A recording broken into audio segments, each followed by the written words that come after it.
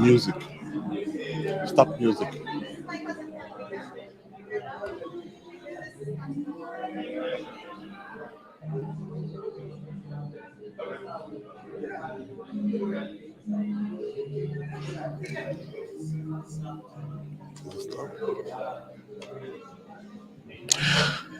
This is Apex One Radio. We are broadcasting live from the United States of America. Thank you so much. My name is Ernest. Good morning, good afternoon, good evening, and welcome to this live broadcast. We are live from the Carl Road branch of the Columbus Metropolitan Library. I'll be right back with you.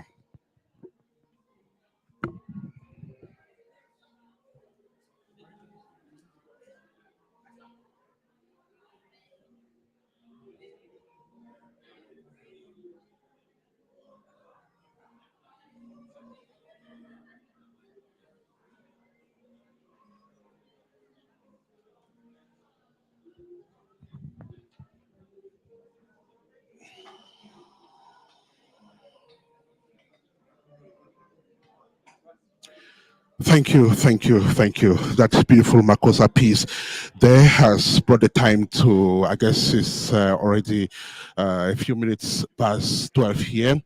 If you're just joining us, this is Apex One Radio. We are live on radio, then we live on the camera as well. We are live on Facebook, we are live on YouTube, and of course, we are live on all our various platforms. Welcome on board. Welcome to this segment of broadcast, which will begin with a live coverage of the first edition of the New Americans Book Fair, which is happening this day, October the 8th, 2022. It's happening here at the Cal branch of the Columbus Metropolitan Library. So once again, good morning, good afternoon, good evening, wherever you're listening to us across the globe. So it's going to be a big event here. If you look across the hall, you have visitors streaming into the Cal Road branch of the Columbus Metropolitan Library. Beautiful setup here. We have authors who have, prepared their stands, ready to exhibit their works. And so, for a brief history of the New Americans Book Fair, this is the first time it is happening. First edition. It's just been born from an idea to have book authors who hail from the immigrant community here in Central Ohio, and this is to have them come together, share their experiences, network, know each other, and most importantly, create a section for books published by immigrants here at the Cal Road branch of the Columbus Metropolitan Library. And so the event is going to start officially anytime from now. We are still waiting to hear from the organizers. I have a rundown of the program right here. There's going to be an introduction by the head of the organizing committee of the event. There's going to be a welcome speech by Deba Uwadiea. Deba, I should say, is the publisher editor of the New Americans magazine, under whose banner this event is being organized in conjunction with the Columbus Metropolitan Library, of course. There's going to be a goodwill message by the manager of the Carroll branch of the Columbus Metropolitan Library. Then we're going to listen to the founder of the ETSS. It's a social service run by the Ethiopian community here in Central Ohio. So we're going to have that message. There's also going to be a goodwill message from the Department of Neighborhood here in Columbus. Then a member of the Columbus City Council will also take the rostrum to talk to the audience here. Then there's going to be a citation from the mayor of the Columbus Metropolitan, or the Columbus of Columbus. There's going to be an unveiling of the book rack for the New Americans authors, led by the council member Remy Emmanuel. Vote of thanks, of course, will follow by Kawther, Musa, and of course, the fair will be open to the public. I have with me here one of the authors who will be showing her works today, Kwan Abazi. How are you today? Welcome. I'm doing well today. Thank you for having me. Okay, so excited? I'm very excited today to be one of the authors featured here at the New American Magazine first annual book fair. So the day has finally come, and so in a short while you will be showing what you, I mean, your work to the public. Now the turnout is already very impressive. Are you happy? Are you excited? Yes, I'm very excited to share my work, to read one or two of my information from my book, my chapters from my book, I should say. And I'm just excited about um, networking with other authors, getting information. I am a fifth grade ELA social studies teacher, so there are some young people here already, young authors here, and some information on books that I can share with my students.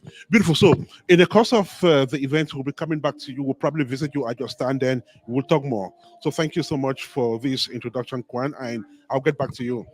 And so the New Americans Book Fair is about to begin officially here at the Carroll branch of the Columbus Metropolitan Library. You can see there's still some movement going on here. The stage is being set any moment from now. It will begin officially. We shall also have our cameras zoom on the various stands so you can see what the authors are exhibiting here at the Carroll branch of the Columbus Metropolitan Library. And so this is an event for people who love to read and people who love books. Right. So if you are just joining us, once again, thank you so much. We will be letting you see exactly what is going on here. So this is the main room of the event. This is where we're going to have the official opening ceremony. We're going to have people mount the rostrum and talk. Then we will also have book authors show their works, and of course it's going to be a fantastic event. I mean it. So for those of you who love reading, for those of you who love books, this is a great opportunity for you to know exactly what happens in Central Ohio as far as this is concerned. So the event is about to start. We are having the introduction of the head of the New Americans Book Fair, Beltha Obayuwana. Beltha is about now introducing the event. Scores of people have thronged the Columbus Metropolitan Library, situated at Car Road here in the city of Columbus. So the event is about to start. If you are just joining us, this is Apex One Radio. We are live from the city of Columbus. Thank you so much. Uh, we will have the opportunity to showcase lots of things here with you today. The event is being introduced by the head of the organizing committee, Beltha. We will be able to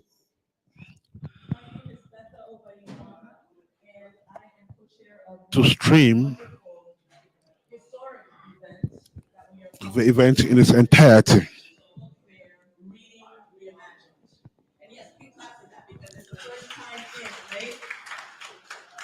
And so she just mentioned the theme of the event, reading reimagined.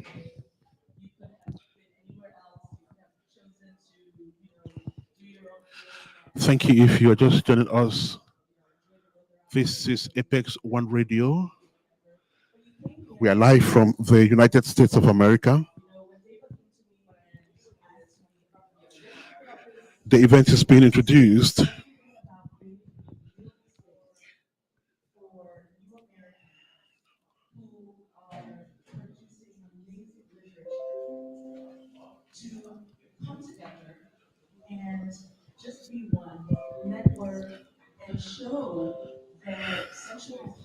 once again. Thank you so much. If you are just joining us, we will be having the opportunity to talk to scores of book authors who are present right here.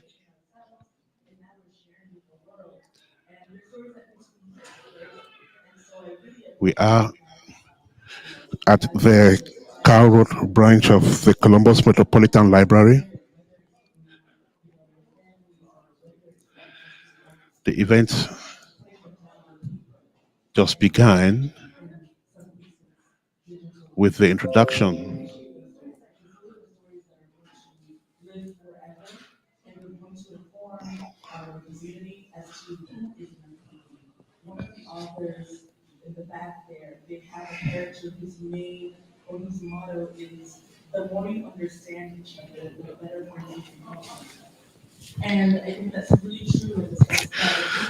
Thanks once again for joining us. This is Apex One Radio. We are live on radio.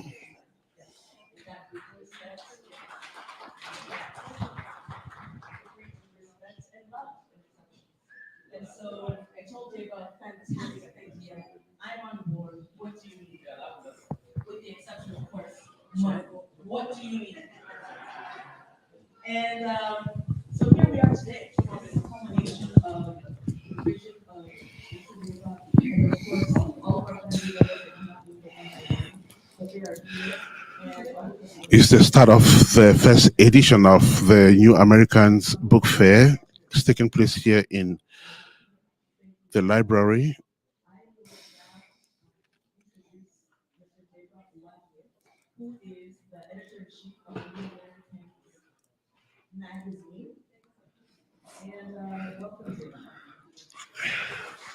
Next point on the agenda is a word from the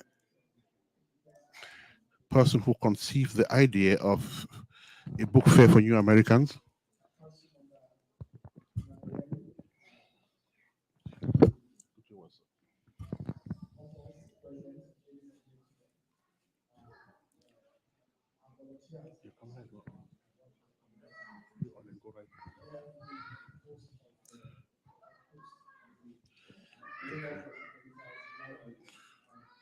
Right here.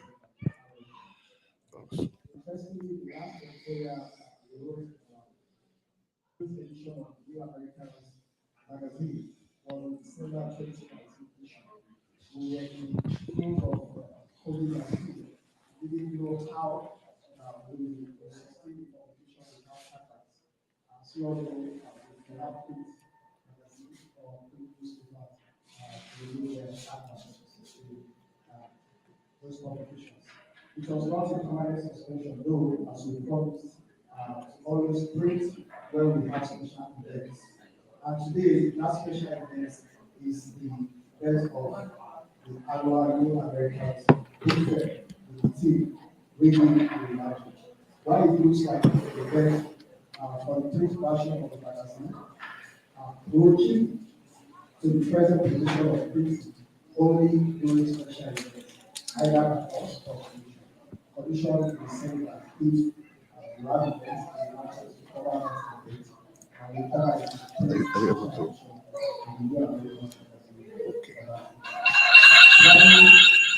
The culture of reading as young is being eroded by technology, which does not encourage that passion of holding and reading the book. So you can go now and you It is more of brief and still reading these days. That is why the theme of the New American Book Fair, Reading Reimagined, is very appropriate I have to turn the bring camera. back the habit of reading devotional That's fine. I'll take care of the it. phenomenon Just of put the devotional show life, me. the reliable pattern. Okay. In this But program then it will show was the show my encouraging face. No, I'll control of the it. annual New Americans Book Fair project. We are grateful and to most So especially like to the manager So just go there to show me the like hall. this. Global Brand. Because my camera should turn. Ladies and gentlemen, we are passionate in supporting the education of the American immigrant and community with information, resources to adjust life in in America. Planning this event has created a deeper relationship in working with great minds and people who share the same vision and values with the magazine and the New American Community for the Meeting every week for the last 2 months, she and the staff, all the members, please, all the members around the city, let's recognize you, please. All the members of the organizing committee, all the members of the organizing committee, yes. Thank you so much. Thank you so much. We appreciate the co-chair, Beltha, Obayuwana, my sister Eyobong, Pete, Hanson, Ernest, Kanjo, Taiwo, Akinlami, Uprettii, Cortez, Pastor Eyobong, Kawther, Musa, Imran, Malik, Taiwo, Oresota, and Malik more. Thank you very much. The sponsors and partners have remained a solid backbone and encouraging learning and advocate for the education of the new American immigrant and refugee community.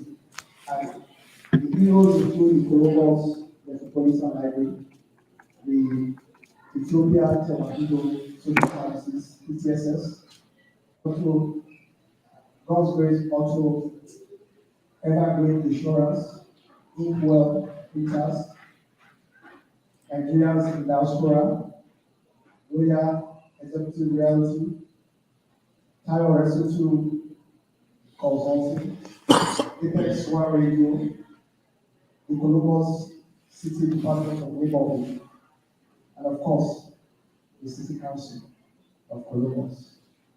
Without the authors, we would not be able to have the new Americans book fair. The authors are appreciated. And so we appreciate the participation of all the history-making authors, publishers, promoters from Ohio and California.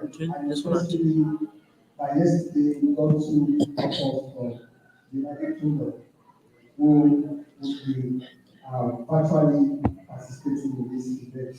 And so we got it from Also, we appreciate all the volunteers, all the young people that will be here to make sure that things are arranged. And we are proud of them.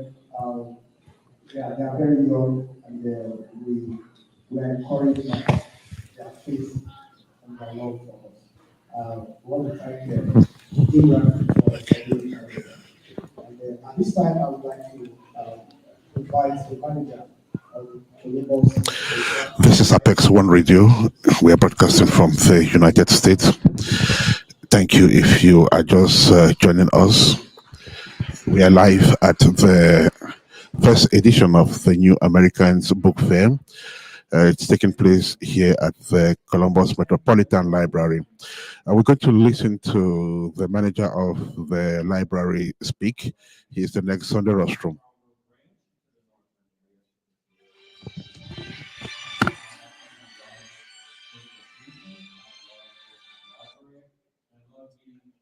All new friends and see old friends as well. So, really happy to have you here and to have be able to host such a great event. Be able to bring together stories, opportunities, and share the experiences. I feel grateful to. Yeah, we are live on YouTube. But we are live on YouTube. They are not on Facebook. Not on Facebook. So what's happening with Facebook? I will share that I spoke with our collections development department, orders all books. We have 1, 2, 3, 4, 5, 6, 7, 8, 9, 10, 11 as of yesterday afternoon, 11 of these titles in the collection. And so we look forward to seeing these check out and being available across. Come on the computer. All of them. Come on the computer. If it's not in the catalog right now, we have a catalog soon. And then today we have an opportunity to TV or See, you're saying that you are live on Facebook, right? but I just wanted to come up. That's what they say, but I'm not live on Facebook. I want to take us Wait. Okay, no, we are live on Facebook. Yeah. Okay. But now you. Thank you. Enjoy. If you have any questions, we will have some But now you have to come ahead with the microphone. The microphone is very low. I don't know why. We're going to do some kids events in their activities. They'll be going on Very low. They'll be able to make their On own the book. sound They'll button. be able to make their own graphic novel and all of them. So we've got some things that are some literary activities to help our future authors here. But right now, I'd like to welcome a friend and Northland superhero, Councilmember Reedy, please.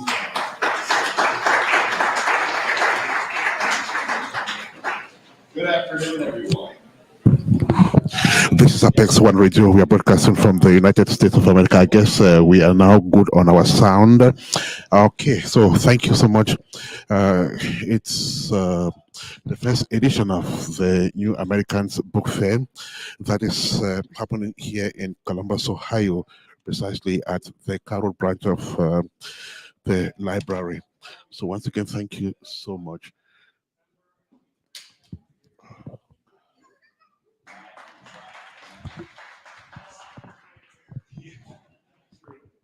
And the old location was, we'd just like to get that, but we can't because that's exactly what brought this here is because we needed more space for our youth, we needed more space for our health centers around for our neighborhood, and many of that is due to the cultural, influences that many of you represent here today, and so it's exciting to see so many diverse backgrounds in the literary work that you've done. We've got people here in California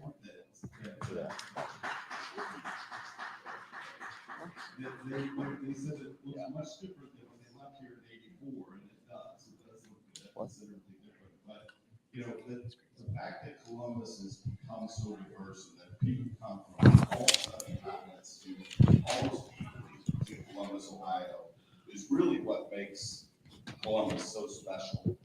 And for you to express your backgrounds through the literary arts is very impactful. I'm a member of the Greater Columbus Arts Council, and every day I'm asking, what are we missing? Who are we missing? Who are we missing from other countries that are here that are artists in every medium? And of course, literary arts is a part of that. So it's exciting to have the opportunity to celebrate the work. So in a short while, we'll be speaking with the people who have come to this event. We'll be speaking with book authors. We'll be speaking to library officials. We'll be speaking to members of the organizing committee. And we'll be speaking to scores of other people. Probably a Herculean feat to make it happen, but it is such a great day to celebrate. And so thank you for having me.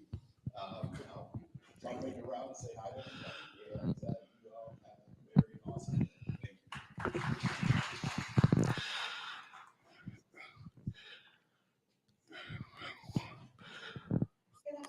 October the 8th, 2022. And just like he said, welcome to my neighborhood and welcome to my library.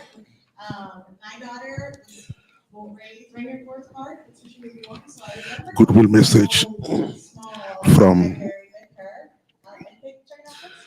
the Department of Neighborhood, represented by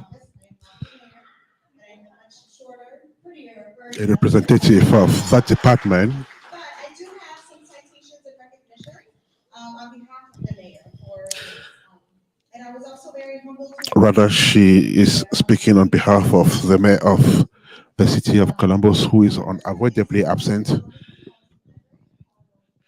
and who has sent his word of support for this event.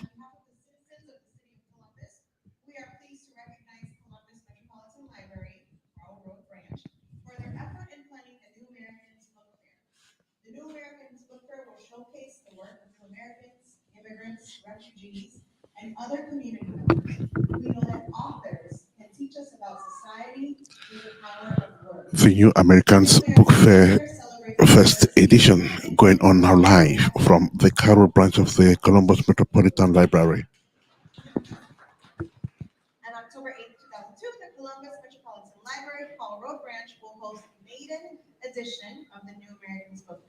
We appreciate your continued dedication to making Columbus America's opportunity city. Thank you. And then also on New American Community Information Center and New Americans Magazine. So I'll have all the recognitions on behalf of the mayor. And that is it. Enjoy the book fair. Thank you. Thank you so much. So at this time, I'm going to also call on all of the committee members, please, to come up here behind this display. This will be the portion where we also ask Councilmember Rooney to come up and symbolically unveil what will be shown at the location. This is a special section for New American authors, and we don't mean it will be in this corner. This is just what it could look like. I'm just going to do some adjustments.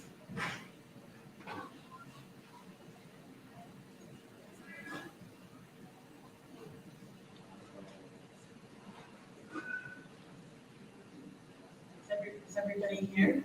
Okay, wonderful, wonderful. So I'm going to hand it over to you. Well, this represents what is going to be working. It's an example of the type of displays that we'll be offering for the New American authors here today and beyond. Thank you. Yeah, so let us celebrate the wide variety of books that all of you have brought here today, and let's hope that it reaches many minds as we have this here in the library program. Thank you. It's very important in the library for kids to see books that have characters that they can see themselves in. This is very intentional, that not just at this library, but is an intentional effort for all the Columbus Metropolitan Libraries to celebrate and to showcase diversity. So even at all libraries, they may not be a special section that's labeled New Americans. It is, know that it's an intentional effort. We are committed to showcasing books of all libraries. You'll see that throughout the buildings, both here at Carl Road and all across Columbus.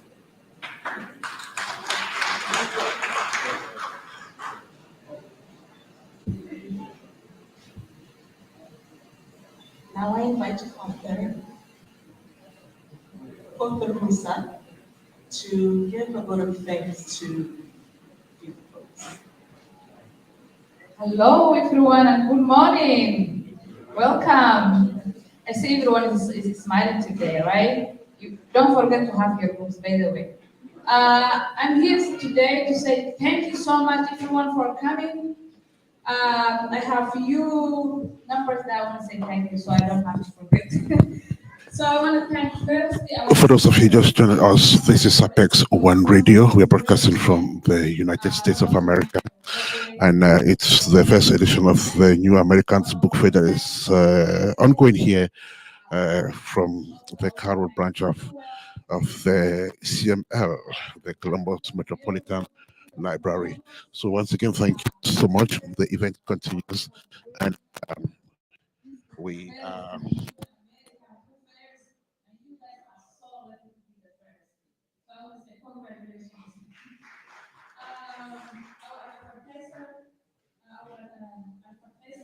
magazine, and also our mayor, teacher, also our council member, Rini. Thank you so much for always standing with the American communities. And also, So in the course of the day, we will be speaking with authors, like I said. We'll be speaking with organizers of this event. We will be speaking with visitors to the library. So it's just about a book fair for those of you who are not very conversant with such events. It's just an exhibition of books and an exhibition of works done by authors. This one is kind of particular. It's brought together authors from the immigrant community here in Central Ohio. We have authors from Asia, authors from Africa, authors from Europe, and and what have you. Of course, we have some American authors as well who are coming to show their support to this initiative. So once again, thank you so much. This is Apex One Radio. We are live from Columbus, Ohio.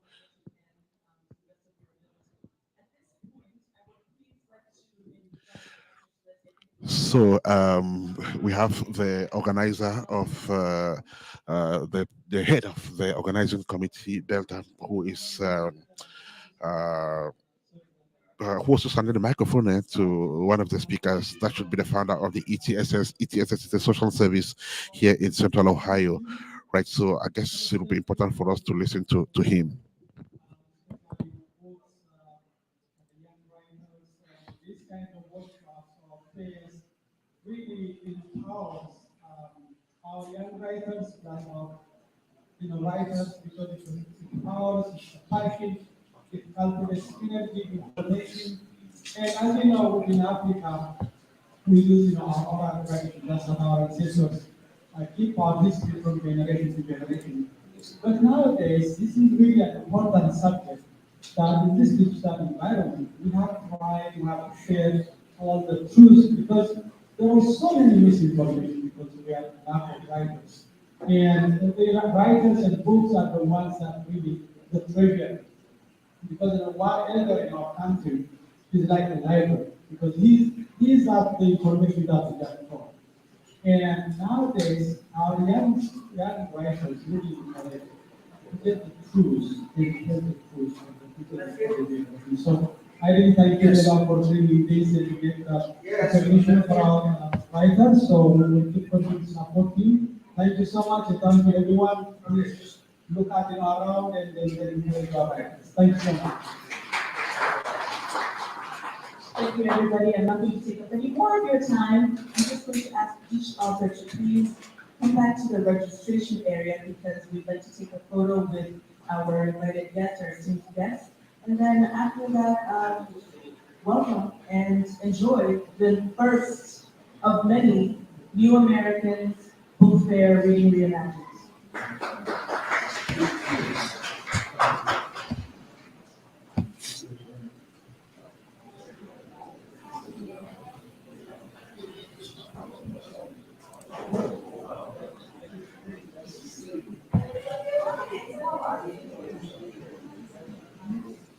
Hello.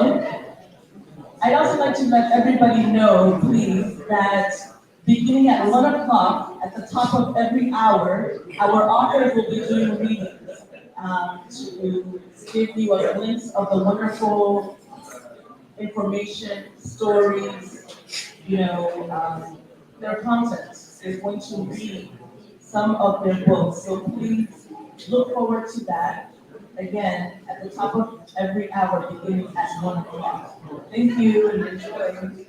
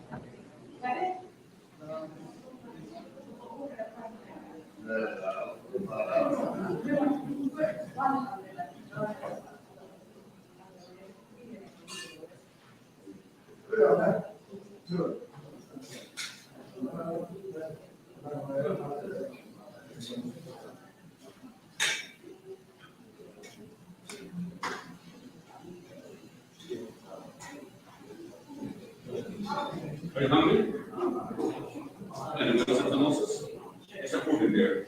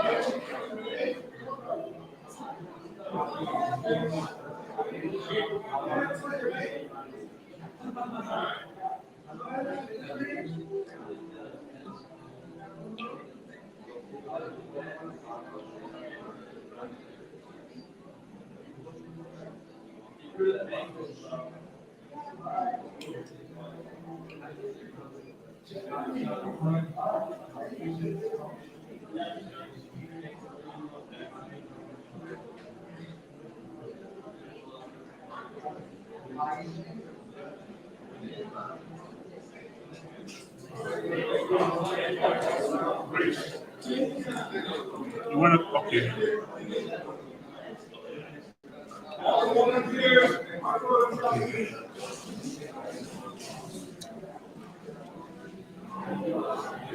So let's do this.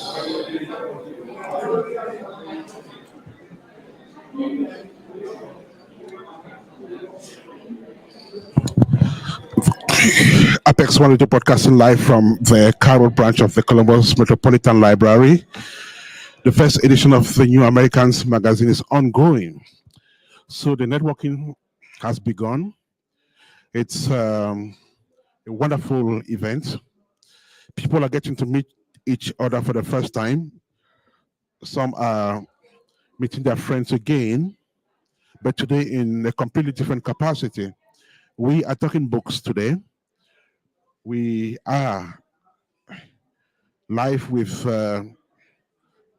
book writers, and it's a beautiful event right here. So, like I said, we will be moving around and speaking with book authors and getting to know them better. This event is organized by the New Americans magazine in conjunction with the Columbus Metropolitan Library, Carl Road branch, and the New Americans Information Center. So right ahead, we will be speaking with the actors. When I say the actors, I mean those who make this event happen, the book authors, the vendors, and of course the visitors who are uh, lovers of literature, lovers of books.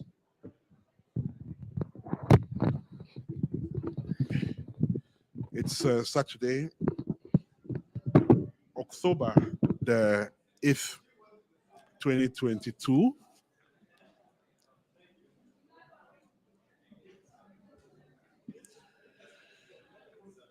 Live from Apex One Radio.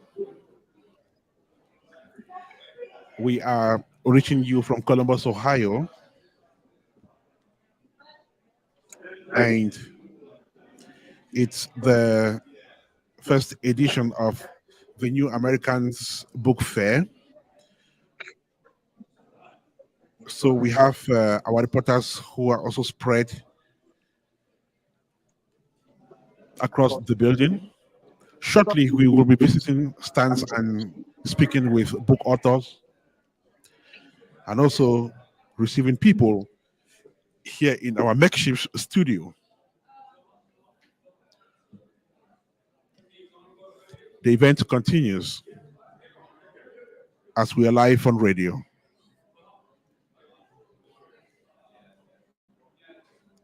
Meantime,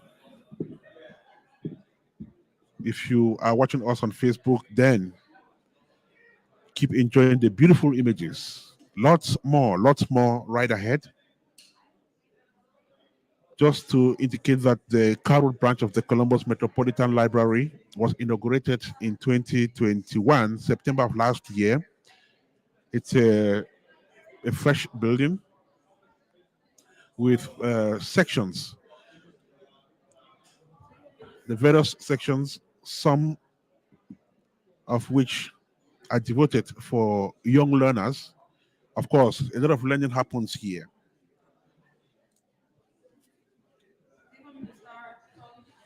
Yes. Come.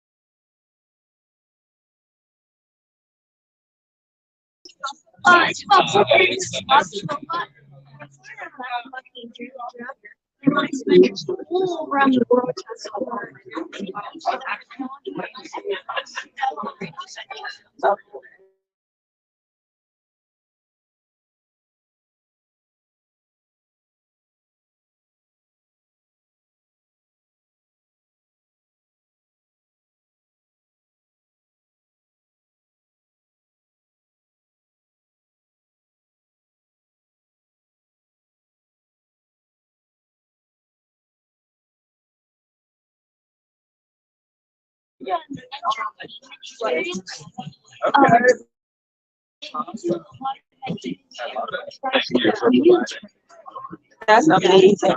Thank you so much for talking to us today. Keep writing your books, and I wish you all the best. Oh, before we leave you, we have the mother here. I know you're so proud of yourself. I'm super proud of them, and I feel like the best is yet to come.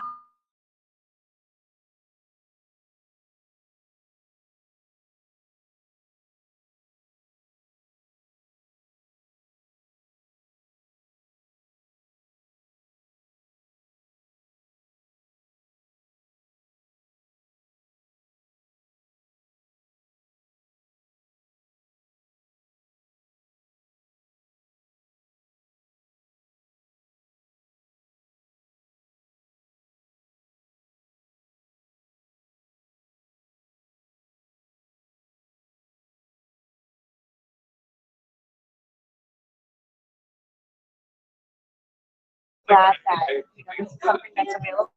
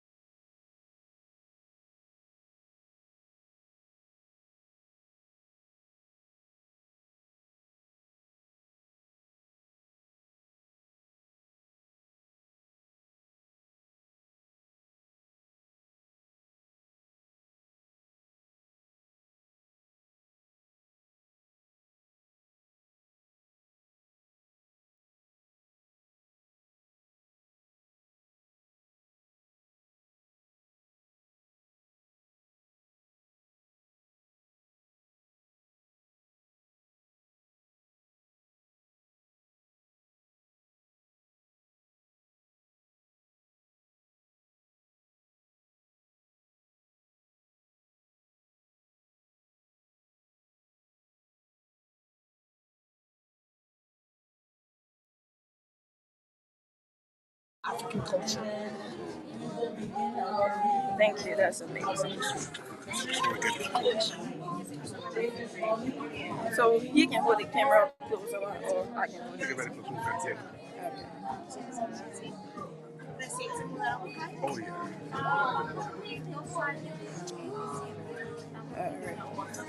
Right close to the Okay, but nothing. Okay. And then what is your message for today when people read your book? What do you want them to get out of it? Never lose hope. Whenever you're trying to make something happen and it doesn't go very well, never lose hope. Keep trying, keep going, and also nothing is impossible. That's amazing. Thank you so much, and I wish you all the best. Thank you. Amen. Bless you. We're about to do some reading, so we're going to pause on the interview, and after the reading, we will interview more people.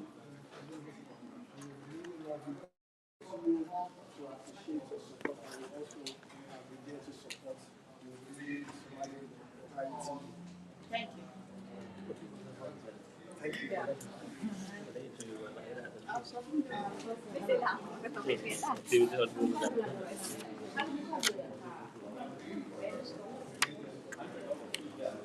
here at the library. Right. So we'll be speaking to more book authors and inviting some of them here to speak with us in our makeshift booth, situated at the rear end of the ground floor of the library. So we have technical support from talent and other people here as well, the volunteers whom you can see on your screen. Danlette, Grace, and Ernest Kanjo are bringing to you this broadcast on the airwaves. And it is Apex One Radio. It's 2 minutes past 1 here, Eastern Standard Time, Saturday, the 8th of October, 2022. Okay, so the event continues. Keep watching what is going on, and we will be bringing some authors to speak with us.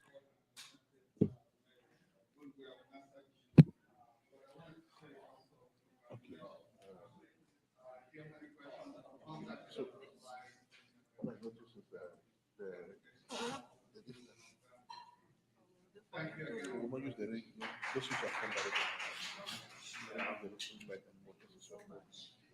now we're going to begin our reading. If the following authors could please come forward, Helen E. Davis, Davis Oni, Arvin Taiwo, Najma Shamsi, and Sarah Matson Boze. Yeah, I'm not about it. The first one is Helen E. And the title is called I Belong Here, the Life I Was Born For in My Life. Thank you so much. Thank you for all the organizers for this wonderful opportunity for all the authors and readers. I'm going to start off with another experience that happened to me.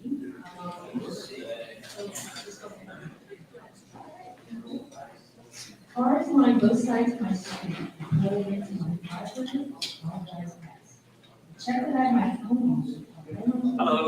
How are you doing? I'm good. How are you? I was going to use your charger to bring up one of the chargers. Yeah, go ahead. Thank you. I appreciate it. You're welcome. And I'm sorry I didn't catch your name though. Grace. Grace Imran. Nice to meet you. Nice to meet you too. Very physically fit, bigger and stronger than me. And 4'11". I need you to try me something, says Hanson. Then I see the young person. Oh my God. My whole being seems to grab. There's no time to be. I'm a 30 go. Let's go small. Okay, I say. I am not on anything. Says Musa. The butterflies come. Suddenly, they're not playing. Instantly, I feel sleepy. What happens is going to happen right here in my neighborhood. Then I look at you. Hey, I know you. It totally startles me.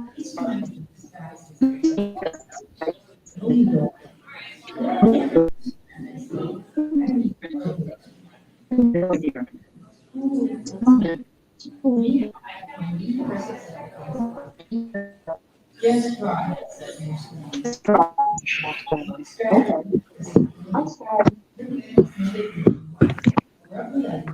Come on. Wait, Joshua.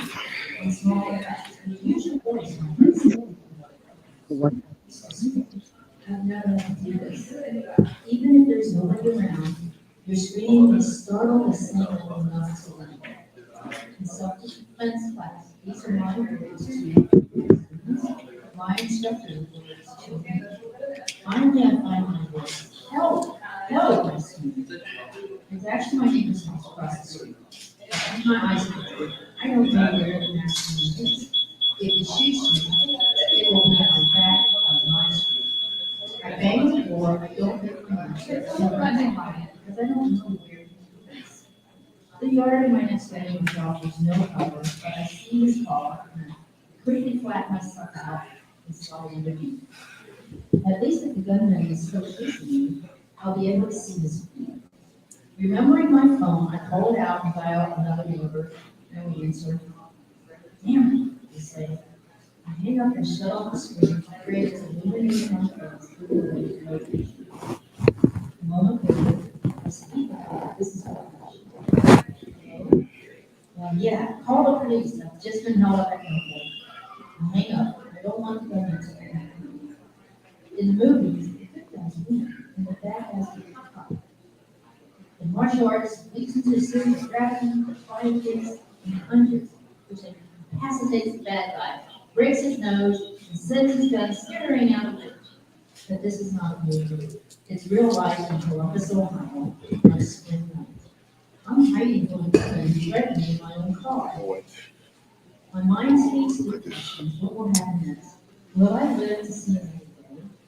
Will help arrive in time? There is so much I want to do with my life. The only person who knows I'm in trouble is not going to be sure where I come from. Home, work, or somewhere else.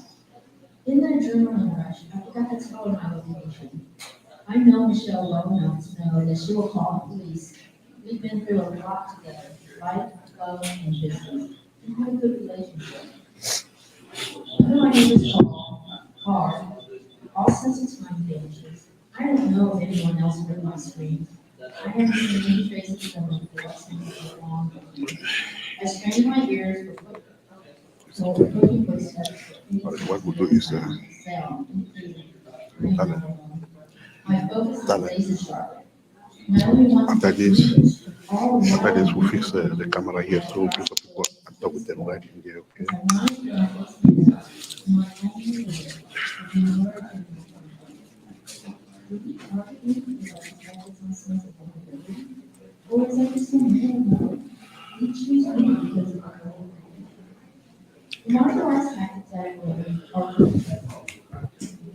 Oh, okay. So, to be continued, if you want to know what happened.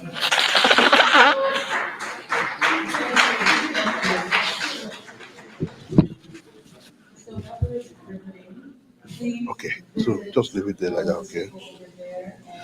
Let our phone start. Just leave it. What happens to this 411? By the way, I'm 411 too. Okay, so you can go on plug. Next, we have Davis Oni with Adventures of Jacob. You can come and read a little bit of your book. You have 3 minutes. So moving forward, what I'll be doing is, particularly for the authors, I'll sit right here. And when you have about 10 seconds left, I'm just going to raise my hand so that I don't interrupt you. So uncertain. Welcome. Can you go ahead and say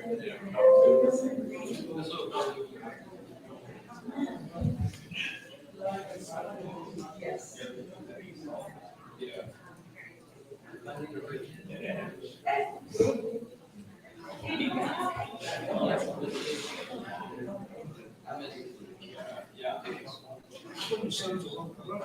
Hey, man.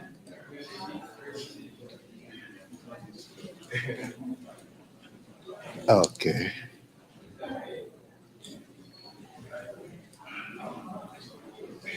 Adventures of Jeje, the Core, Invading the Hero.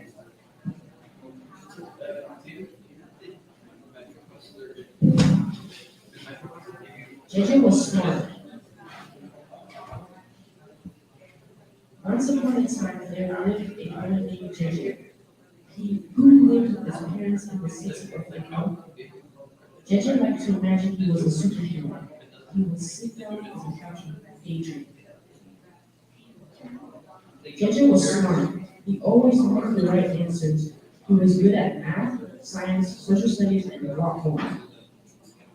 Most of all, he was as curious as a cat. Jeje was so curious that sometimes got him into trouble. One day, after school ended, Jeje walked home by himself. On his way home, he saw a cave he had always passed by, but never had the nerve to enter. Should I go investigate? He thought hard. Jeje's curiosity was too much. He couldn't resist. So he took out his phone, turned on the flashlight, and walked cautiously into the cave. As Jeje walked into the cave, he heard footsteps. Who's there? Who's there? He stammered. Come closer. Old Jack was outside. Said, "There's a footstep."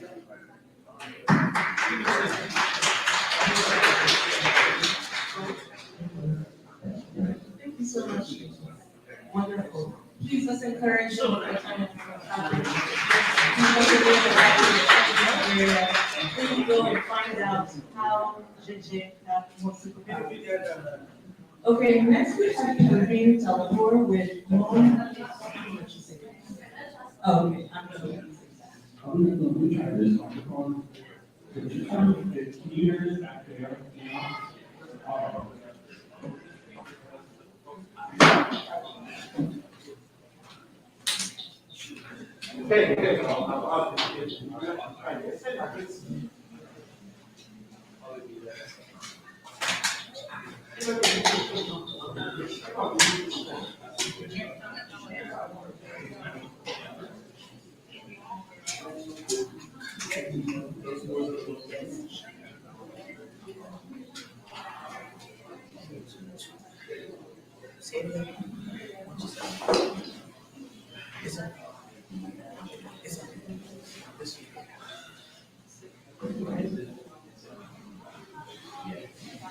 Jesse will be here at 2:45. Yeah, exactly. Okay, thank you.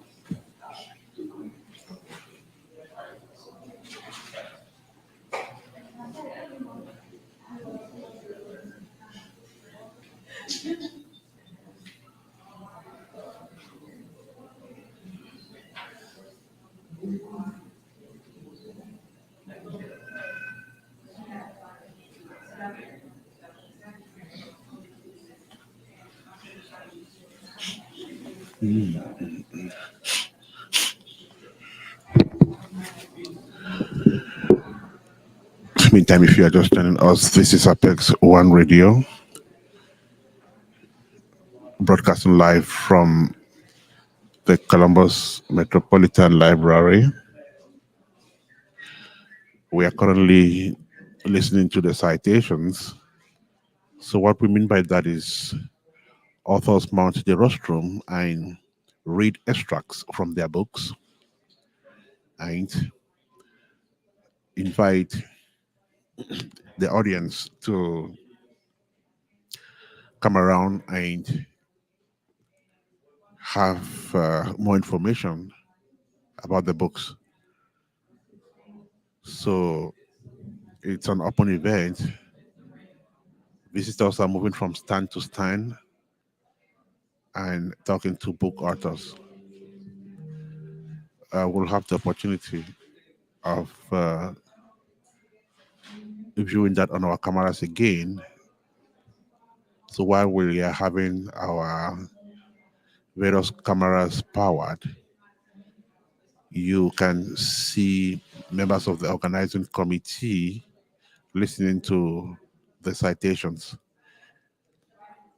At the forefront is Deba Uwadiea, publisher of the New Americans magazine, under whose banner this event is being organized in conjunction with the Columbus Metropolitan Library. Next to Deba is Beltha in red. Beltha is the MC for the event. She doubles as lead of the organizing committee of the first edition of the New Americans Book Fair, happening for the first time in the city of Columbus and happening here live from the Metropolitan Library. Beautiful event, wonderful people, great rendezvous, great rencontre, authors meeting their colleagues whom they haven't met before and having the opportunity to view their works. Shortly, we'll be having some of those authors come to our Make Booth studio here. Makeshift studio, I beg your pardon. Then you'll have the opportunity of listening to them. Meantime, this is Apex One Radio. Don't go away.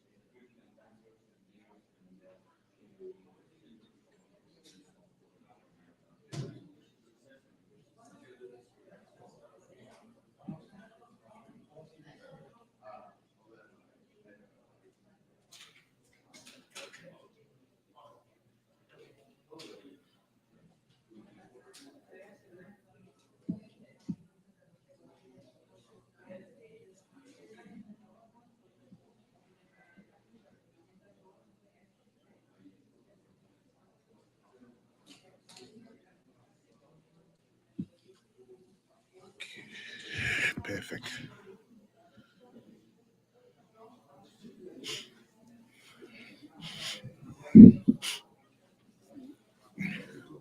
Good.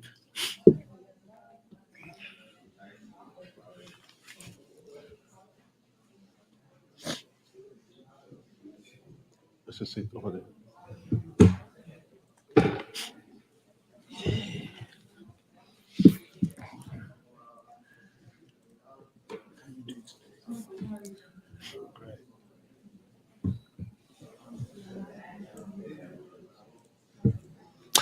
Meantime, we are live on Apex One Radio, live from the Columbus Metropolitan Library, the Carl Road branch. It's Saturday, the 8th of October 2022, and it's the first edition of the New Americans Book Fair. We've had a couple of items done already, and we are now doing the citations from the books. And what I mean by that is the authors mount the rostrum and read extracts from their books and also invite the audience to meet them at the book stands so the conversation on their books can continue. We've had scores of people stream into the library. Joining us on the rostrum is, or joining us in this makeshift studio is one of the members of the organizing committee, Taiwo Akinlami. I just want to find out from him how the event is moving so far. Taiwo, welcome. How are you? Thank you so much. It's my pleasure to join you here. So far, so good? Yes, so far, so great. So far, so great. Beautiful. So we are like 1 hour, 21 minutes gone into this event. So your first assessment? This is our first program in terms of book fair, and I think it's been highly successful. I'm wondering if the first one is like this, how would the second and the third and the fourth and the fifth look? It's been a great reception, great success so far, and we believe that it's going to be greater as the day goes. Okay, as the day goes, it's definitely going to be greater. So, what has caught your attention so far? What is that one thing which that has attracted your attention so far? I think the children authors, young people that have started to put their thoughts to paper. I was listening to an older woman who is a professor, and she said that now she's encouraged to go and finish her books that she has been trying to write. The young people have really inspired her to write books. I think that has caught my attention. Okay, that's beautiful. So we also heard from officials of the library where this event is being hosted, and they definitely are very proud people today, especially that this is happening here for the first time. I'm talking about the turnout. Are you satisfied with the turnout so far? I think the turnout has been awesome. This is 1 hour, less than 2 hours into the program, and we have a lot of people already here, joining us. So I think the turnout has been impressive. It's been impressive. Okay, beautiful. Impressive turnout, impressive program so far. And we have authors who have positioned themselves, and the networking is ongoing. And the books, I guess you're coming across some of those books for the first time displayed over there. Yes, I'm coming across some of those books. Most of those books for the first time, but for the fact that New American Magazine and the Columbus Metropolitan Library decided to do this, we might not be here. We might never see those books. I think it's been interesting. Are you surprised that we have this whole number of books written by immigrants? I'm not surprised. Immigrants are hardworking people. The fact that they leave the shore of their countries to find meaning and expression in another country does not mean that they are lazy, does not mean that they are not committed. I think the books that they have written today is an expression of their commitment, expression of the fact that someone might be an immigrant, but that does not mean the person is a liability. Oh, perfect.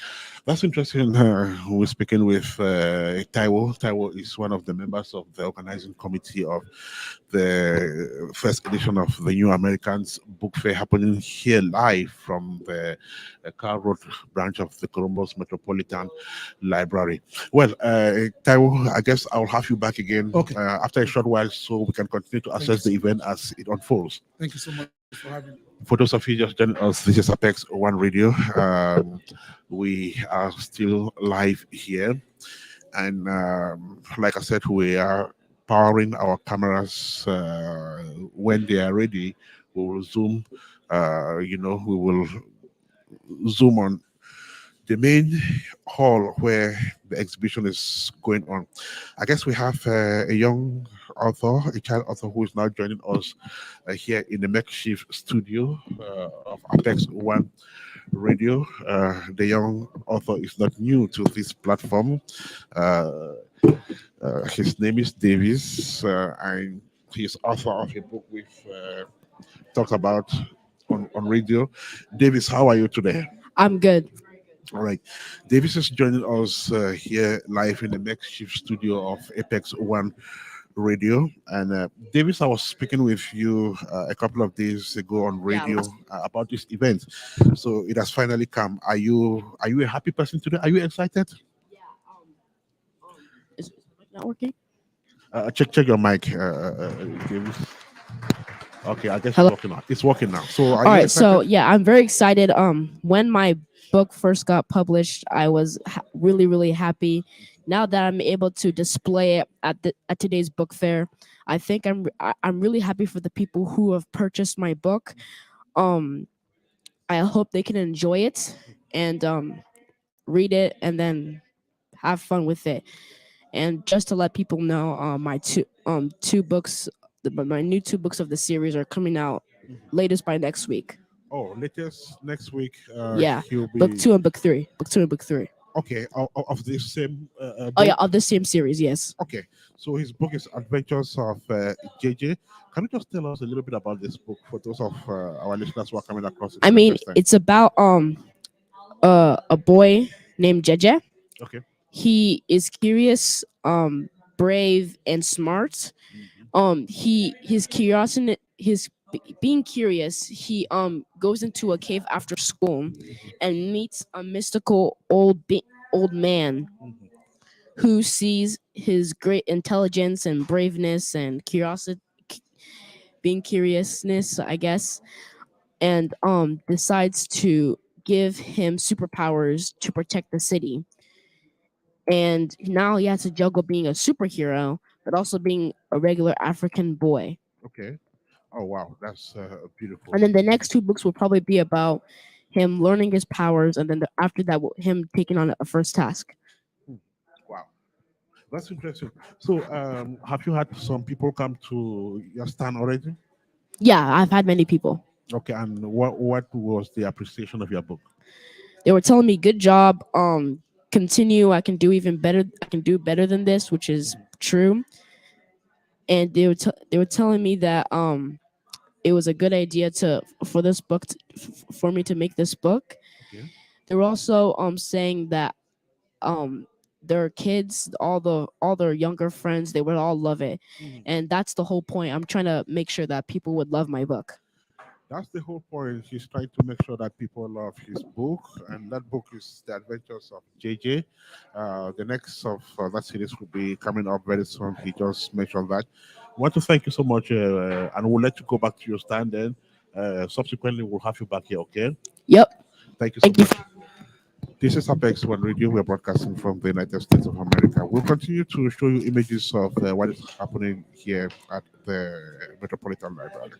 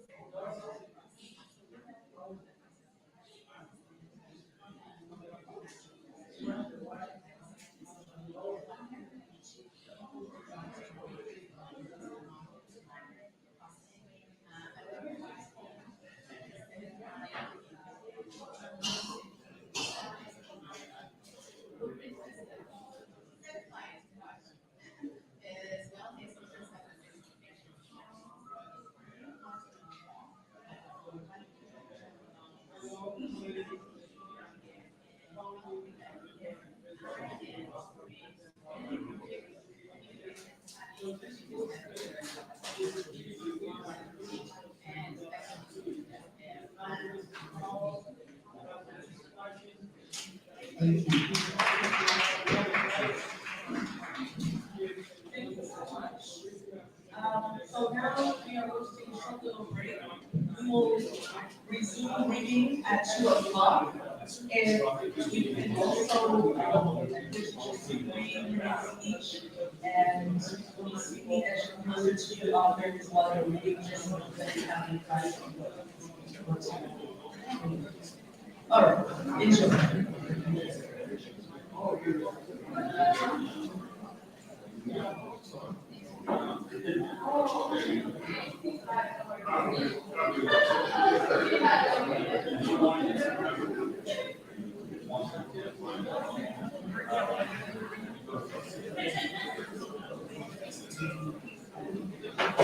All right, you can stay right here.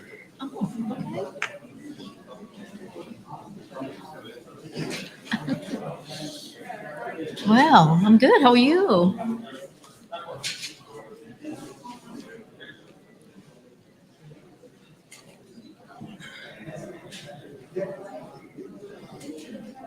Thank you.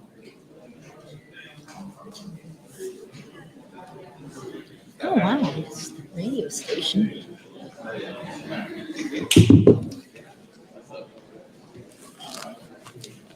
like your jacket. Thank you. It is beautiful. Thank you. It's very creative because it's like a regular jacket, but And then with the sleeves. Yeah. Thank you. So you guys are a radio station? Yeah, online radio. That's so awesome. Yeah. And then we work along with the magazine, the New Americans magazine. Yeah. Yeah. That's awesome. Thank you. Hi, how are you? Oh, did you do it? Oh my gosh, how are you? Oh, I made it. I'm just got off a 4-hour meeting. I don't. Oh no. Okay. Give me a minute. I think they're going to do some kind of That's fine. thing, and then my table's in there. Your table's in here? Yeah, walk around, and then I'll meet you there. Yes. So. Okay, sure.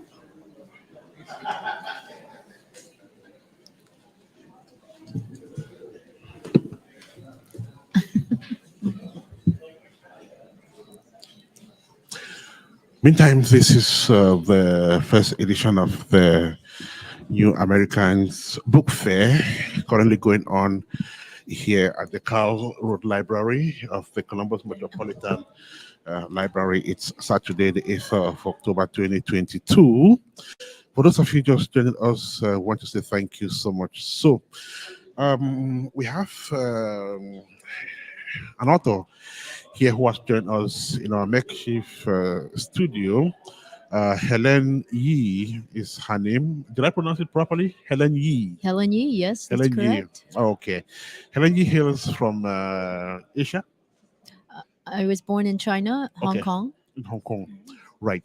So Helen is author of I Belong Here, Living the Life I Was Born For in America.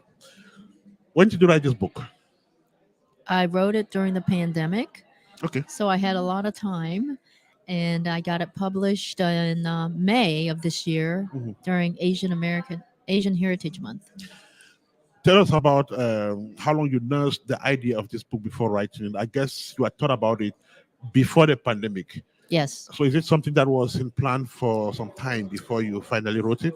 It has been definitely in my thoughts. I do a lot of journaling, so a lot of the stories that are in the book are just from memories of events and experiences that were already written, but I just pretty much formulated it more for a book in the 2 years to get it edited and how to weave all the stories at the different places in the book for the different chapters. Okay. Just looking at the title of the book, it starts ringing a bell. I belong here, living the life I was born for in America. I belong here. Where? Well, coming to this country, I was 2, and my grandfather was one of the very first of our family to immigrate here, and he started one of the very first Chinese restaurants here in Columbus, Ohio. Okay. So when I came over, I felt it wasn't until I started preschool that I realized how different I looked and my culture. And then I started experiencing a lot of bullying and racism because I looked so different and so forth. So, and that was a very contrasting thing in my life that also, what was I going to do about my reason for being here? And I tried to fit in doing all kinds of sports and cheerleading and so forth. But Okay. it wasn't until I found martial arts that I found my confidence. That's amazing. Thank you. Why do you think it's important for immigrants or new Americans to showcase their work or to showcase their culture and heritage? Oh, I think it's very important. We need representation. We are deserving and we are worthy of being here as much as anybody else. And it is our differences that brings about the strength of any country or any community. Thank you. So, when did you finally publish this book? It was May of this year. May of this year. Yes. Okay. So the book tells the story of your life and your growing up in the United States. Pretty much my life, yes. Now, why this book? Is there a particular message you want to send across, and who is that message targeted at? Well, the message is that we are who we are for the reason wherever we are to build on our strengths and our abilities to connect. And so I believe that it can help with other people that are also different and feeling that they are also experiencing some challenges being of a different culture here in this country. And especially since the whole Asian hate escalating during the pandemic with, the message of the China flu and all of those rhetorics of negativity that was focused against us. And so I knew that this book was the right time to come out with the message that we are all important and we deserve to be here as well. Okay. So what did it take you to write this book in terms of material, financial, and even human resources? What did it take? Yep. Just a lot of time and energy and effort, and also being able to. I did hire an editor to help me edit the book because sometimes I have run-on sentences that could go on for several paragraphs. So quickly describe the book. How is it written in chapters? It is in chapters, Okay. and there's actually some messages of not only wisdom but of people that I find as my mentors, like Bruce Lee, and being able to take quotes from him that helped guide me in being successful, becoming a martial artist, but also becoming a person, changing and evolving through the virtues that I learned through the martial arts. All right. And what's your writing process like? Can you give us a rundown? Yeah, I guess it's more getting really tuned in, tapped in, turned on into my own awareness and feeling the sense that there is a greater divine source within me, and that source, if I can tap into it, it allows me to write the things that I feel are the most relevant in sending messages, or just even some sense of humor in my life put into the book too. Yeah, and then briefly we mentioned the COVID-19, and you wrote this book during the COVID, and at that same time, we had a lot of protests going on. We had the Asian hate thing going on, the Black Lives Matter, and all of that. And then the COVID affected a lot of people mentally. So, what was it like for you? What was the COVID like for you? Because there are a lot of people who got affected. Their mental health were not in the right. They were in the right state of mind. But then, how did it affect you? How did the COVID affect you? Yeah, that's a great question. I really feel like my experience through all of that was it made me stronger and more resilient to that, and being able to advocate for our community to come together. I am a member of the Ohio Progressive Asian Women's Leadership, and we do a lot of support for social justice. And a lot of times through the pandemic, we were down at the courtyard and different places, rallying support for folks to support the Asian community, whether it's through financial means, through your vote. If you see something, say something. And these are all things that our allies can do for us. That's amazing. Is this your first book? It is my first book. And is it going to be one of many? Are you? I planning do on- already have one in my thought process Oh, regarding that's great. energy, qigong, because I am a qigong teacher, Okay. and it's about it. Qigong is very similar to Tai Chi, but easier to do. Oh, okay. That's amazing. Thank you. Okay, so just before you go away, Okay. does the book have illustrations? Like It does. It has pictures. Okay, and who wrote the foreword?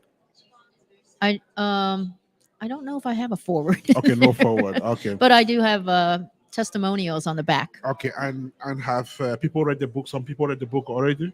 Oh yes, I've had some reviews on Amazon, so you can get the book on Amazon or through my publishing company. Tell us about some of the reactions you've had. What are people telling you about this book already? Pardon me? What are people telling you about this book? Oh, they're I think they're very surprised at the fact that when they start to read it, they think that they can put it down and go on to do something else. But what a lot of my comments were that the book is hard to put down because the chapters are weaved into being able to apply to the next chapter the fascination of what I built up at the end of a paragraph for each chapter allows somebody to stay interested in continuing to hear the story. And what are some of the ups and downs or the challenges you faced during writing the book? Oh my gosh, yeah. The editing process is not for the weak-hearted. It's very challenging in that perspective, and I learned that the hard way just because my frustration about having to reread and reread and rewrite and reformat certain areas of the book was just like Wow, that's interesting. So where is this book available? It Where is can I available procure? on Amazon.com. Also, if you go to my website, www.helenhye.com, and it's under Armature Publishing. Okay. Or through me. What is the cover price? It's $14.95. $14.95 on Amazon. And it's Okay. also on Kindle. Oh, okay, that's beautiful. Thank So you. 182 pages. I belong here, living the life I was born for in the United States. Authored by Helen H. Want to thank you so much for joining us on this makeshift studio, and hopefully we will get back to you before the day rounds off. So Well, thank you so much. Thank And you. do have a Thank you. fantastic rest of the day. We'll be back. Thank you. To talk with you. And if you are just Appreciation, joining us, this is Apex One Radio. We are live from Columbus, Ohio, in the United States of America, and it's the first edition of the New Americans Book Fair that is happening here in the city of Columbus. We are live in the Road branch of the Columbus Metropolitan Library. So we have yet another author who is joining us here in this studio. But before she comes on the airwaves, we just want to announce that we are 1 hour 45 minutes gone into this event. More things to come. The event is being organized by the New Americans magazine and the New American Community and Information Center in conjunction with the Columbus Metropolitan Library. Scholar, how are you? Welcome to this makeshift studio. I'm doing fine. Thank you very much for inviting me. So, how are you doing today? Happy? Excited? I think I am very excited and happy to be part of this Maiden event at the Columbus Public Library here in Cal Road. Oh, wow, that's great. So, you are here today not as a visitor, but as one of the actors of this event. You are an author, a social worker as well. Yes. Okay. And your book is, Grace, could you just introduce this book to us? Yeah, it's called A Social Worker in Me, Letters to My Children About Culture and Positive Self-Esteem. Is this your first book?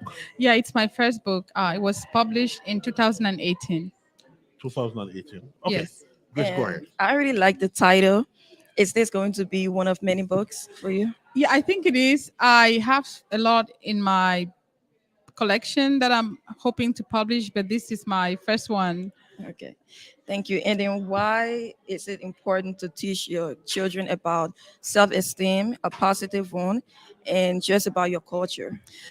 You know, considering that I've been working as a therapist for a while, and part of my practice, I work with so many children whose parents came from another part of the world, the immigrants to the United States. And some of these children, when they're younger, it's okay to assimilate, but then when they start getting older and start knowing a little bit who they are, where their parents were from, some of them, not all, but some are ashamed of their heritage, of and in my practice, part of what I did with kids was helping them to understand their parents' cultural heritage and how that could be an asset to help them. And so that's where that book came from. I felt like I needed to publish a book so more children could read it. And it comes from a therapeutic point of view, being a clinical social worker. That's amazing, and it's very important. So, for those listening, and even for me, what are some specific things that you tell your children or other younger people when it comes to self-esteem? I think one of the things I tell them is knowing yourself and knowing that we all have a contribution to this great country of the United States. Yeah. And that just knowing your parents' heritage, it gives you an asset that other children may not have. And you should ask your parents questions about how did they grow up, what did they do, and learn from them. And so parents should also feel comfortable narrating to their children, because a lot of times if we leave the media to teach us about, sometimes especially coming from Cameroon in Africa, if you want to leave it to the media to educate your children, they always give them a very negative image of Africa. And that's not what Africa is. Africa is the greatest continent. It's the motherland. And so I felt like it was a mission for me to pass on this message, how we should help our kids know much of what we have, even though we are here. It's not because you're lacking that we came here. We came here to explore, to move, to learn more, but we can always move back if we wanted to. Yeah, that's really, really great. So tell us about your writing process. What is it like? My writing process, it came from a labor of love. When my children were first born, I was writing letters to them. Like I wrote letters to all my children. And after a while, I was thinking of, well, if say I had like something happen and these letters were lost, how my children, have access to these letters. And it became a little bit daunting from the first child to the second child, and I was like, maybe I need to have a generic letter, but I didn't just look at in this aspect of my children, but I put every child in my mind, not just my children, but every child whose parents, because we all living in the United States is a country of immigrants, and no matter where you come from, no matter what continent you move to the United States, you have a story to share with your children. So in writing this story, I had every child in my mind, every child whose parents are from Asia, South America, Europe, Australia, Africa, you name it, all the continents, all the 7 continents, they can see themselves in this story. Yeah. And I find it very fascinating that you decided to write a letter or letters to your children. And then you were just amazing. You decided to share it with us and the entire world. So let's talk about some of the challenges that you faced in writing this. I think that one of the challenges was, what do I want to share? What don't I want to share? And also being able to give a clear historical piece of some of the information that is in the book. Even though it's the letters, there's a lot of factual information that I had to include in the book, and making sure that that information was accurate. So those are some of the challenges I had to check, and my publishers wanted me to check it to make sure it was accurate. So I think that was one of the challenges, but it came out right. That's amazing. So you are a therapist and a social worker. Correct. I know you have your children in, maybe talking to them or advising them. How do you distinguish talking to them from talking to like a client? It's different. It's very different because talking to them, I have the mommy cap, and then being a clinical social worker, I work as a therapist. We have guidelines, ethics that we have to abide by. So I always have to differentiate those two aspects when I'm talking to my children or if I'm talking to my client. Okay, thank you. And then what message do you want to share with the audience before we leave? I think the message that I want to share is that we all have a huge asset. We may not value what we have. Sometimes they say until you lose it, then you value it.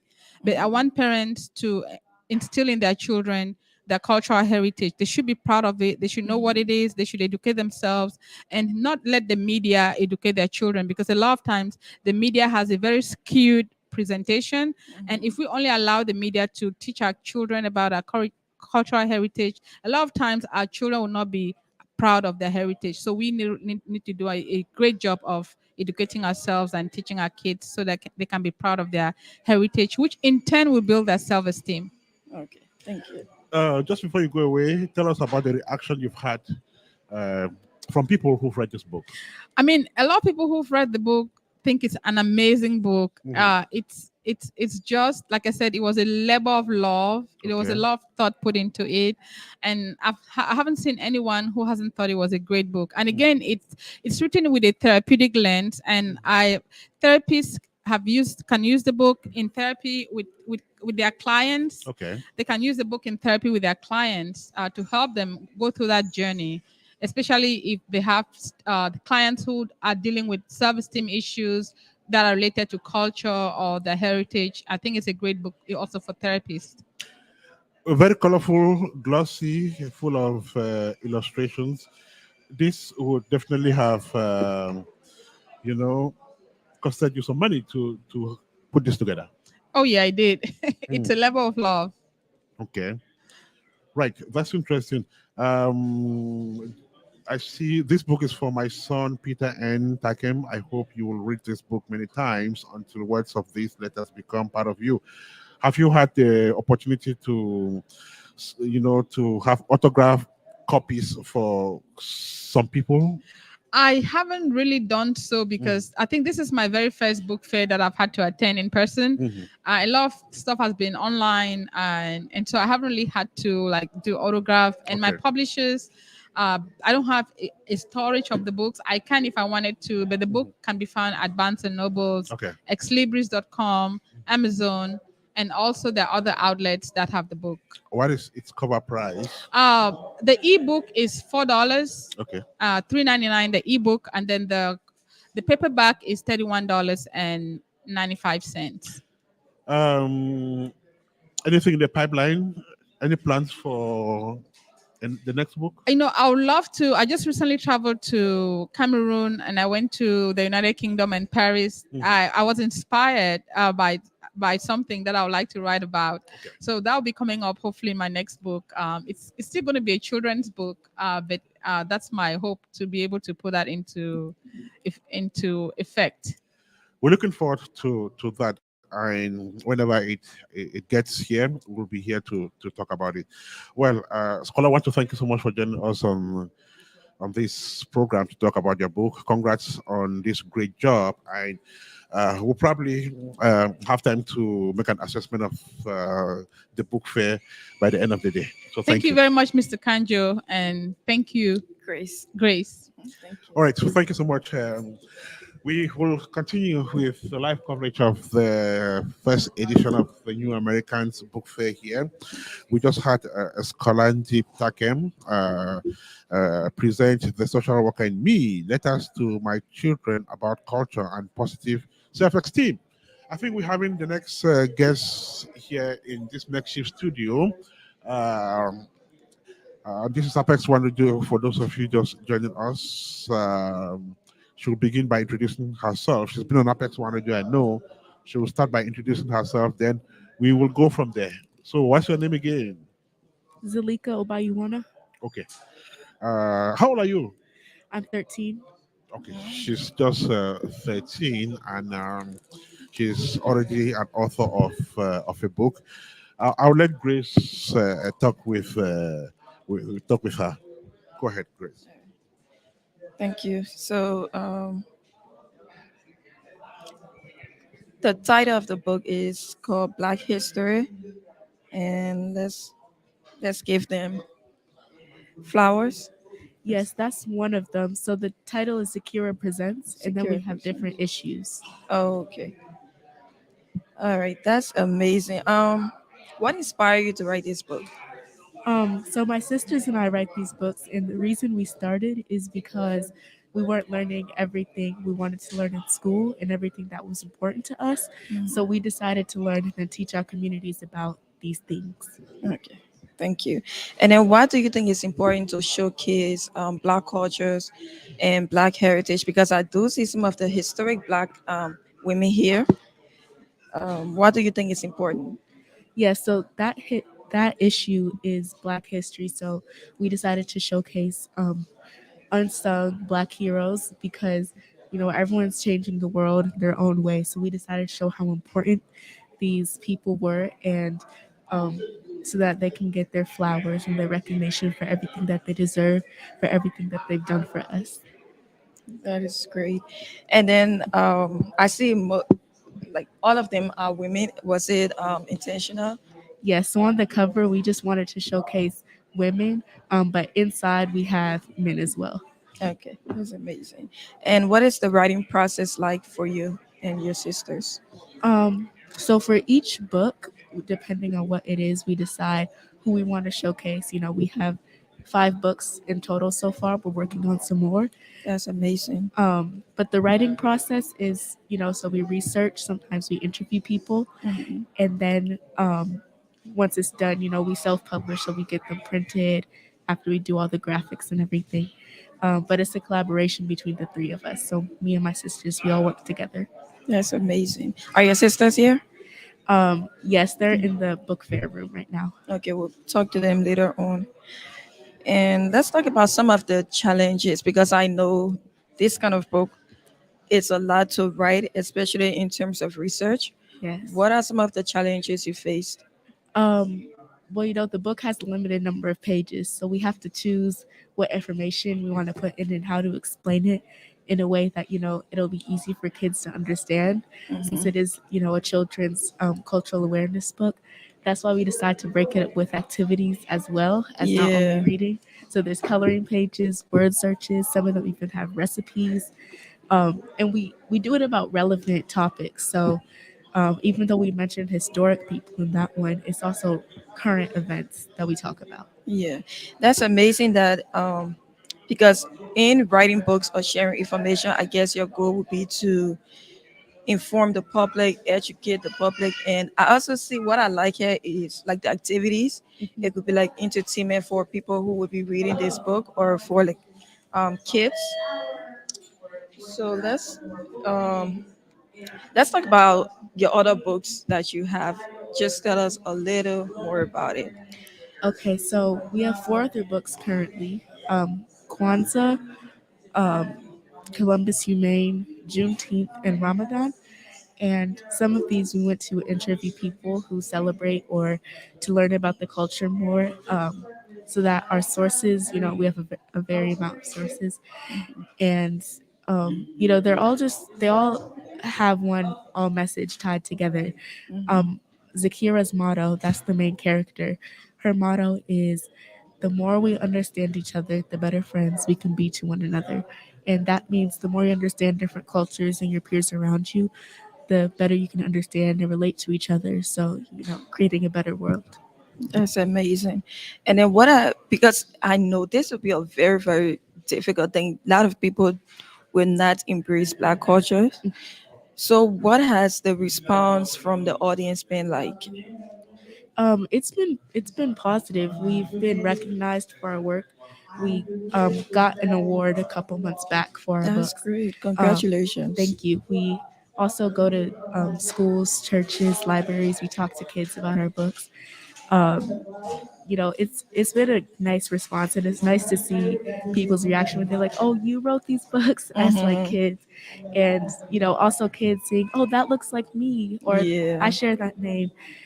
Instead of just seeing people that don't look like them, is easier for people to understand when they're actually in their shoes. Yeah. So Yeah. And I see you're 13, right? yes, So I'm at 13. this age, and you're just taking on that initiative along with your sisters to write these books, that people like us, Black people, can be able to see ourselves Yes. in these characters. What is your upbringing like? How did you get to just be this amazing? um so in school, I my personality is just one to always speak out for what I believe in, like with friends or with teachers, just in general. It's just my personality. And my sisters too, one of leadership. So creating a strong Black girl as the main character. Her name Zakira is actually a mix of my sister's and I's names. So it's like all of our power into this character, and then she goes around the world and has friends around the world. So that's just, I don't know, that's kind of how we started. Yeah, that's great. And thank you so much for taking out your time to talk to us at Apex Web Radio. Thank you for taking on the initiative to just do more research and to just embrace yourself, embrace your culture, keep doing what you're doing along with your sisters. But before we leave, do you want to share any message to those that are listening or those who will read the book? Everyone has their own talents, so share them with the world. Create a better place. Our books are at sekirapresents.com. Okay. So you can find us there, and just really just the more we understand each other, the better friends we can be to one another.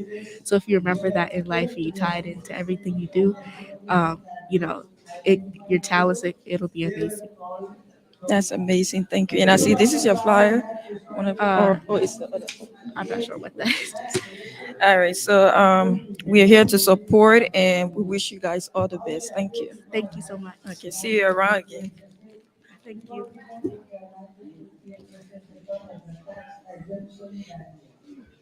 Oh, you want to take?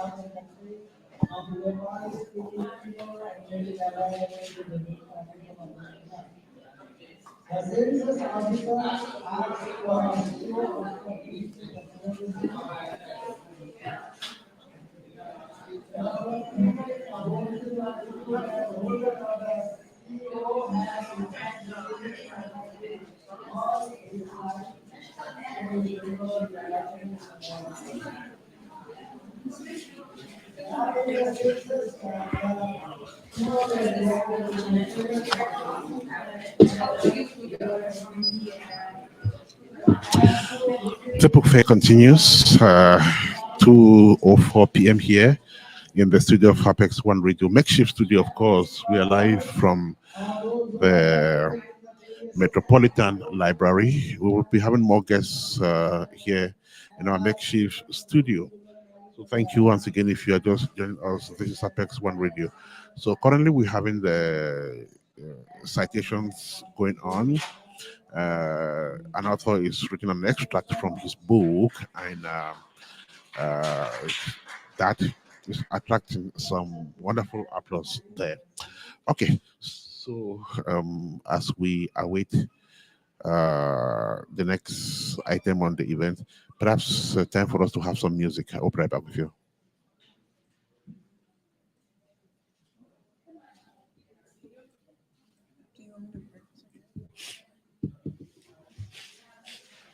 Thank you very much. Good afternoon, everyone. Good afternoon, everyone. I'm the energetic one right here. When I say books, you say author. Books. Author. See, we need the energy. Yeah. Authors are live. We appreciate you coming here. So my very good friend and brother, Deba, thank you so much for putting this together. And I'm also congratulating my colleagues in the committee, and also the great authors and everyone that is here. Thank you so much for being part of this program. I'm not an author yet, but I'm going to be an author very soon. I'm being challenged by the great authors I have in the past. And I'm also challenged by my good friend Deba for putting this together. I told him that my book is coming out before the end of this year, definitely. I'm already working on that. Okay, while I'm here, since I'm not an author, what we do is that we bring all the authors together. You know, it's a good thing to have books like this, and it costs you money to do that. What we do is that we bring you a platform, we give you an avenue whereby you network and you sell your books and you sell yourself to the public. So you need us and we need you. So our next, the name of the organization is called African Business Network. What did I say? And what we do is simple. We just network, we come together, we network together, we engage each other together, and we also inform each other together. And our primary target audience are the African people and also people of immigrants. So we are in the right place. So our next meeting will be October 21st. October what? To October 21st of this month. We meet every month. So please try and be part of it and let people know about your book. Most especially people in the community. You know, you spend so much money, you spend so much energy, you put a lot into this book. And for me, I'm a marketer, I'm a businessman. If I'm not making money from the book, I'm not a collector. So I have to sell the books. Don't you have to sell the books? So for you to sell the books, you need to do what? You need to network. Please, our next meeting again is African Business Network. I'm going to pass the business card to everyone present here. Thank you for this opportunity. We are so glad, we are so excited to be part of this program and part of all that is going on at this time. Thank you, everyone. Thank you so much.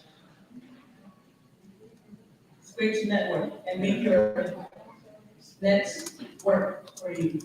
All right, so next is Roman with the Adventures of Ekenyong.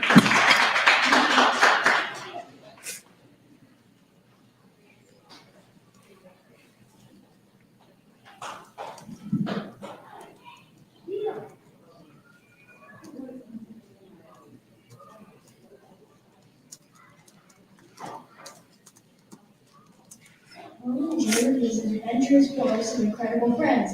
Matt the monkey is a math whiz who loves creating and playing video games. Rob the robot has the most advanced computer brain in the world. Jerry the giraffe, well, Jerry loves coconuts. Every day after school, they all meet at the clubhouse to learn and his dad put together. It's full of gadgets, games, and delicious snacks. It's also the place where they plan all of their adventures. Today, they decided to travel to the Blue Mountains, a beautiful collection of forests, cliffs, and all sorts of animals. As they began their trip, they heard a rustling noise. Was it a giant claw? Was it slithering snake? Or was it joy the wind? As these show guesses of what it could be.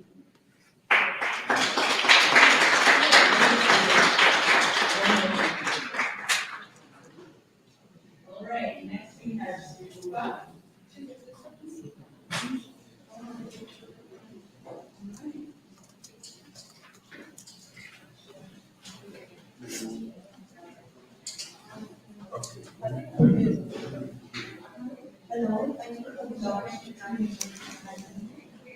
I took this for a drop of rice water, which is what they wrote back in 1942. The here as you can see, after you cook the rice, there is a special water. So the poor villagers of Eastern India during the famine, all the water was this drop of rice water. So here I'm reading a passage where in the city, young children are trying to help those and in the Bengali language. Okay, let's see. Perfect. Miss Kawther. Sure. Okay. So she's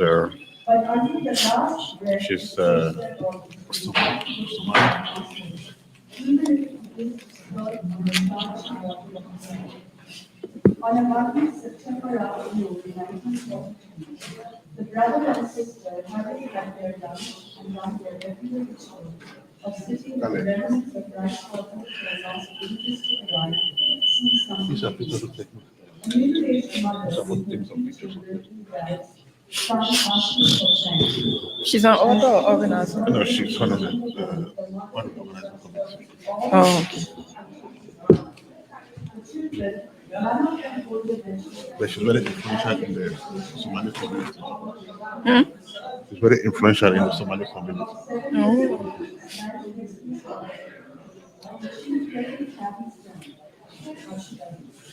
She moves her son aside and keeps bringing the rice water on the wooden table. Children dash to bring and his heart breaking for both the mother and the children. Nobody tells the woman, should we give your children some of this before it is all over? On hearing this, the mother bursts out of her mouth. Wow, this is beautiful.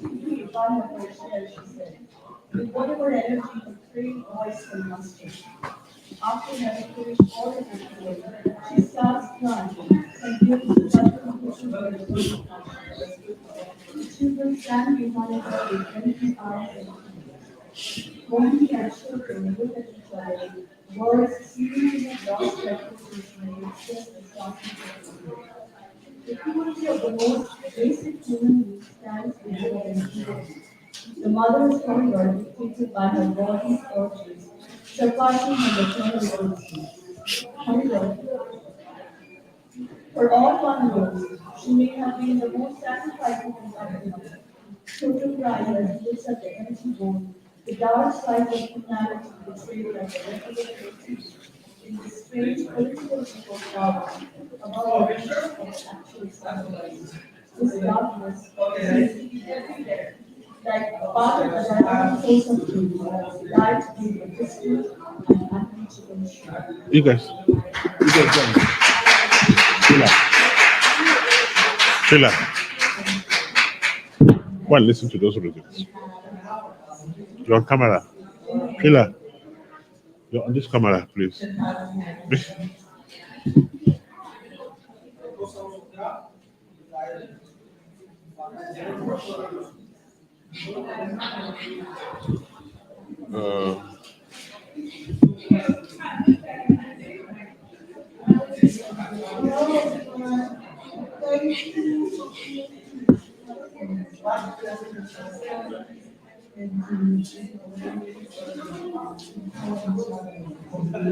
Why? So I have had the opportunity to publish a poem, and I'm responsible for this kind of presentation. And through my work, Why would you? Let me get some other person. Can you get this lady? She left her. Okay. So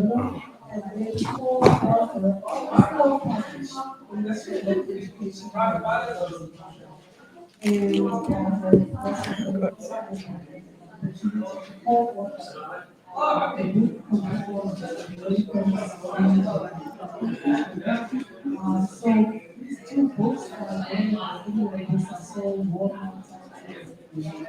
So I'm going to share before I begin. My grandmother is one of this. For what kind of which founded empowering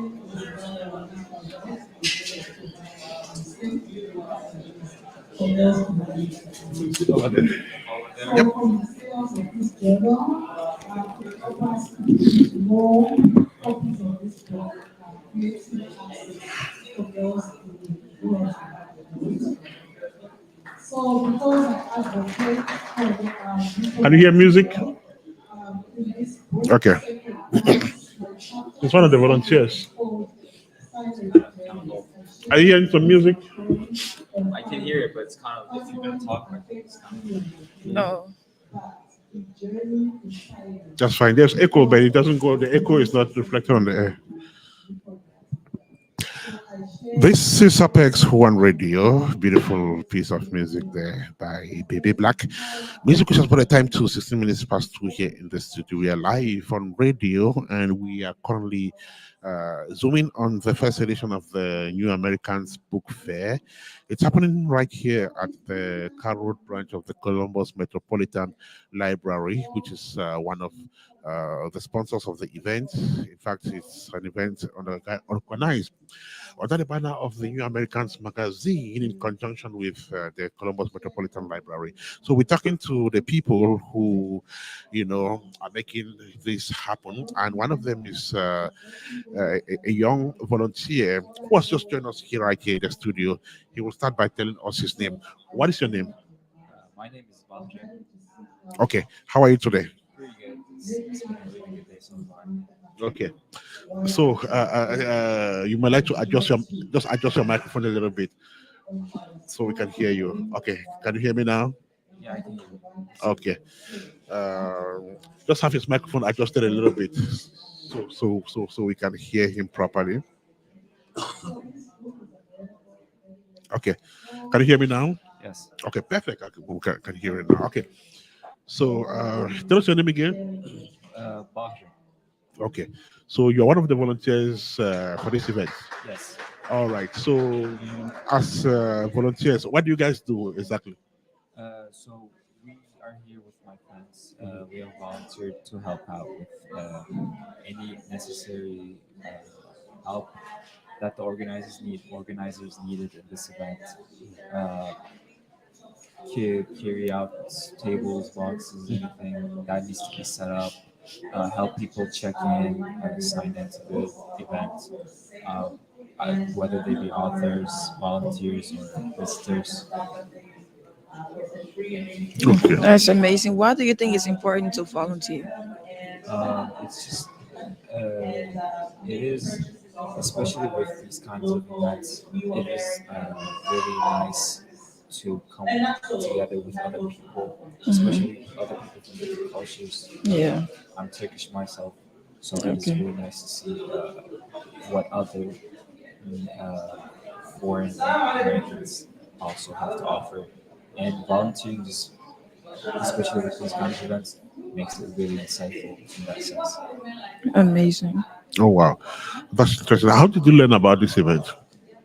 So one of my friends who is there, he's also here, Alihan. He has he really keeps in touch and knows about all these kinds of events, volunteering events, different cultural events around Columbus area, and he let me know about this one that was happening, and I wanted to join him and come help out here today. We have somebody next. Okay, so I want to thank you so much. Congrats on the great job you're doing so far. We'll definitely get back to you before the end of the event. So you may go back and continue with what you're doing. Thank you so much. Thank you. I just had my down. Thank you so much. This is my first time. You did great. Sorry, you do not adjust his microphone. You may bring the lady. You may bring the lady. Yeah, bring more people. Okay. You can come inside.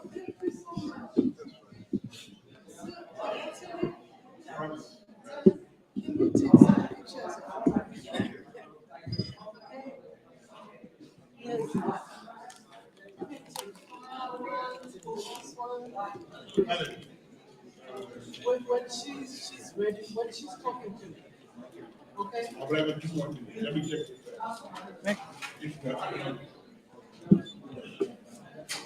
Are we Okay. Not yet. We're not live, right? We're not like that. I'm coming. Can I see? So what's the radio station? Apex. Apex. Apex. It's the partner.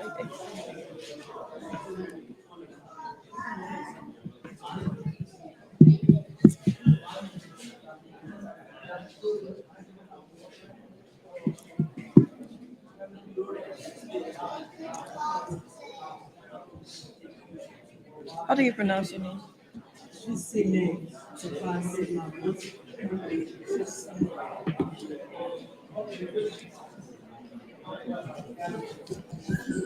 Okay.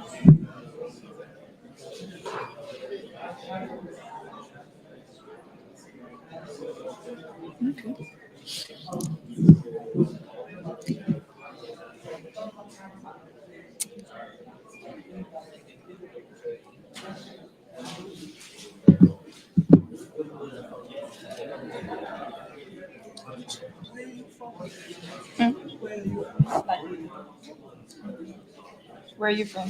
Zimbabwe. Oh.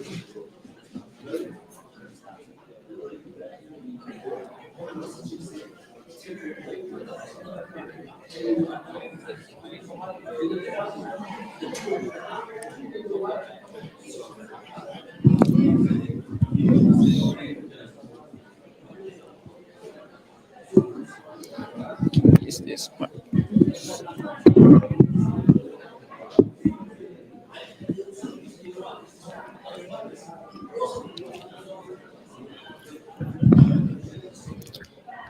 All right, we're about to go live. We are here at the New Americans Book Fair, right here at the Columbus Metropolitan Library on Caro, and we're here with one of the authors. And very shortly, we'll be going live. Can you briefly introduce yourself to my audience? My name is Gisile Tepasi Mamote. All right, thank you. So we will get to know more about her just in few minutes. So stay tuned.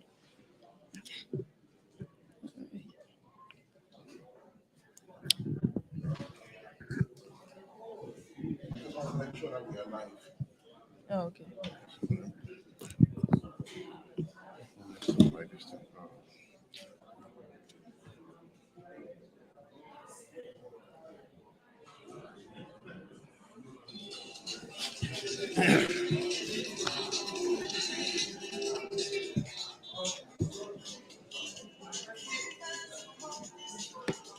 This is Apex One Radio. We are broadcasting from the United States of America. Thank you so much for joining us. We are live from the Columbus Metropolitan Library. It's Saturday, October the 8th, 2022, and it's the first edition of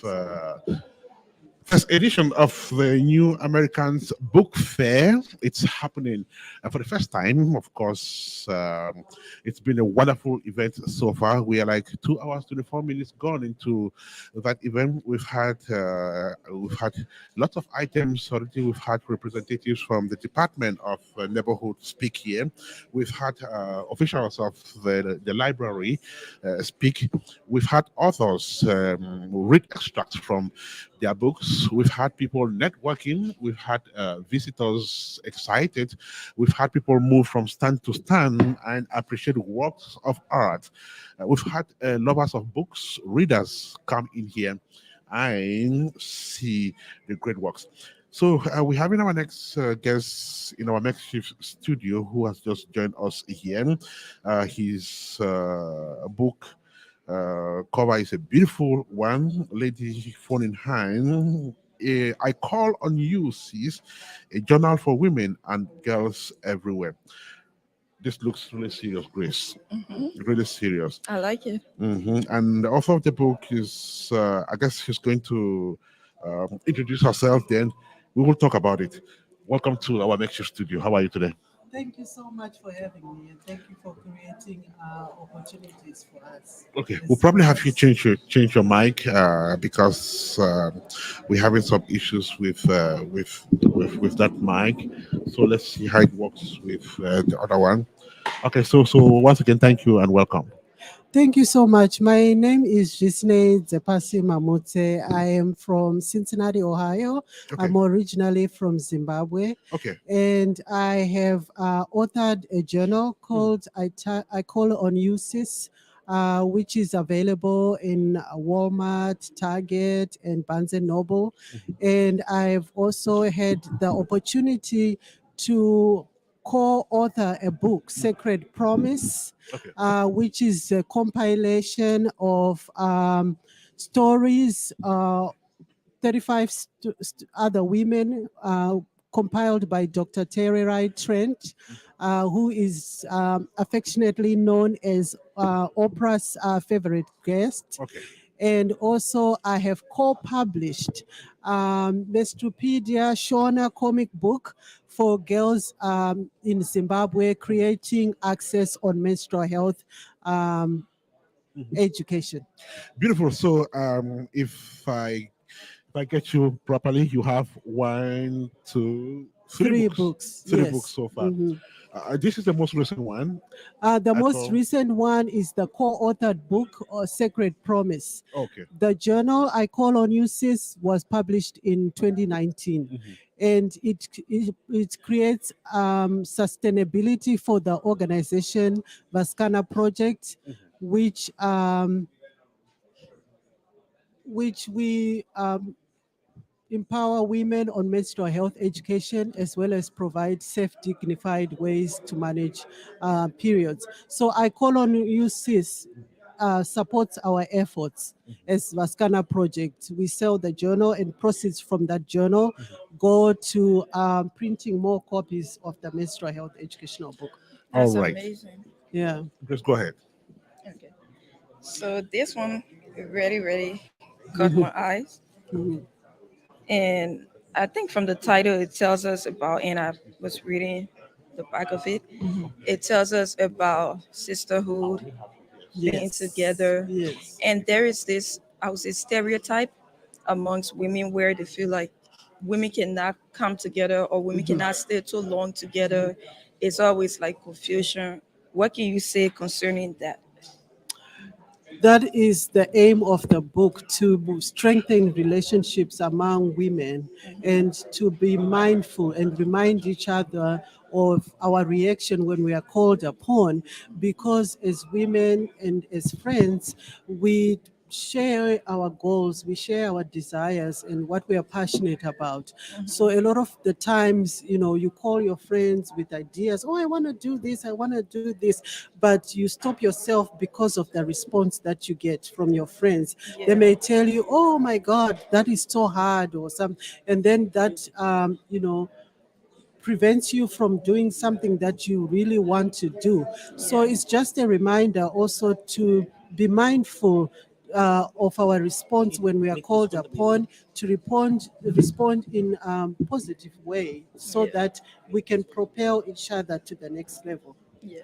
Thank you. And then I guess that would be your inspiration. But what is your writing process like?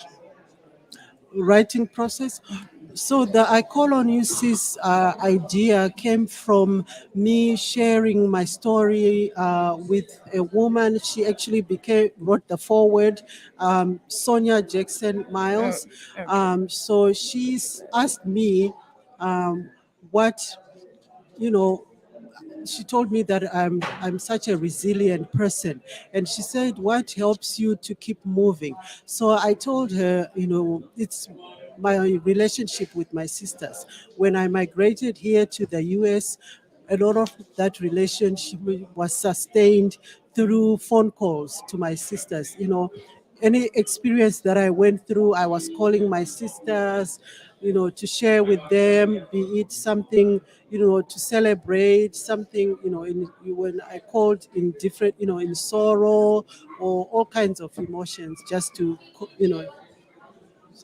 Okay, I was just looking at this book and being curious about its style. It looks like a workbook. Tell us about the style. It's not like ordinary. It's a journal. The journal. Yes, it Okay. helps. You know, we it helps you think through. You know, and it helps you just to put your thoughts together. It gives you prompts in you know in answering some of the questions that you may be going through. Okay. That book is compiled from experiences, so it helps a woman to deal with some of the experience that we meet day to day. It could be divorce, death, miscarriage, and all, you know, all the general stuff that we go through as women. So it helps one, guides them in answering some questions. Okay, I see like some space provided. Is it to jot down notes or something? Yes, to Okay. jot down notes and helps you process too some of the experience that you may have been through. You know, so also if you are going through depression, you've lost someone, it just helps you process and provide that guidance. I also see some picture illustrations, and these ones are not like drawings, but they are real pictures. Yes, so the compilation and editing was done by Clara Matonodze, who is showcasing here. Her company is called Multicultural Inc. So she did the compilation of the journal. Okay, and talking about the cover. Talking about the cover, we have a lady telephone in hand. Is there any? What does that signify, though? That signifies the calls we make as women to each other.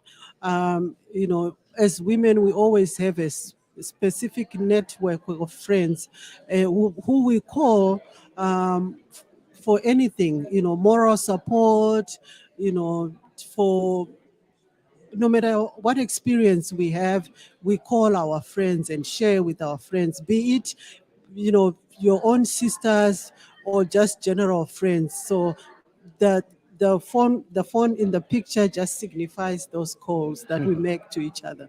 Okay. And it not necessarily just calls that you pick up the phone and make.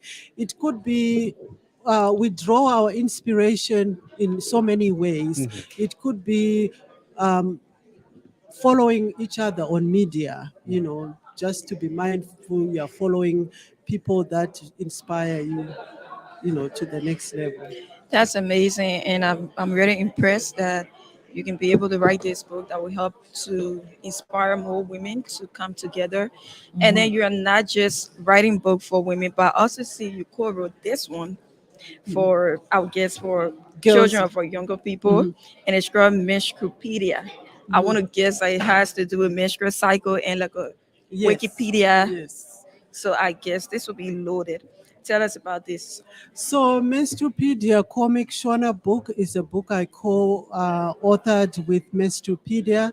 It's a book that, you know, as a menstrual health or reproductive advocate, I wanted to create access for girls in rural Zimbabwe who don't have a smartphone or are not on the internet, to make sure that they too can have the access to menstrual health education.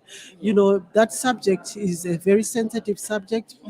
As a community, an African community, we don't freely discuss on menstrual health. Yeah. Or, you know, and also due to migration, families are living apart. So that topic used to be discussed by aunties and grandmas, but since, you know, families are living apart, that tradition is gone now. So I wanted to bridge that gap and create access on menstrual health education so that girls can just have that book to refer to and get their questions answered. Yeah, and that's very important for children or those who are just starting their menstrual cycle to know more about it and to learn What are some of the ups and downs, or I would say challenges that you faced in writing these books or co-writing?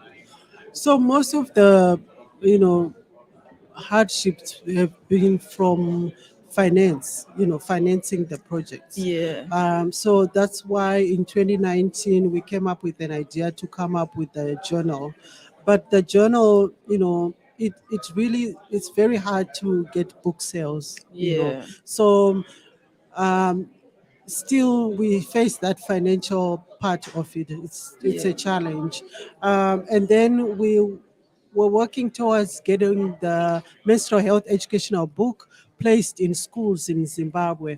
So getting access and finding the right people who can help to assist get the book in the schools has been quite a challenge as well. So we are currently talking to the Ministry of Education in Zimbabwe to hopefully get the book accepted in schools and Yeah. added to the curriculum. Yeah, that would be great.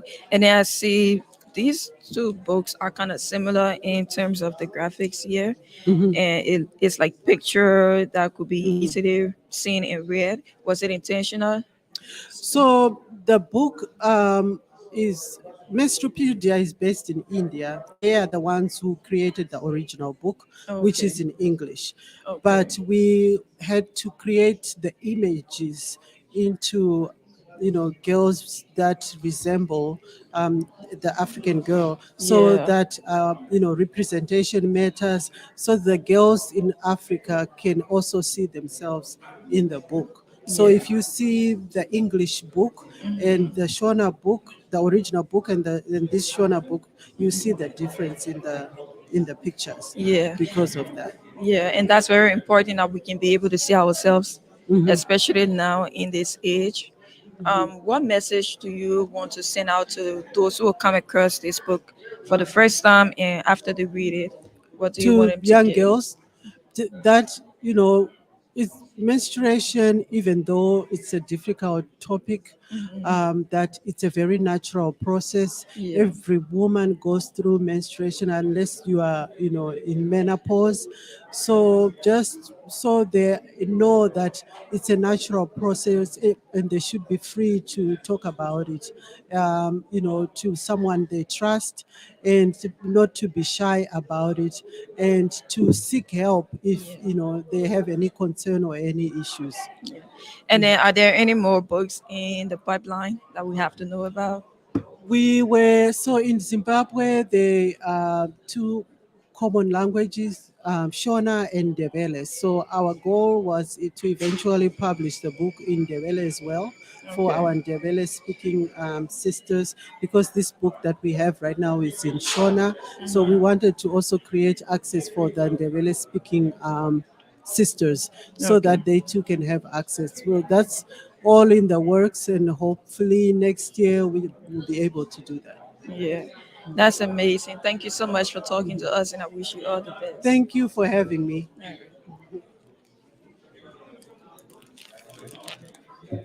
Thank you. That's so. We will have an opportunity to listen to the interview. Yes, it should be on our Facebook page. Okay. Yeah, Apex One Radio. Okay. Well, let me Apex Radio. Yeah. So Do you that know what was is live Imran on your charging? Facebook page. Yeah, it's on it.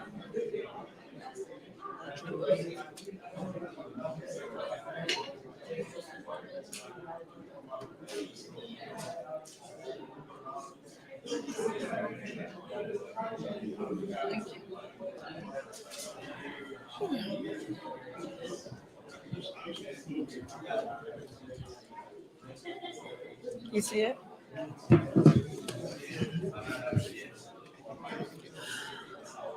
Okay, this is Apex One Radio. We are live from Columbus, Ohio, in the United States of America, and the event continues. It's the first edition of the New Americans Book Fair. Let's have some music, then we'll bring on our next guest.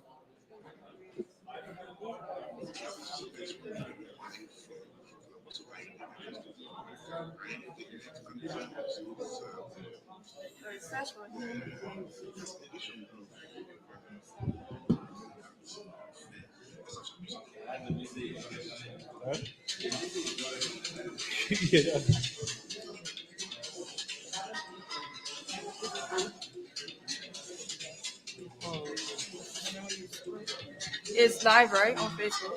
Huh? It's live on Facebook, right? It's live on there, Facebook, YouTube. This is YouTube. It's live on YouTube as well.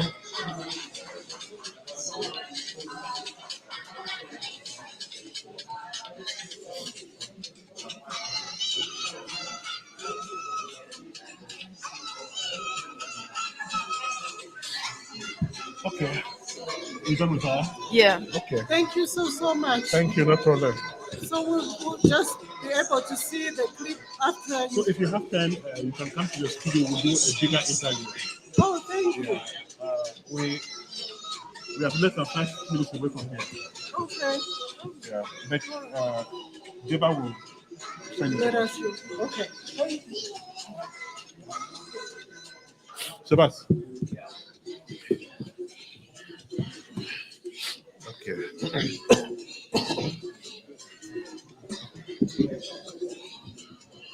Okay. He's one of the organizers. Organizers. No, that's the visitor. Oh, okay. To the book fair. Yeah, okay. Look at this.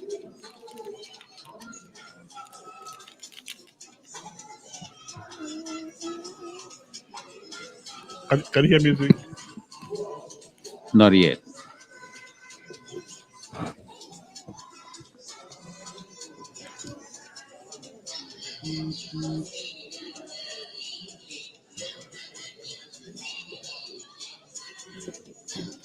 I'm hearing it only from the directly, not through the. But you can hear the music. Headphones. Not on the headphone.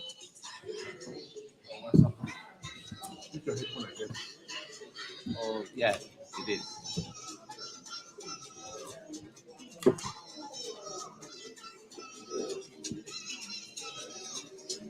I can hear now. Can hear now? Yes. Okay.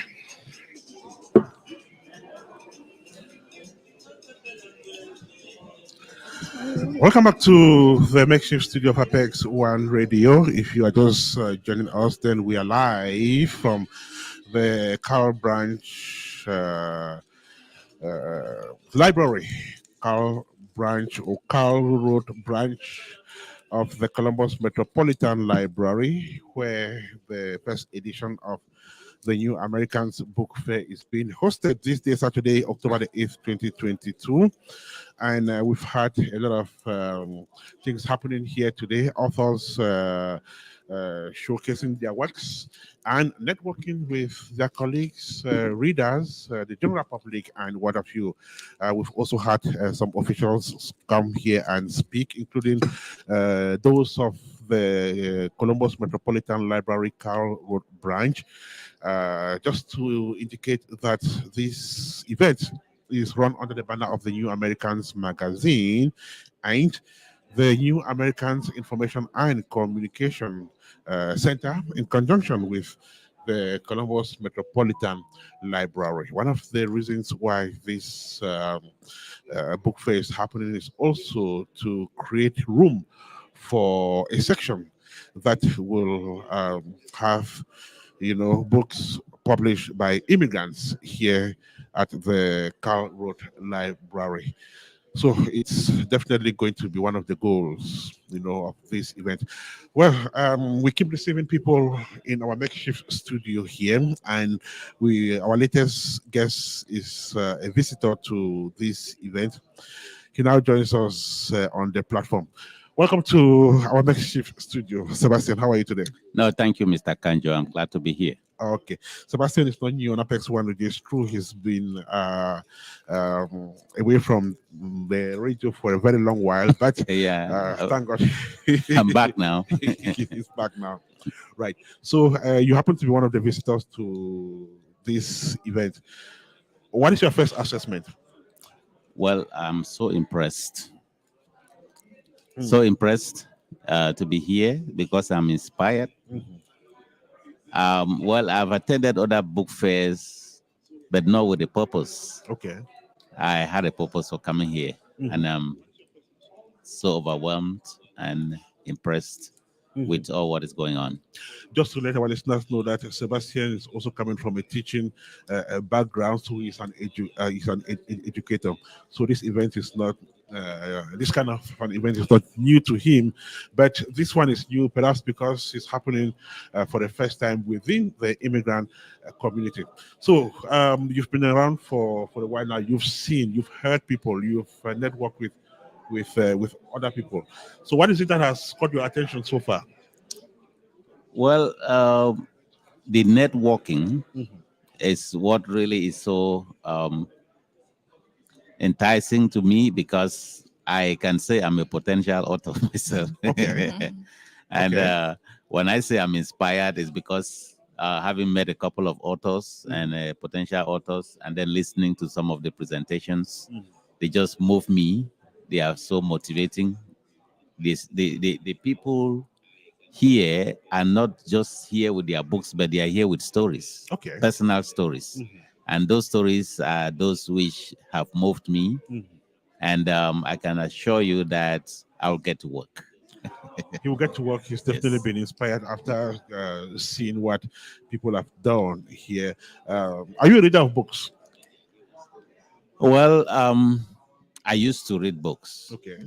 But I can assure you can bear with me that the nature of the work style, the lifestyle here doesn't give us enough time. To read books. And you know, with phones, the internet, and everything right now, everything we stream online, and news is available just at our fingertips. Right. So I somehow lost my motivation to read books. But right now that I'm motivated to not only reading but writing one, I think I will have to increase my frequency and how often, how many books I read, so that I will gather the skills of not only reading but also writing. That's amazing. Why do you think it's important for immigrants or new Americans to showcase their work through writings and showcasing their culture and their history? It is very important because we have become part of America. Right. And New America is here to promote our stories. All of us have journeys that brought us here. We have dreams. People have goals. But somewhere along the line, you realize that coming here and living here is different from our background where we grew up. So it is important that we showcase our stories, because one of the authors that I admire most of recent memory is Chimamanda. Oh yeah, that's my favorite. I follow her on Facebook, and her stories are so inspiring. Yeah. And one of how I discovered her is when I was in school. I was reading sociology, and the instructor brought one of her stories. I don't know how that title, talking about a single story. A single story. So our story has been told on one-sided by the media. So an opportunity like this is for us to tell the stories ourselves, Right. to tell the other side of where we come from. So this is very important for the community. And I wish we have many more of such events. Yeah. Hopefully, we'll have many more of such events. We're speaking with Sebastian. He's one of the visitors to the first edition of the New Americans Book Fair, which is currently taking place at the Cow Road Library. You just mentioned that you've been inspired by what you've seen here today, and you are already considering getting to work as far as writing your own book is concerned. Yet you also said that we are in the digital times where the phones and digital devices have taken over. Does that not kind of play on your morale? Do you think if you write, people are going to read? Yes, that's one of the considerations. I've always thought about that. People have lost their motivation to read because everything is online now. But all the same, there are audio books, there are digital books. Right. But I mean, it's more enticing and encouraging to read a paper book. Yeah, when in those days when we used to read novels, yeah, it's true paper book. When you read or listen to an audio book, the experience is different. Yep. Yeah, there's a suspense usually when you read it on paper, and you always want to read through to the end so that you can get the full story. But I don't think that most often the books that I read online are academic books, like for particular topics or particular subjects, but not books that tell stories. So what you're saying is that there is still that emotional attachment to hard copy books. For people who like reading, Okay. for people who love books, and I used to wonder even if people still have interest in reading books. But I have just discovered that even with audio books and digital books, even in our schools with our kids, they are still encouraging them to read novels, hard copy, paper books, which as a wholesome, I think that people need to be encouraged. Events like this can encourage people to go back to reading books. Yeah. And especially back in our communities where we come from, where not everybody will have access to the internet, people are still encouraged to read books. And books that we write here should not only end up here.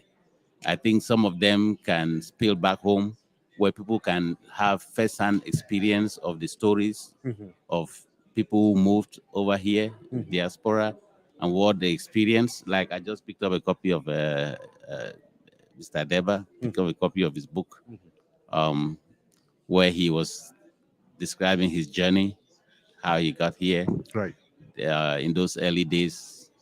And you know, before we migrated here, there are different stories that we hear about America or Europe or wherever you go. Usually, you know where you're coming from, but you don't know where you're going to. Right. So for us to have stories of people who have actually experienced these journeys back home, so that even those who plan to make such journeys should have first-hand information, first-hand experience, even though they have not been here, at least they will have an idea of how life is out here. So it's important. It's very important. Books written by immigrants could be a good source of valuable information, especially for potential travelers, potential immigrants. This is Apex One Radio.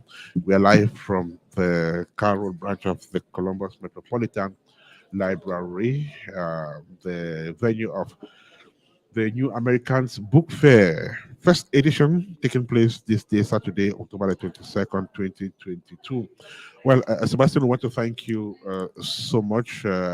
If you have a message for the people of this community who don't really consider, events like this as very important because, they're thinking about other things, what would you tell them? Yeah, I first of all want to thank you, Mr. Kanjo, for patronizing this event. And I would love that you continue to encourage such events and even publish it to our people. People need to know about this. If Mr. Deba did not send me the invitation for this, I wouldn't know.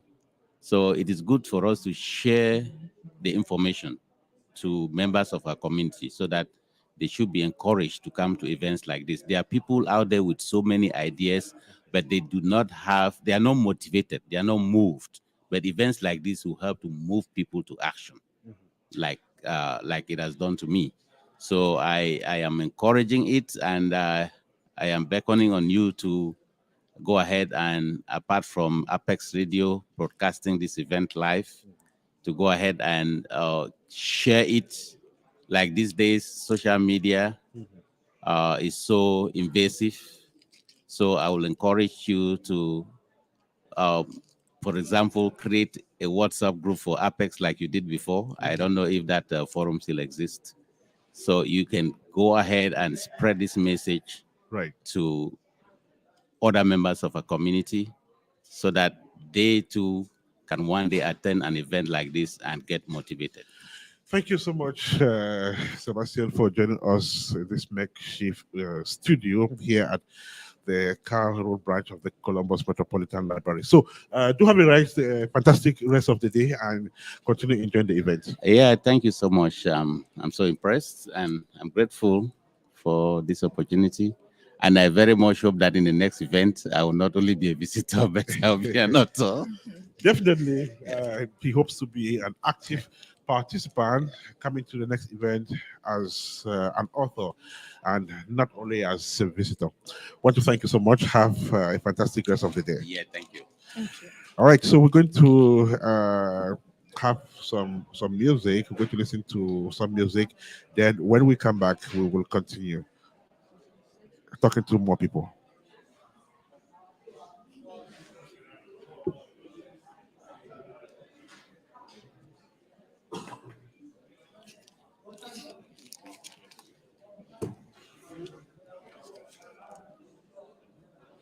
You want me to get this lady? Yes, you should. Yeah.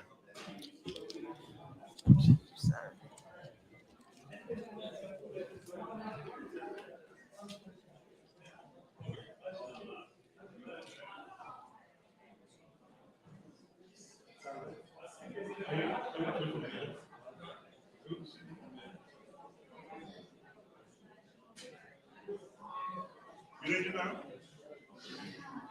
Wait, take a time.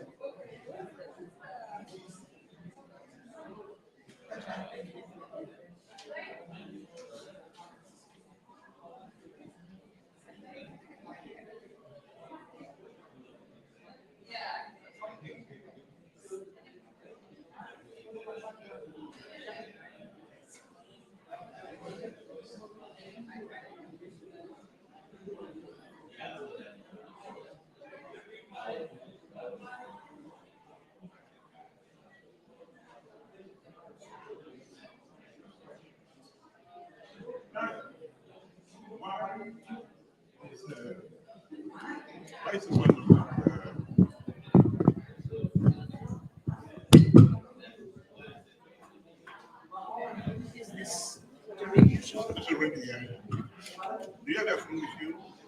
Yeah. Do you have that phone with you? My phone, yes. Okay, if you have that phone, go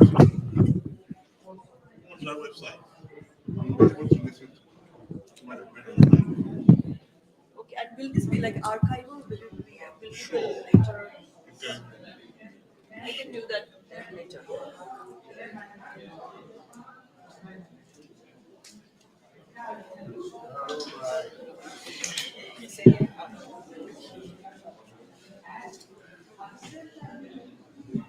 Okay.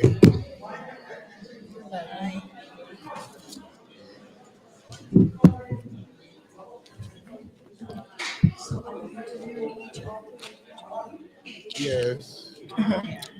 But let's see. Can I see? Oh, It's a historical fiction. okay. I have historical fiction books. Yeah. It's about an episode in history which people don't know about. The rice water.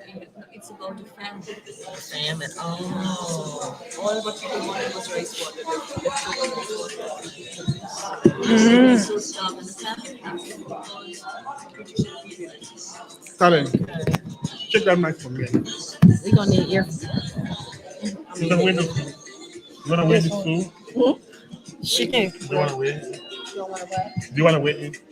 Wait, do I want to wait? Do you want to wear them? Yes. Okay, fine. You can wait those things. This one?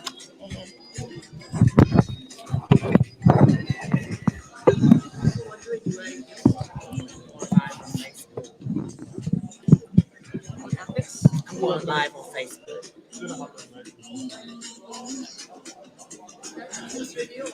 It's Apex One Radio. Yeah.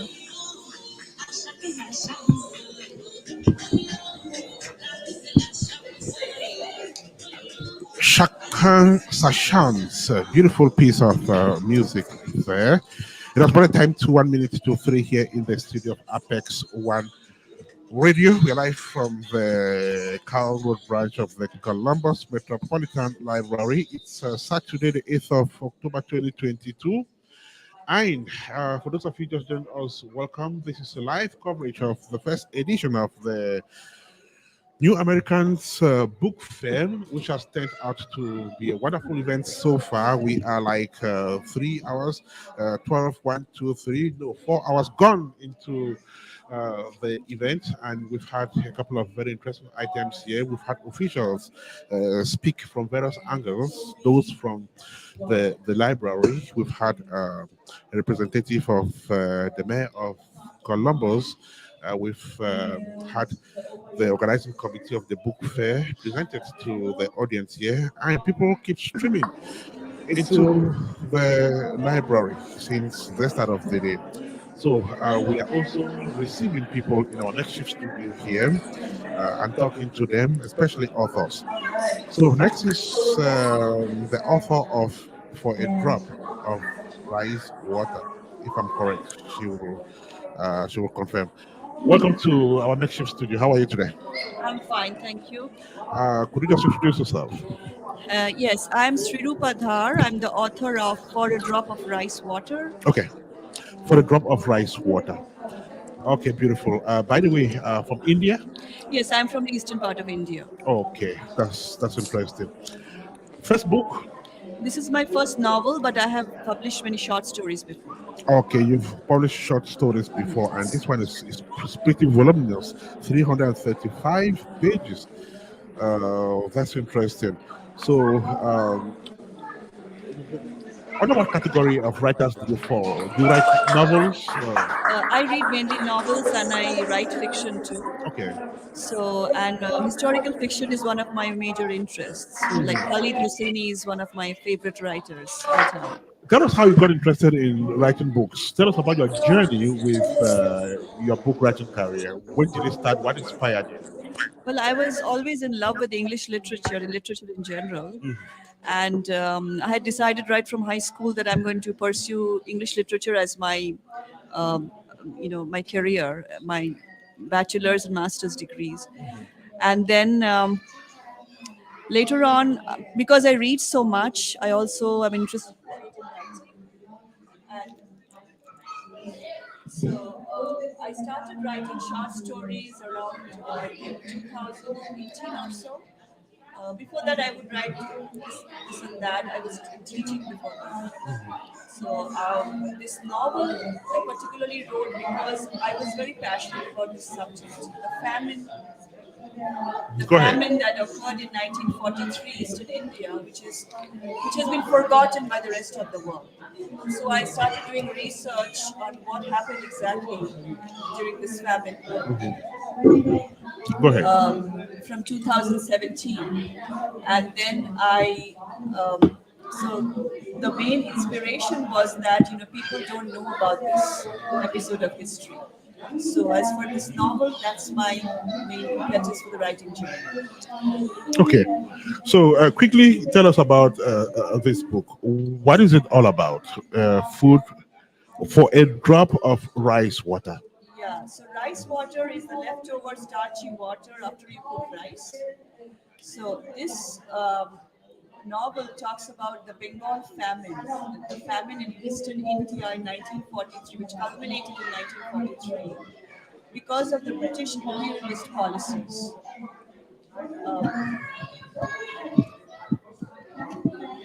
They had good rice harvests at that time, but in spite of that, more than 3.8 million people died.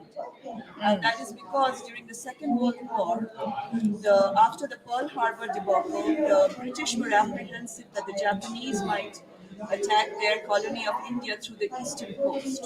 And so what they did was they hoarded the rice and they denied the villagers, poor villagers, of their staple food. And they even stopped all modes of transportation, like they confiscated boats, bicycles. So fishermen also lost their livelihoods.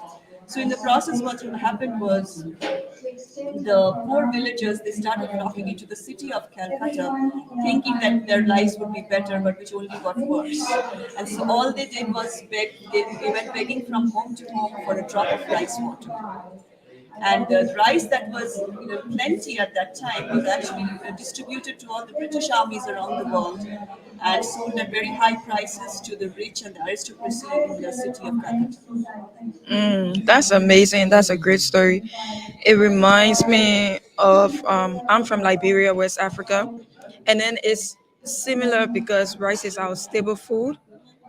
And I think it was around in the 1970s where we had it's called a rice riot, where people lost their lives because of rice, and they couldn't get their staple food to eat, and then there was a lot of war and a lot of things going on, and hundreds of thousands of people died from that. So it kind of reminded me of that story that I read. But since you started writing the book in 2017, what is your writing process like? Can you break down? Yes, sure. I didn't start writing the book in 2017. I started doing massive research in 2017. But I wrote the book mainly in 2020 and 2021. Okay. So the process is that I after I did all the research, I knew what episodes exactly I would like to portray in my book. Okay. And my characters are all fictional, though some of the episodes are historic. Okay. I mean, the backdrop is obviously historic. So I started, thinking in my head that there would be the story of also the freedom struggle of India, which was happening at that time.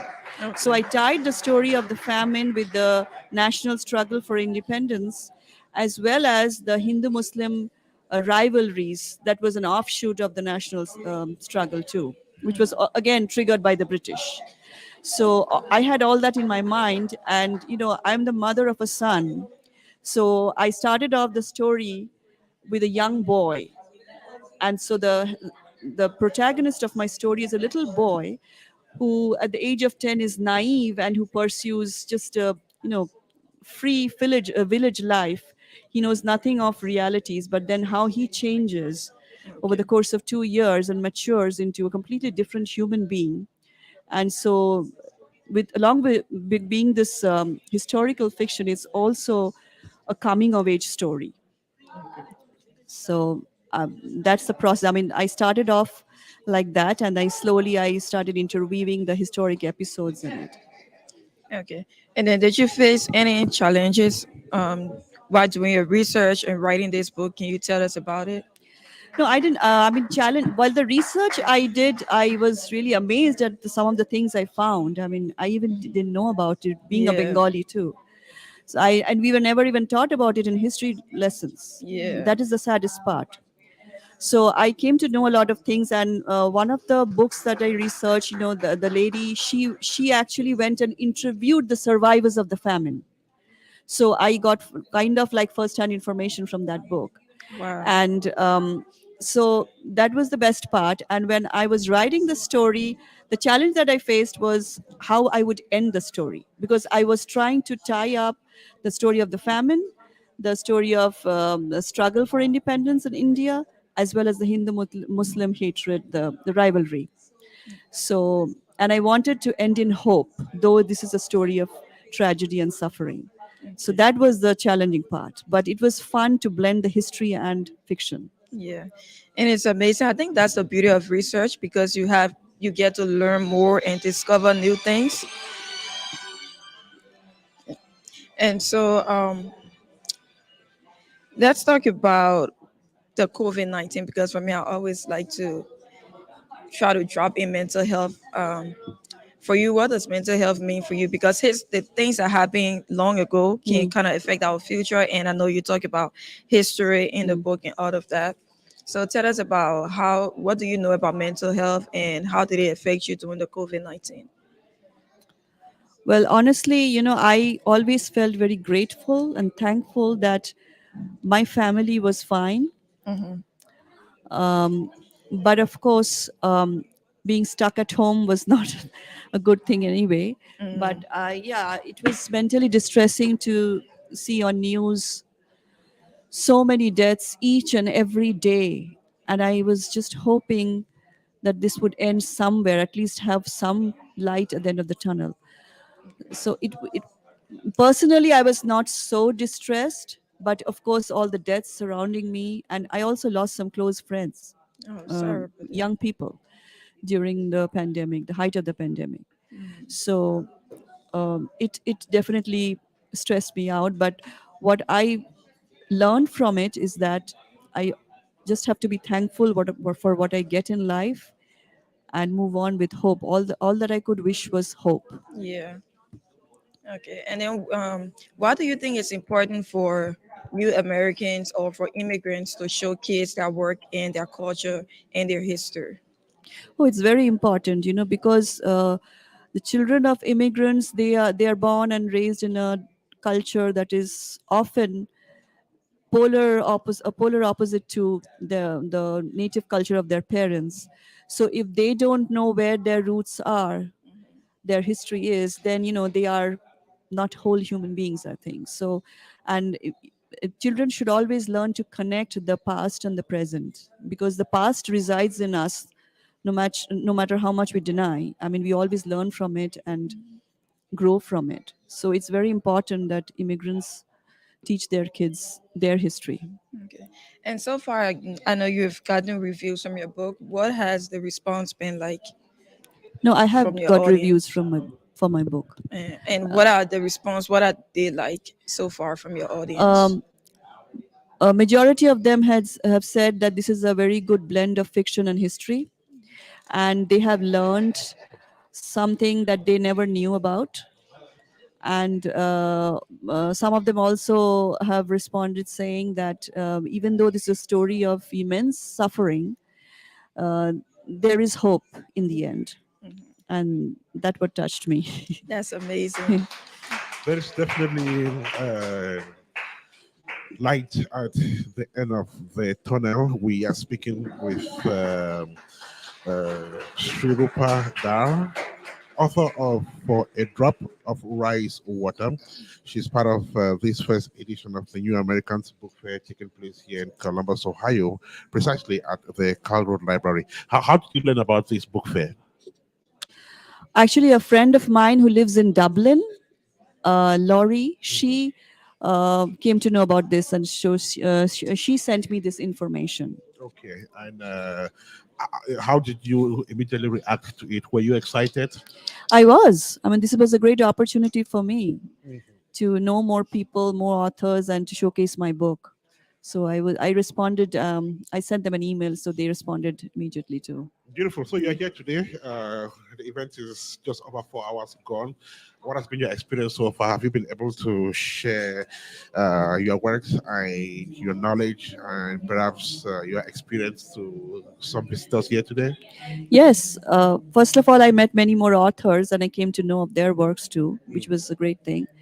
And as for my book, most people said that they did not know about this, so which was very gratifying for me. And yeah, some people have bought my books, and it was fun reading out a portion of my book too. So, and some of my friends also came and supported me, which was a huge thing. Right. So organizers of this event say that they are hoping that a section for books written by immigrants will be created in this library. So you never know. Anytime from now, this book may find its place in one of the shelves here. How are you going to feel about that? Well, my book is already in the Columbus Library. Oh, wow. So, Okay. and Nice I'm very to know. happy about it. Nice to know. Yeah. Wonderful. Okay. Yeah. That's great. Yeah. All right. What next? Do you have plans of writing the next book anytime soon? Maybe not soon, but I'm thinking of it, and it might take some time. Okay. But it would be of a completely different flavor. Okay. I'm thinking of magical realism, probably. Okay. And that would be like combining many parts of the world, not just India. Wow. So. And what does it take to come out with a project like this in terms of financial resources? Difficult? No, I did not have to spend any money because I just kept sending my manuscript or portions of a manuscript to agents and publishers, and they responded. And this book is published by a traditional publishing house, so I did not have to spend any money. Wow. So it's published by Hawak Publishers. Yeah. Beautiful. Okay, want to thank you so much. Congrats on this great job. Hopefully, we'll have time to talk further. and get to know you as an author and your work,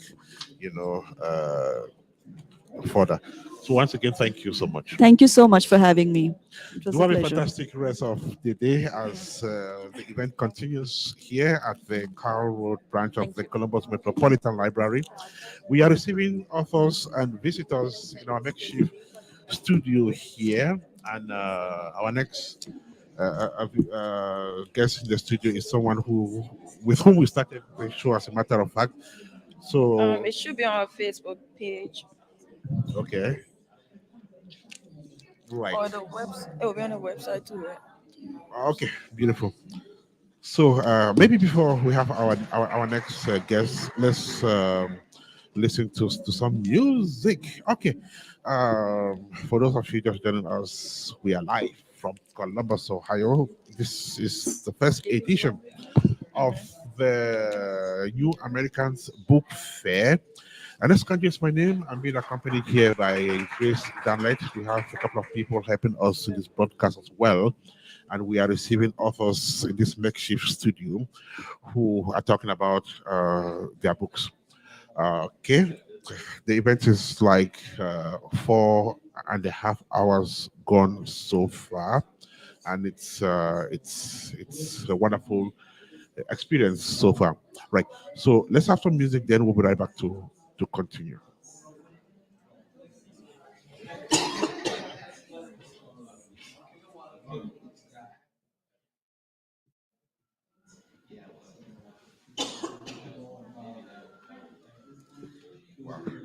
So if it's not live, you will upload it to the page, and it will also be on the website.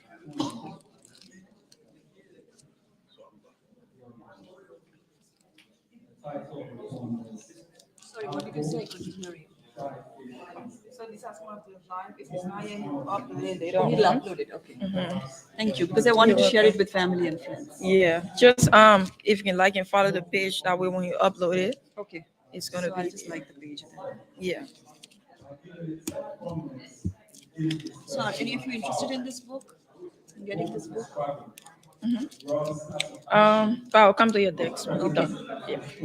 I'll be there. You're here till the end of Till the the fair? end. Thank you. It was a nice opportunity. Thank you very much. Thank you. So will the whole conversation be on the radio or will you edit? I'll ask him and see. That's okay.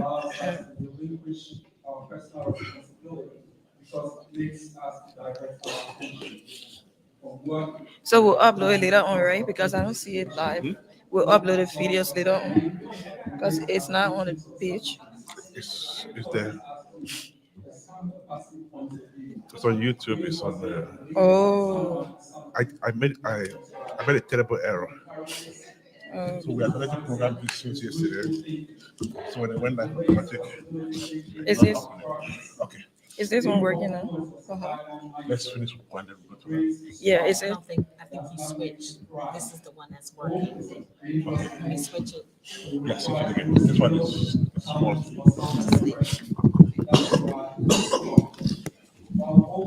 You ready? Yes. Okay. This is Apex One Radio. We are live from the Carroll branch of the Columbus Metropolitan Library. This day, Saturday, the 8th of October 2022, and we are here for the first edition of the New Americans Book Fair. Right. So the event is 4 hours, 18 minutes gone. And we've had a whole lot of items here already with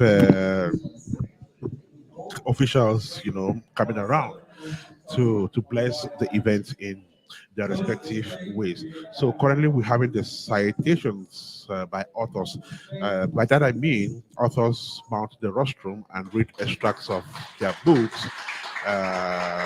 We just had one of them do that, and it has attracted some great applause from the audience. Also to mention that members of the organizing committee of this event are also here today, making sure that everything runs smoothly. We have another author who has just mounted the rostrum, Scholar Ntiptakem, who was here a while ago. She's now reading an extract from her book. Well, as that continues, we'll be speaking with uh, more guests who are streaming into our makeshift studio here.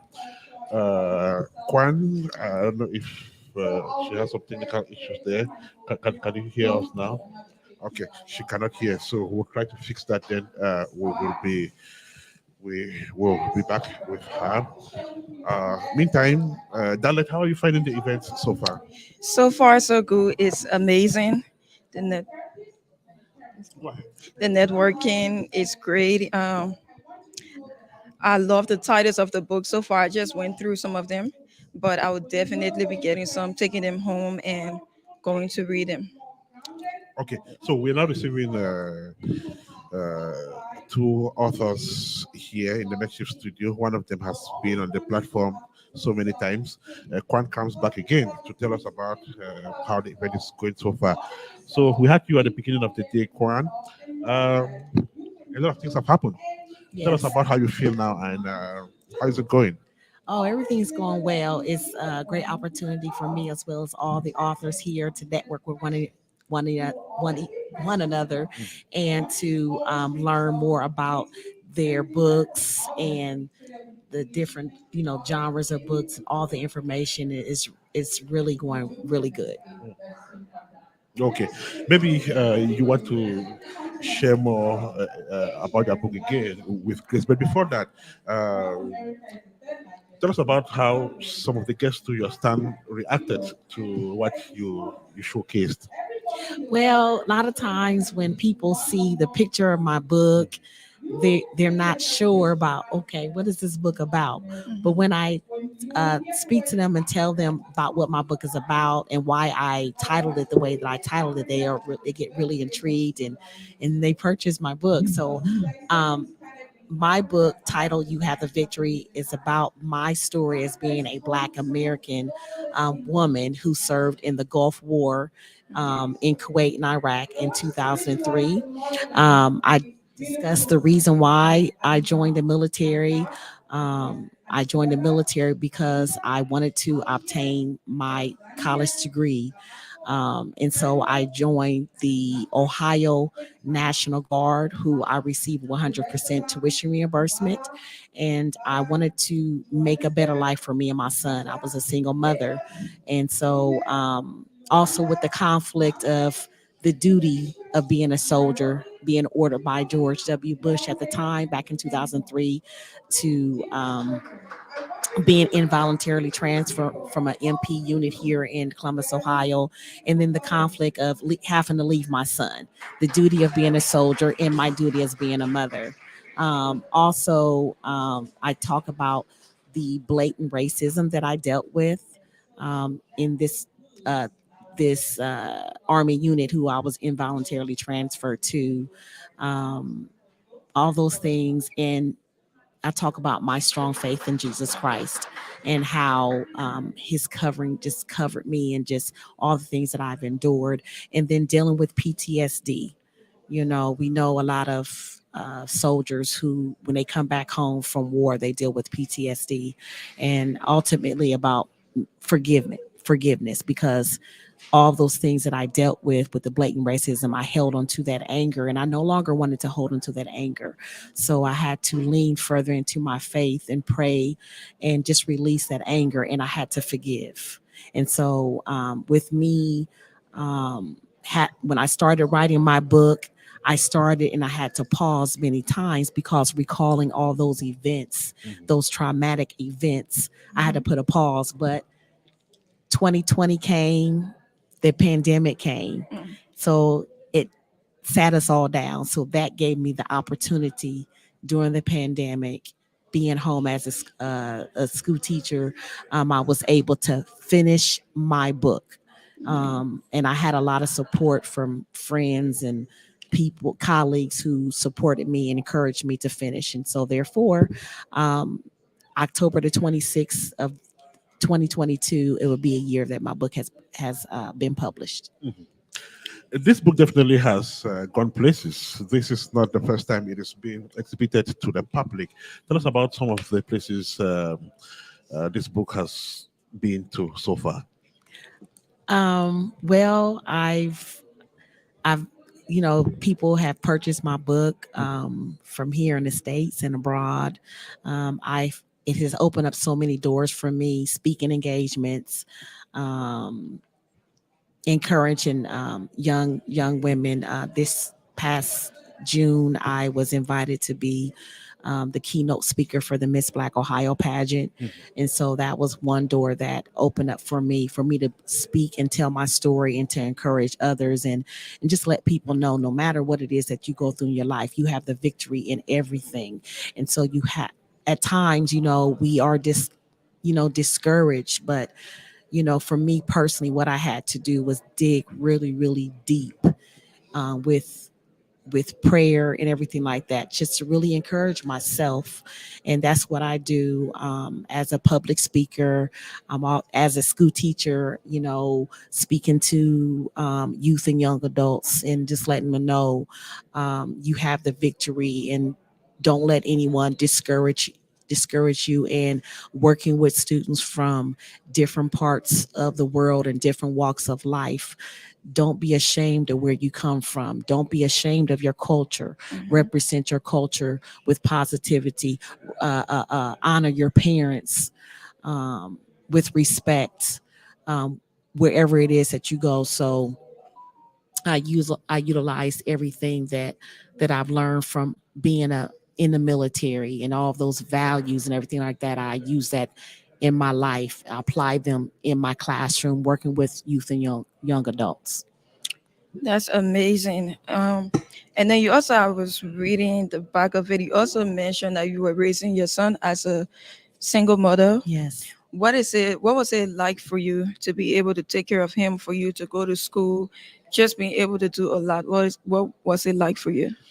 Well, it was, ups, downs, hiccups along the way. But, as a mother, we do what we are supposed to do as mom, to take care of our children. So for me, being a single mom, going to work, taking care of him, going to school. Sometimes I was working two jobs and going to school, making sure that he was okay. But I also wanted to show my son that you have to work for what you want out of life. And I was taught my son, the world is not going to give you anything, you have to work for it. So I needed to show my son that and the reasons why I joined the military, because I wanted to show him, this is what I need to do for both me and him, and for me to obtain my college degree. And because of that, I've obtained my college degrees, multiple, and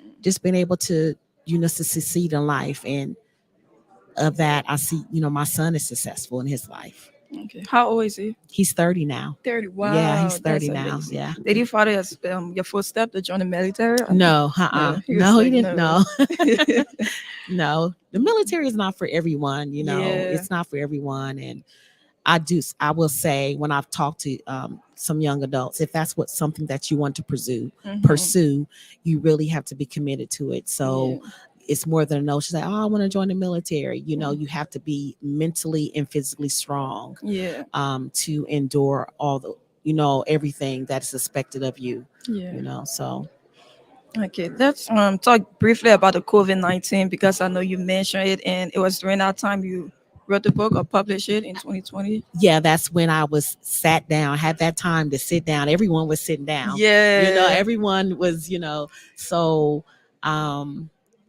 I really, during that time, like, okay, now's the time for me to finish. Yeah. And so I received so much encouragement from some childhood friends of mine who, just encouraged me to finish it and helped me along the way, so I'm just really happy about it. And like I said before, this month will be 1 year. The That's day, amazing. the day that I self-published last year, I self-published in that same day as when I left to go to Nigeria. Yeah. Oh, that's Yes. great. So now, okay, you talk about self-publishing. I know Uh-huh. the author who was here earlier on, Mhm. she had publishers she would just send her work to. So for you, what was it like for you financially? Because I Well, know it must be tough. well, I self-published through Amazon. Amazon. So it was an experience I will never forget, but I won't change because I learned a lot through the way being self-publishing. Just everything that you have to do yourself. Yeah. You know, down to when you uploading your manuscript on Amazon site and having to do the configurations of your book and all those things. That was a challenge, you know, if you're not really tech savvy in that area. So I had my cousin Shatana, she helped me with that, and it was just done. We had to do it over and over and over again until I finally was able to do it. And I will say, when I do publish again, you know, I have made my mind if I'm gonna go that route again or if I'm gonna go with reach out to a publishing company. But I am definitely gonna be writing more books. I look forward to writing publishing some children's books based on me being a school teacher and teaching students from all over, you know, different parts of Africa. A children's was based on my relationship with my dad, who's a deceased, and a relationship on love, you know. So that's amazing. Yeah. Well, I want to thank you so much for joining us again on this platform to talk about the events and your book. So again, this book can be found on Amazon. Yes, it can be found on Amazon. Okay. The title of the book is "You Have the Victory," and my name is Kwan Abazie. All right, and then quickly, so I see it looks like activities, and I think most of the time when people read books, they kind of don't jot down or kind of write, and I see that's why that was very smart. Was it intentional that you had to put a section here for people to write? Yes, I wanted to do that for my readers because I love to journal. And when I wrote this book, the intent was not only just to tell my story, but for my reader to take a journey with me. And that's what a lot of people have told me who's read my book. They said, wow, it was like I was there with you. So since I love to write, I love to journal. In the back of the book, there's a journal section with different titles of one is personal courage. Let me see. I think I deliverance, Okay, deliverance, forgiveness, grace, faith. For my readers to write down whatever the title is. What is your faith? What is your personal courage? You know, what is your deliverance? Where have you been delivered from? Any, you know, things such as that, whatever the title is. So let me see here. I have the personal courage. So you can write about what is something that you went through. Is your personal courage, your faith, forgiveness. You know, a lot of times it's difficult to forgive. It's difficult, but one thing I mentioned is, you know, forgiveness is not for the other person. Forgiveness is for yourself. It releases you, you know. So when you forgive others, you know, praise, you know, transformation, all those things. So that's something that I wanted to do for my readers. So since they read my story, I wanted them to write down, you know. And that was very smart of you. I think it's something that I would take note the day I decide to write a book. You know, it's something I would love to do. Yeah. Okay. Thank you. You're welcome. All right, so we're speaking there with Kwan Abazie, author of You Have the Victory. Kwan, thank you so much, and hopefully we'll have you back here just to say bye to our listeners at the end of this broadcast. Okay. All right. You. So for those of you just joining us, this is Apex One Radio. We are live from the Carroll branch of the Columbus Metropolitan Library. It's a big day here today because it's the first edition of the New Americans Book Fair. It's happening right here. We've been on this event since midday today, and in our makeshift studio, we are talking with authors, we're talking with visitors to this event, and of course, members of the organizing committee.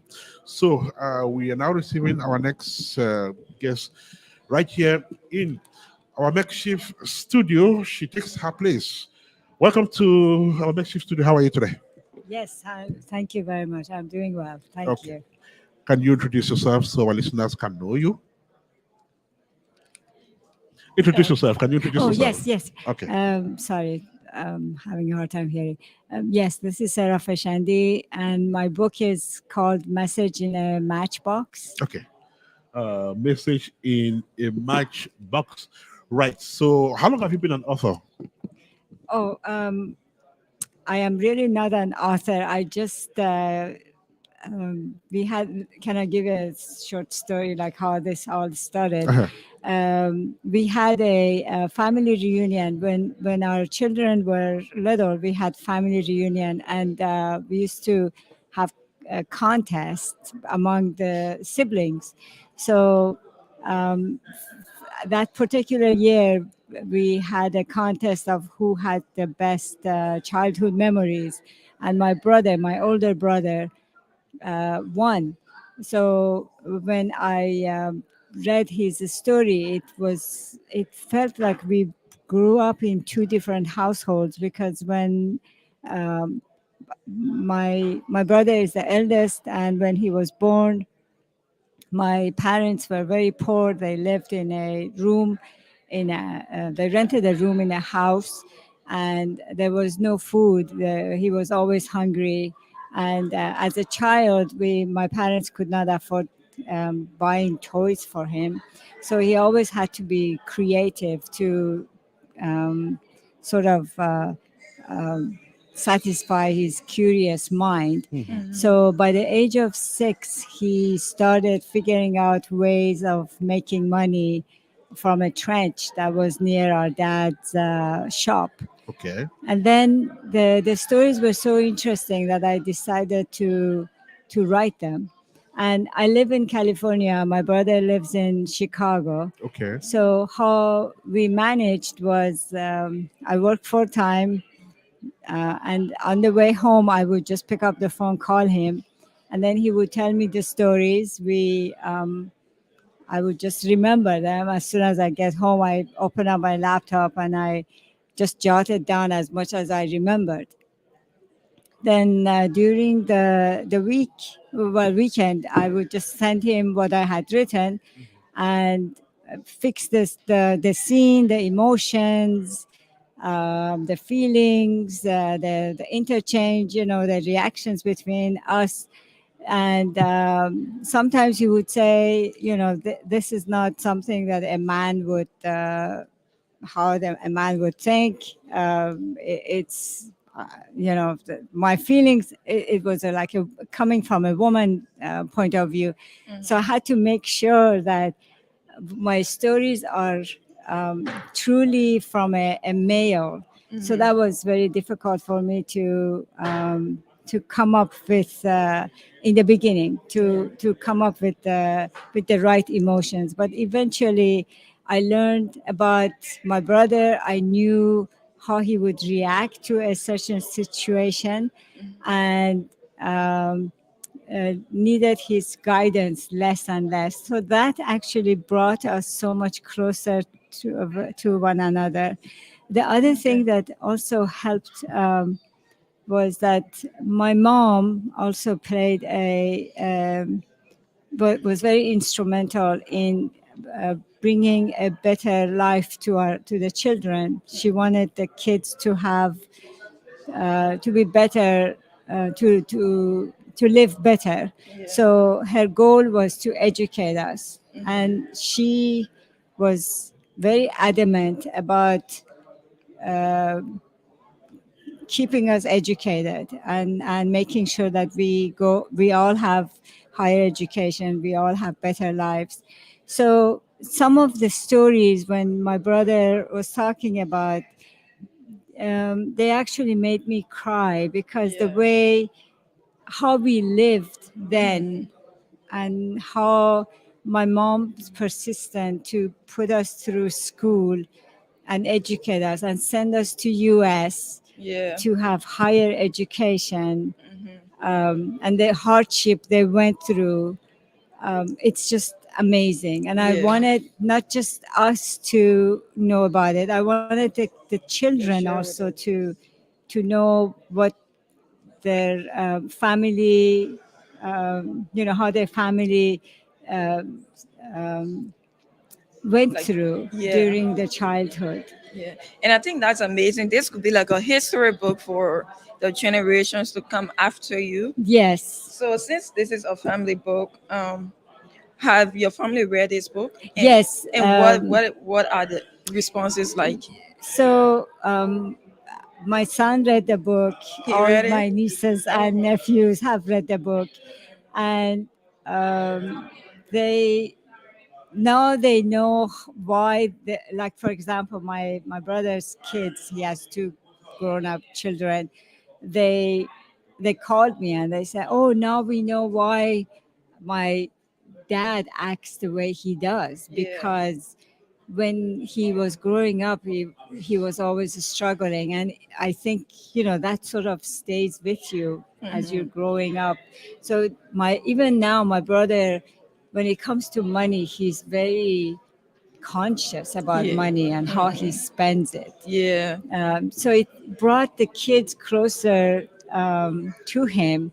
And I think I remember the last Father's Day, the kids actually did something very special for him, which had That's never great. happened because of knowing what their dad had gone through during childhood. Okay, thank you. And then with this book, it's your first book. Yes, it's my first book. Yeah. Did writing this book inspire you that maybe you want to write more books in the future? I'm not sure because this book, it was very expensive for me to write this book because I had to hire an editor, copy editor, and help someone, help me self-publish it. You never know. I honestly did not think that I would ever write a book. So, you never know when you're talking to people, or you're talking to someone, something might, Come up some and inspire something, some stories might come up. But what I am encouraging my friends to do is, if they have parents who are living, sit with them, ask, record their stories. Sometimes it's great to know where your parents come from, the struggles they had in their lives, and capture that, not just for yourself, for generations to come, because you never know, they might not remember things in 2 years, 3 years, because of different mental, like getting Alzheimer's disease or dementia. They might not remember what happened to them during childhood. So it's always nice to capture the history of the previous generations. Yeah, that's amazing. And then so just tell us, I guess that was a message for people to know more about their history and their culture. Yeah. So a message in a matchbox. The title is actually that the stories are a compilation of short stories from my brother's life. So the stories are not dependent on each other. You can actually open up anywhere from the book and read the story, and you will understand you will be able to follow the story. So, Message in a Matchbox is just the title of one of the short stories. It's about a guy that put a love letter in a matchbox, and my brother was a messenger for that love letter for a woman who lived in the neighborhood. So I just chose that because it just sounded interesting. All right. Thank you so much for Yeah, talking to thank us. you. and- Thank you very much for talking to me. All right. Have a good one. Yes. See you thank later on. We'll talk more about the book. Okay, thank you. Thank you. And you are live on Apex. What we do? We're just speaking there to Sarah Fashenda, yes. Fashindi, and she came all the way from California, right? Correct. Okay, so do have a fantastic trip back to California, and hopefully we'll see you next year for the same event. Yes, for sure. Thank you. All right, this is Apex One Radio. We are live from Columbus, Ohio, in the United States of America. If you are just joining us, then the event is the first edition of the New Americans Book Fair. So it's a wonderful event going on here with scores of people. Here is the makeshift booth of the Apex One Radio. So from where we are able to see what is going on, out there. Well, we are receiving more people in the studio, more authors who are coming here to talk about their works, and I'm just about to receive the next guest who is coming up. Okay, so let's see who we have next. We'll be talking to more of them. As she takes her seat, let's have some music. I will be right back with you.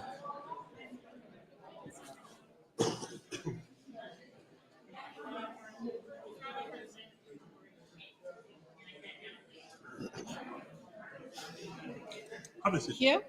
Yeah, right there. This one? Danlette, push the mic. Yeah. Yeah. Okay, let her wait there. Let her wait her.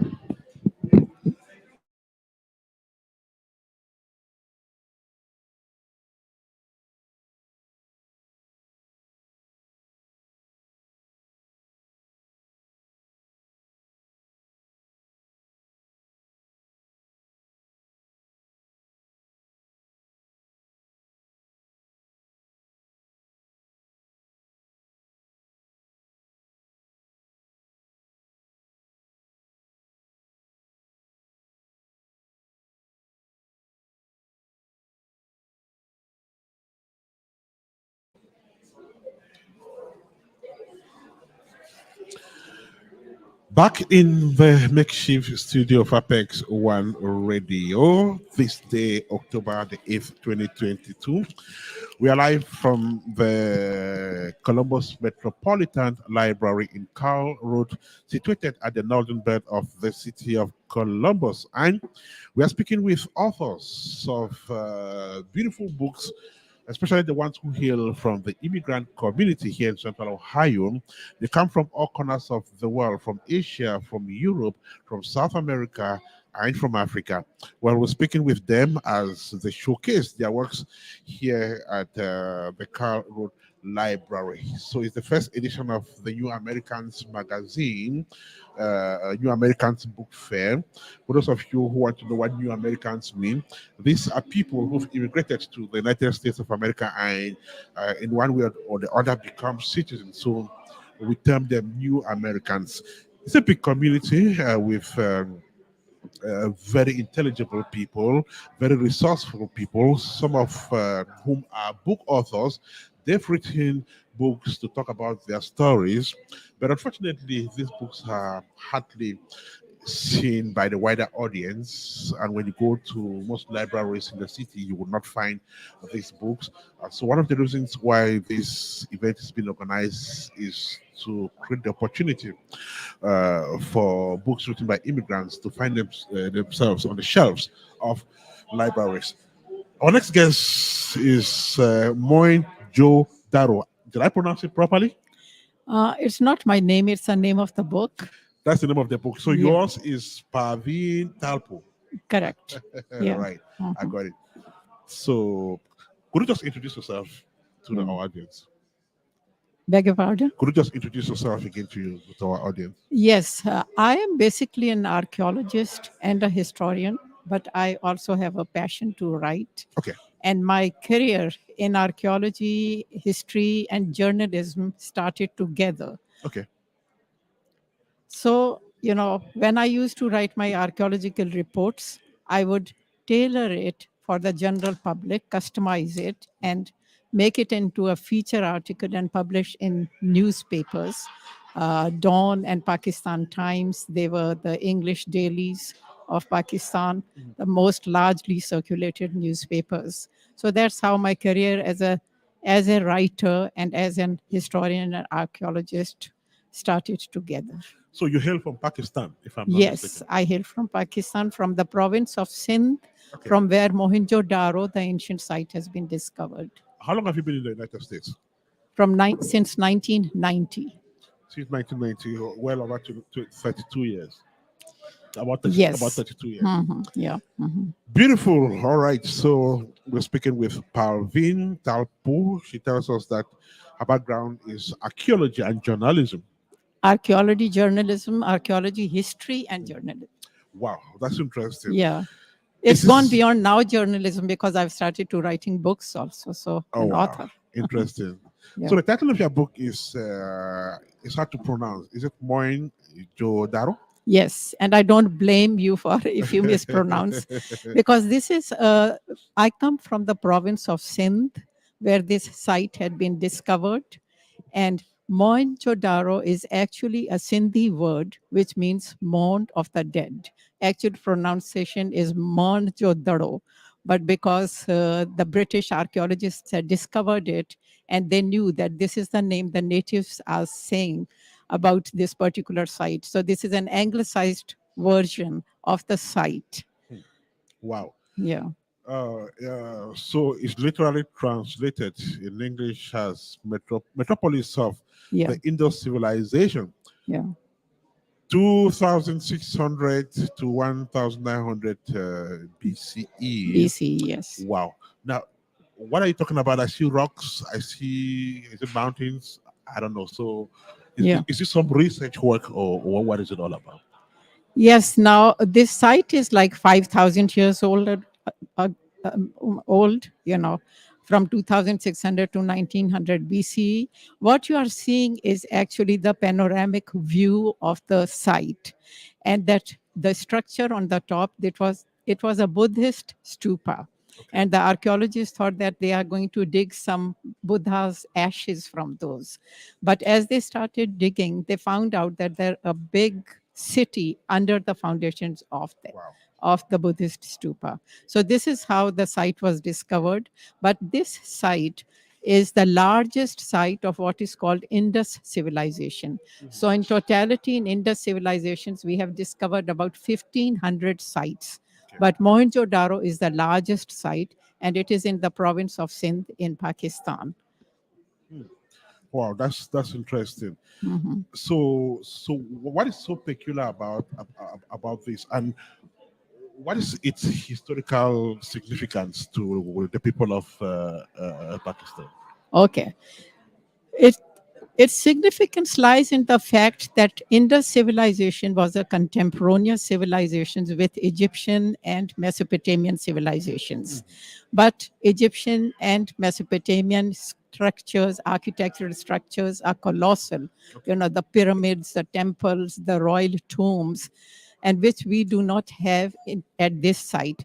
The reason is that although it was a contemporary of the great Egyptian and Mesopotamian civilizations, but it was not an empire or a kingdom like those places. It was an urban site. Right. So if anybody wants to understand the urbanization of civilization, and it's not only significant for Pakistan, but globally speaking, this was a site, it is like a snapshot of how the cities, the urbanization started in ancient times. First, of course, there were agrarian communities, but at one point they became the mercantile and, the communities which live in urban centers. So Mohenjo-daro is the largest city, and it is very well-planned city, although 5,000 years old. But you can see lot of structures, but not colossal structures of pyramids and, ziggurats and all these things, But a great example of a good city plan. It was built on a grid plan. It had, streets were crisscrossing each other at right angles, and there were drains that ran parallel to the streets. So I think the basic significance is that in Egypt and Mesopotamia, we see large structures because of very strong kingships. But here, this civilization did not mature to an empire. It could have, but it suddenly collapsed after living for 7 centuries. It collapsed. So it did not grow to empire, but it remained an urban center. Now, as a writer and archaeologist, you definitely do a lot of research. And as part of this process, take you to some of these places to have, a real life experience of these places. And tell me, are some of these ancient cities still existing? Yes, the ruins of these ancient cities, they still exist. And because it's in my own province, so I had been to it many times, So yes, they still exist. And it's not only Mohenjo-daro, there are a number of other sites also which belong to the same civilization. Now, the other significant thing that I must tell you is that, the many artifacts have been found in that, but mostly the female figurines, which are known as mother goddesses. And then the script, we have small little tablets, Sethite seals, which has a strange kind of a writing, they call it, but they are symbols and signs, and we have not yet deciphered the symbols. So there are pictures of some ancient inscriptions also in the book, if you would like to, see. Definitely. We are speaking about Mohenjo-daro. It's a book based on archaeology, written by an archaeologist and a journalist, a writer, and it talks about some ancient cities, and quite a beautiful book to read. How long did it take you to compile this document, Bobby? This book? Yes. Well, the book actually must have taken about maybe 1 year's time, but that is just that I started to write. But all this information, I think, must be for 20 years that, I had been researching. And then finally, when I did my research on the Indus seals, on these strange symbols to decipher them, that research was at Cornell University in upstate New York. So my archaeological reports were first published in Wisconsin archaeological papers in 1994. Right. But then I thought of writing a book. Actually, I was asked to write a book by one of the vice chancellors of Sindh University. And the idea was to write a book for the general public. So that idea was given to me in 2007. But when I got time, I wrote it, and this was published in 2014. So yes, the whole idea, which was brewing in, since many years, but it took about 2 years to write it because of the illustrations. It's by one of the well-known artists, photographs, the paintings that we have inside, and also because of the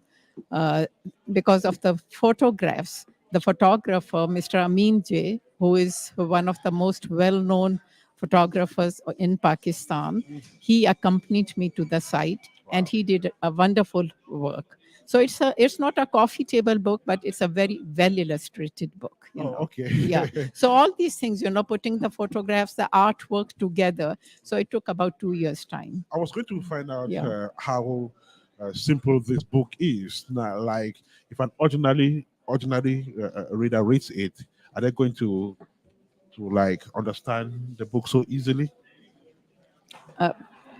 Now, if a lay reader reads this book, are they going to just understand it so easily? Like, if I read this book, Yeah. am I going to just grab it so easily? Is it Yes, easy to it is understand? easy. It is easy to understand and it is easy to read. And that was the whole purpose of the book. Because if you read an archaeological report by an archaeologist, because we write reports first. So that will be like very technical, that how the trenches are dug and, the artifacts are discovered from so and so trench. So this book is about the story of a city. And because being a writer in creative nonfiction, I have tried to write the story of a city. So I have tried to make it interesting and a simple way to tell the story so that everybody can understand this. So yes, it's very easy to read. How far has this book gone? Who has read it so far?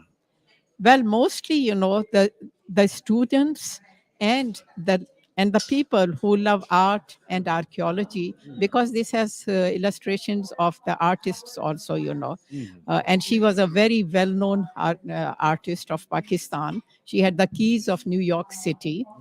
She was internationally known because of her paintings and because of the photographs that was done exclusively for this book. Many people from different walks of life, they have bought it. And those who are interested in history and culture of Pakistan. So it has sold a lot in South Asia, like India, Pakistan, even in Nepal, all these countries, in Sri Lanka. And the second country that has bought most is in United States because of my, my own network and because it's on Amazon. It is advertised on Amazon. So, yes. I guess this is not self-published. Yes, this gave me a chance because this was the time when self-publishing was becoming very popular, but it is under the banner of SIJ Books, which was New York-based book publishing company. But then you can, like write your manuscript and you give it to them, and they print it. Yeah. Okay, that's amazing. But the banner is of SIJ Books. SIJ Books, that's Yeah. amazing. And then I do see it shows pictures on here. Yeah. What message do you want to pass on to your audience or to people who will read the book? What message it would pass on to your audience or to Yes. like new people who are just coming across the book? Well, they will know that, like everybody knows about Egypt and Mesopotamia and even the old Chinese civilization. So when I was giving a talk here a little while ago, I asked from the audience before my talk, I said, how many people know about Mohenjo-Daro? And there were only about 3 or 4 people who are actually from Pakistan. They knew it, and nobody else knew it, But if you ask anybody about Egypt and Mesopotamia, so many people know it. So the message is that it is an introduction to a ancient civilization which is as old, in fact contemporary to Mesopotamia and Egypt, but it is less known. So here is a civilization. Its name is Indus civilization.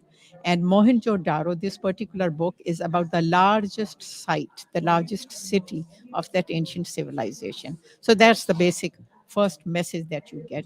And if you are curious to know about the ancient civilizations and you start reading book, you will know that, wow, such a big civilization. Okay, well, thank you so much Yeah. for coming to talk about your book. Hopefully, we'll find time and reach back to you so we can have more information. Is this book found on Amazon? Yes, it is on Amazon. But the printed version that you are showing, that is not available. It is out of print because all the books sold. So people will have to wait until I publish the second edition, but it is available on Kindle, which is much cheaper, much cheaper. So people can read it on Amazon. You can go to my author's page, Parveen Talpur, and you will find this book. And you can also find its companion book, which is on the Indus seals, my research that is specifically on the writing of what we discovered here and which is not deciphered. So there are 2 books. That is still available in print. That Okay. The message Thank has definitely gone across. Thank you so much for Thank joining you. us in this makeshift studio. And like I said, we'll get enough time in the future to talk about you and your book again. Thank you very much for having me. We just spoke to the author of Moinjo Daro, Pavin Talpu, who is one of the authors exhibiting here at the Car Road branch of the Columbus Metropolitan Library, just to indicate that the first edition of the New Americans Book Fair is ongoing, and we are receiving book authors here in our makeshift studio. The event is still ongoing. We're having citations by authors still going on, extracts from books being read to the public. So we're receiving our next guest. All right, so she's joining us as she hands over her book to us. We want to welcome Jasmine and Janice. Jasmine and Janice is our next book here on this platform. The Life Quest of a South Asian Woman. Jasmine and Janice, The Life Quest of a South Asian Woman. Najma Shamsi. Did I pronounce it correctly? Sorry, I can't hear you too clearly. Najma Okay. Shamsi. Najma Shamsi. That's right. Okay. All right. Could you just introduce yourself? Could you introduce yourself, please? Yes. Well, you know my name now, Najma Shamsi. My book is Jasmine and Journeys, and it started off by being a kind of a memoir for my children because I thought they should know their roots, where they've come from, why their parents immigrated to America, and what made them into brown Americans. So I started writing this book, but it's a story of immigration and many journeys. So my friends told me that it has to be put in the form of a book so that more people can read it and learn from it. Now it's a... Thank you. Check right ahead. All right, is it better now? Check right ahead. Okay. So it's the political, cultural, and social history of my part of the world, which is South Asia. I was born in India. I was taken to Pakistan when I was a toddler. My parents migrated to Pakistan. This was at the end of the British colonial rule in 1947, when the continent of India got divided into Pakistan and India. So I went to Pakistan. I grew up there. It was a country of great promise. Then I went to live in what was then East Pakistan. Then the Civil War broke out over there in 1971 because that part of the country wanted to separate from the rest of the country. So we had to escape with our lives. We had a very traumatic experience there. We went through a very bad time. We almost got killed. We escaped from there and we came to West Pakistan, where we lived for many years. And then things there became bad because the Afghan war started and Pakistan became the battleground for a proxy war between America and Russia. So Pakistan was So Pakistan had to face the spillover from that war. So there was a lot of trauma at that time. And so this book records that history, that story. So it's a political cultural saga that is seen through the eyes of a family, my family and myself. So it's a story of many journeys, many generations. Thank you. And is this your first book? It is my first book, yes. That's amazing. Will this be of the first of many? Are there more to come? Yes, I'm in the process now of 2 books. I write a blog. It's at www.najmashamsi.com. And I write on social, political, and cultural issues, both in America and back home in Pakistan. And my second book is going to be a children's stories. Oh. Because we have a tradition of oral storytelling. Yeah. So as a baby, I grew up with many stories from my grandmother. So I'm putting them those together in English to be distributed over here as well, so that they know the tales of that in Asia. That's amazing. That could be like a journey for them. Yes. Chetta, what's your writing process like? Um, that's you see, you read something or you hear something and it strikes you. Yeah. And you have your own opinion about it. I'm basically a commentator on social and political affairs from my own perspective. So it's not fiction. I did a lot of research for this book, so I'm interested in history. Yeah. I'm interested in politics. And for instance, my one of my blogs is about all that's happened in the US in the last 2 years. So a thought germinates in your mind. You keep thinking about it, you read up on it, you try to find more about it, and then you want to express your own opinion to the rest of the world. Because you've got something to say, something to convey, and that's what you want to do. Yeah, and I believe that you just mentioned that it's not just about writing the book; it's about doing the research too. Why do you think it's important to do research? Because you need to get your facts right. Writing like this, which you want other people to read, should not be just opinion. Yeah. It should be facts based. You can give your opinion, but your opinion should be based on reality. In fact, you can't make up things. So a lot of research is necessary before you express an opinion which can be relied on and believed. That's amazing. Tell us just a little bit about this, about your husband. I see that you wrote this. I think it's dedicated to him, and you just try to put him in it so that people can know. And I'm so sorry for your loss. But what was it like for you? How did you deal with that loss? Well, I wrote this book in 2016. My Okay. husband was perfectly well at that time. I'm sorry, in 2015. My husband was perfectly well at that time. I had just retired from work.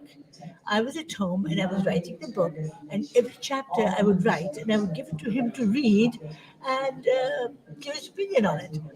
And I finished the book at the end of 2015. In 2016, suddenly we discovered that he was not well. Oh. He had pancreatic cancer.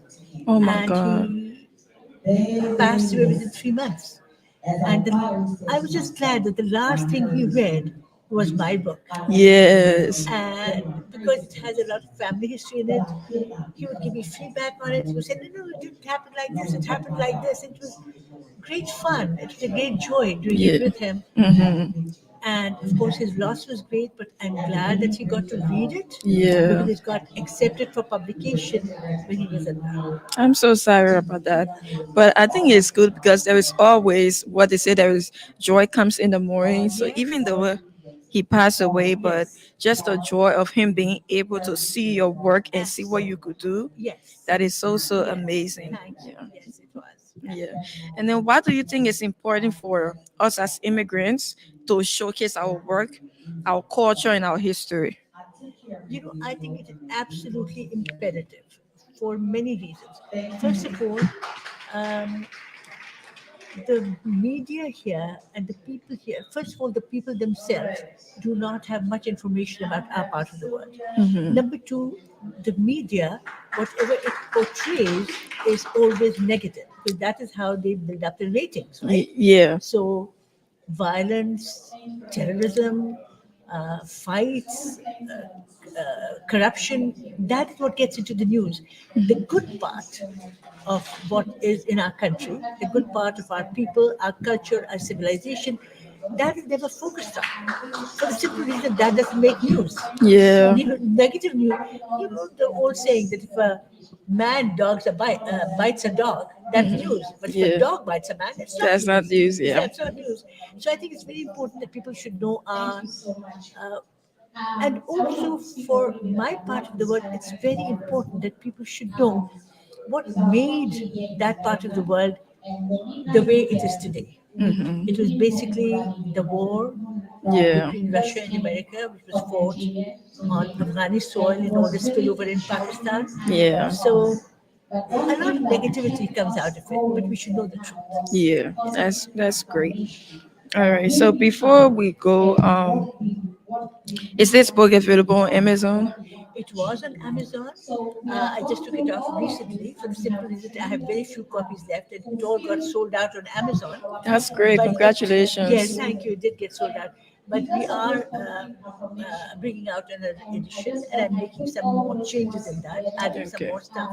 Because this ends when I leave America and come to leave Canada and come to America. That other part is going to be added in 6 years that I have been here in America. Wow. So the last 6 years will be added to it. And the next edition will be out in the next couple of months, and it will be on Amazon. All right. Thank you so much for talking to us. I wish you all the best. Thank you. That's been very nice. Thank Yeah, you. and then we'll meet around to talk more about the book and other things. We hope to have you in the at our station one day. All right. So That's yeah. very nice. I love that. Thank you so much. Thank you. Okay. All right. All right. Have a good one. Bye-bye. Thank you so much, Najma. Najma, for that Okay. All right. beautiful conversation there with Grace. Hopefully, we'll be having you back on this platform in the future. Thank you. I'd love that. I All really right. appreciate it. And so this is Apex One Radio. We are gradually but steadily moving to the end of this first edition of the New Americans Book Fair taking place here at the Car Road branch of the Columbus Metropolitan Library. And it's been a wonderful day. We've been speaking with people. We're going to speak with more people, especially the manager of the library, who will come up at some point to tell us about his feelings. To have had this event happen Thank you so much. You're welcome. in the library. All right, let's have some music while we plan to have our next guest here.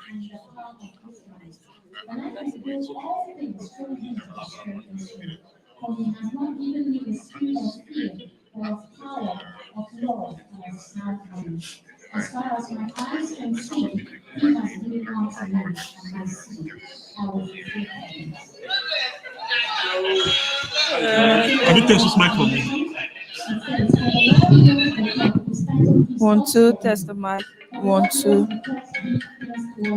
1 2 test the mic. 1 2 1 2 test the mic. 1 2 1 2 test the mic.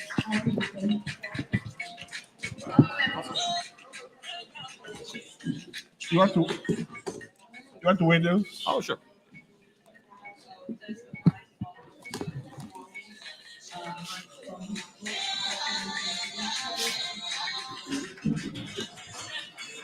Can you hear me? I can hear you. Yep. Okay. Can you hear the music playing? Yeah. Okay. They're playing loud. It is loud. Yep. Oh.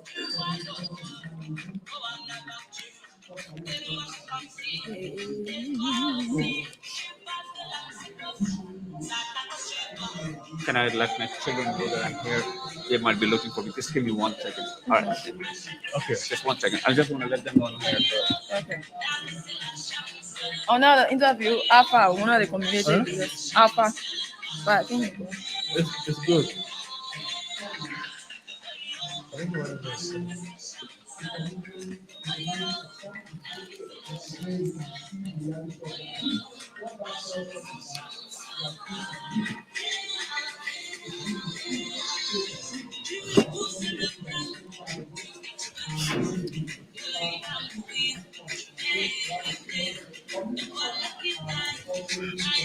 It's very loud. The music is very loud. yeah, he's gonna lower it because it's too loud. How long you been doing this? Hmm? How long you been doing this? Since 2015. Okay. Do you like it?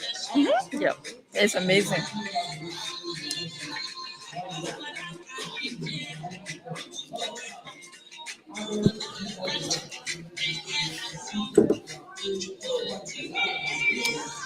Beautiful piece of music there by Cameroonian artist. We have got the time to 18 minutes past 4 here in the makeshift studio of Apex One Radio, located at the Carl Road branch of the Columbus Metropolitan Library. Our makeshift studio is just a couple of hours old. We're broadcasting from the library today on Apex One Radio, just to indicate that we are covering the first edition of the New Americans Book Fair, which is happening right here today, October the 8th, 2022. And this event came with, a lot of things, a lot of good things accompanying it, including this very special edition of the New Americans magazine that focuses on this event that is ongoing. It's titled New Americans Book Fair Edition. It's published in 1, 2, 3, 4, 5, 6, 16 pages. Glossy, beautiful pictures, very colorful. On page 6 of that magazine, you can see the team that put this package together, led by Beltha, Obayuwana. We have Taiwo, Keith, Ernest, Eyobong, Ram, Deba, Maria, and these great people who came together to make sure that this event turns out to be a successful one.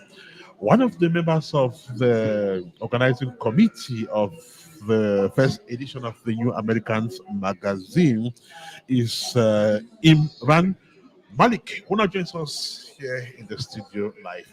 How are you today, Malik? Welcome. Thank you for having me here today. It's a pleasure to be part of such a historic moment in our Columbus, Ohio Metropolitan Library. We are definitely writing the history today by having the first of its kind of first American book fair, which is very pertaining to the New American community of Central Ohio. And our hopes are that as time progresses, we will have this annual event, and it's going to grow as we find the momentum here. And you're here today in the capacity of one of the members of the organizing committee of this event. Can you tell us exactly what role you played in that committee? Yes, so definitely part of the commission's goal or the committee's goal was to bring the volunteers. And we definitely not only want to bring the volunteers who are adults, but we want to bring volunteers who are young adults. And these are the ambassadors of future. And these are going to be our mayors, our decision maker, our policy maker. So we definitely want to have an early exposure for our youth, by having their engagement and participation in events like these, where it's not only about representing diversity, but it's also about representing culturalism and also opportunities for our next generation, so they can become easily assimilated into the American fabric that we all call home, especially in Central Ohio. So yeah, the mission was definitely what to do and how to do the event. It is the first of its kind. We're doing it here, and what all we are probably going to navigate through. So one of the aspects was, hey, why don't we bring the colorfulness of our youth diversity into the picture, right? And through their support, we were able to successfully pull this event today. And as you can see, there were at least about 14 different events from 4 or 5 different ethnicities: Turkish, Indian, Bangladeshi, Pakistani, and Arab as well. So we have multiple diversity, not only in the authors and also in the programming, but also in our youth volunteerism as well. And as you mentioned, you brought in some youths to help with this event. What exactly have they been doing? I'm sorry. Yeah, so you brought in some youths to volunteer for this event. What exactly have they been doing? And they have been helping out from pretty much everything from setting up the table, getting the refreshments, getting the the material distributed, helping the authors and the vendors to kind of put their tables together, mantling and dismantling the tables, doing all kind of logistical work for the authors, and also interacting and ushering the people who are coming here and asking about what the specifics of the events are. Right. So they have been great help today, and I think without their participation, we would have definitely had missed out on a lot of this great opportunity opportunity to show our support from the youth, muscles, as well as their engagement. So I think overall they had helped us tremendously throughout the day to kind of make this event very engaging and also very colorful in many aspects. So, as a community leader, what is your perspective on volunteering? Volunteerism is very much the American muscle, I would say. I've been in this country for the last 26 years, and all I've seen is people, go out of their way, of their comfort zone, and they help out in the community development. And when people volunteer, they are able to exactly pulse check the nature of the community and also where the help is needed. So I think volunteerism is very much encouraged in all faith communities and cultural communities around Central Ohio, and I'm sure that's the same replica all over America.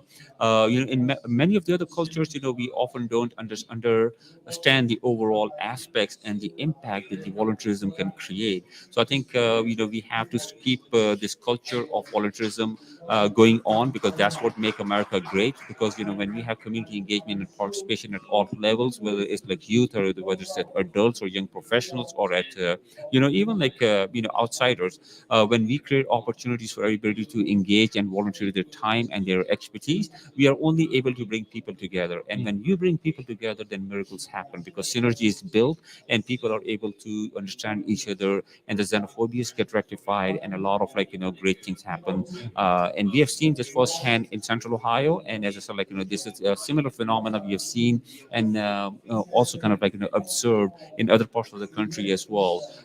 And we just want to continue doing this, because volunteerism is what drives our communities together. So we are currently at the Carl Road branch of the Columbus Metropolitan Library, where this event is taking place.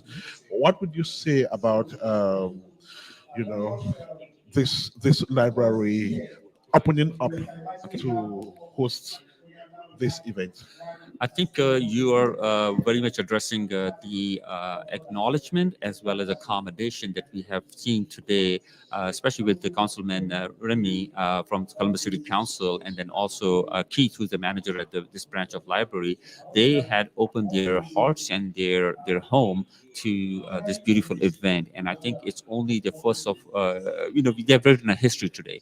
It's the first of its kind of event happening in Columbus, and I'm sure as the news kind of travels all over Midwest, there'll be other cities and other townships and other communities who will be willing to have a replica of this event repeated. My hopes are, and as discussed with the councilman as well as the other organization committee members, and including Deba, who is actually the president of the New American Magazine, we are hoping that next year's event is going to be even larger, and we'll have more participation from the authors and cultural representation. Plus, we are looking to bring communities from all over Ohio to Columbus, and I think that will only be an enriching factor, and we are hoping that it will continue on with future years of strengthening momentum. All right. I see the volunteers have done amazing work here. So for somebody who may be watching and be inspired and they decided, oh, I want to volunteer, how can they be part of this team? Excellent.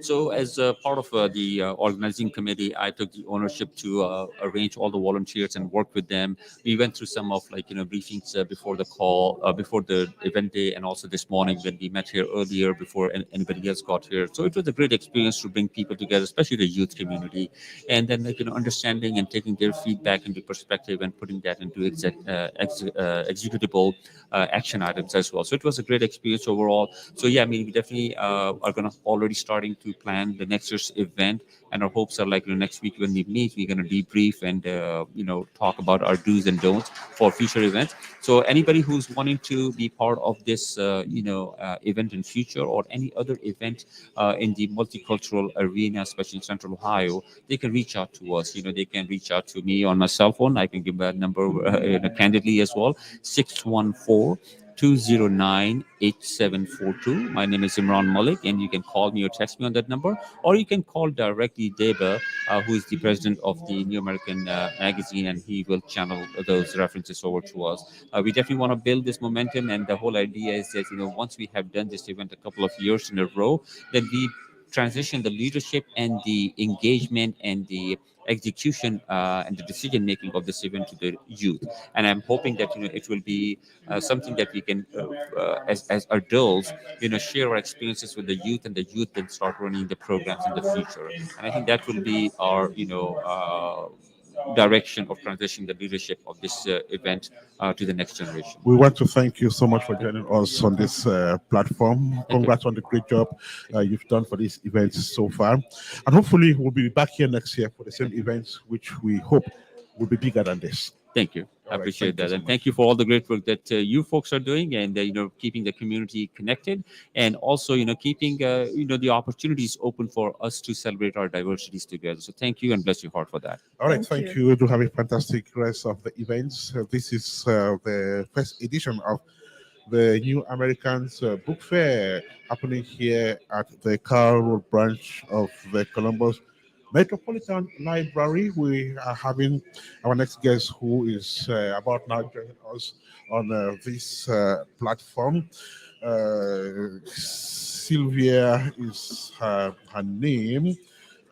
Sylvia is author of a religious book, Fulfilling Purpose. Sylvia, can you just move to the next microphone?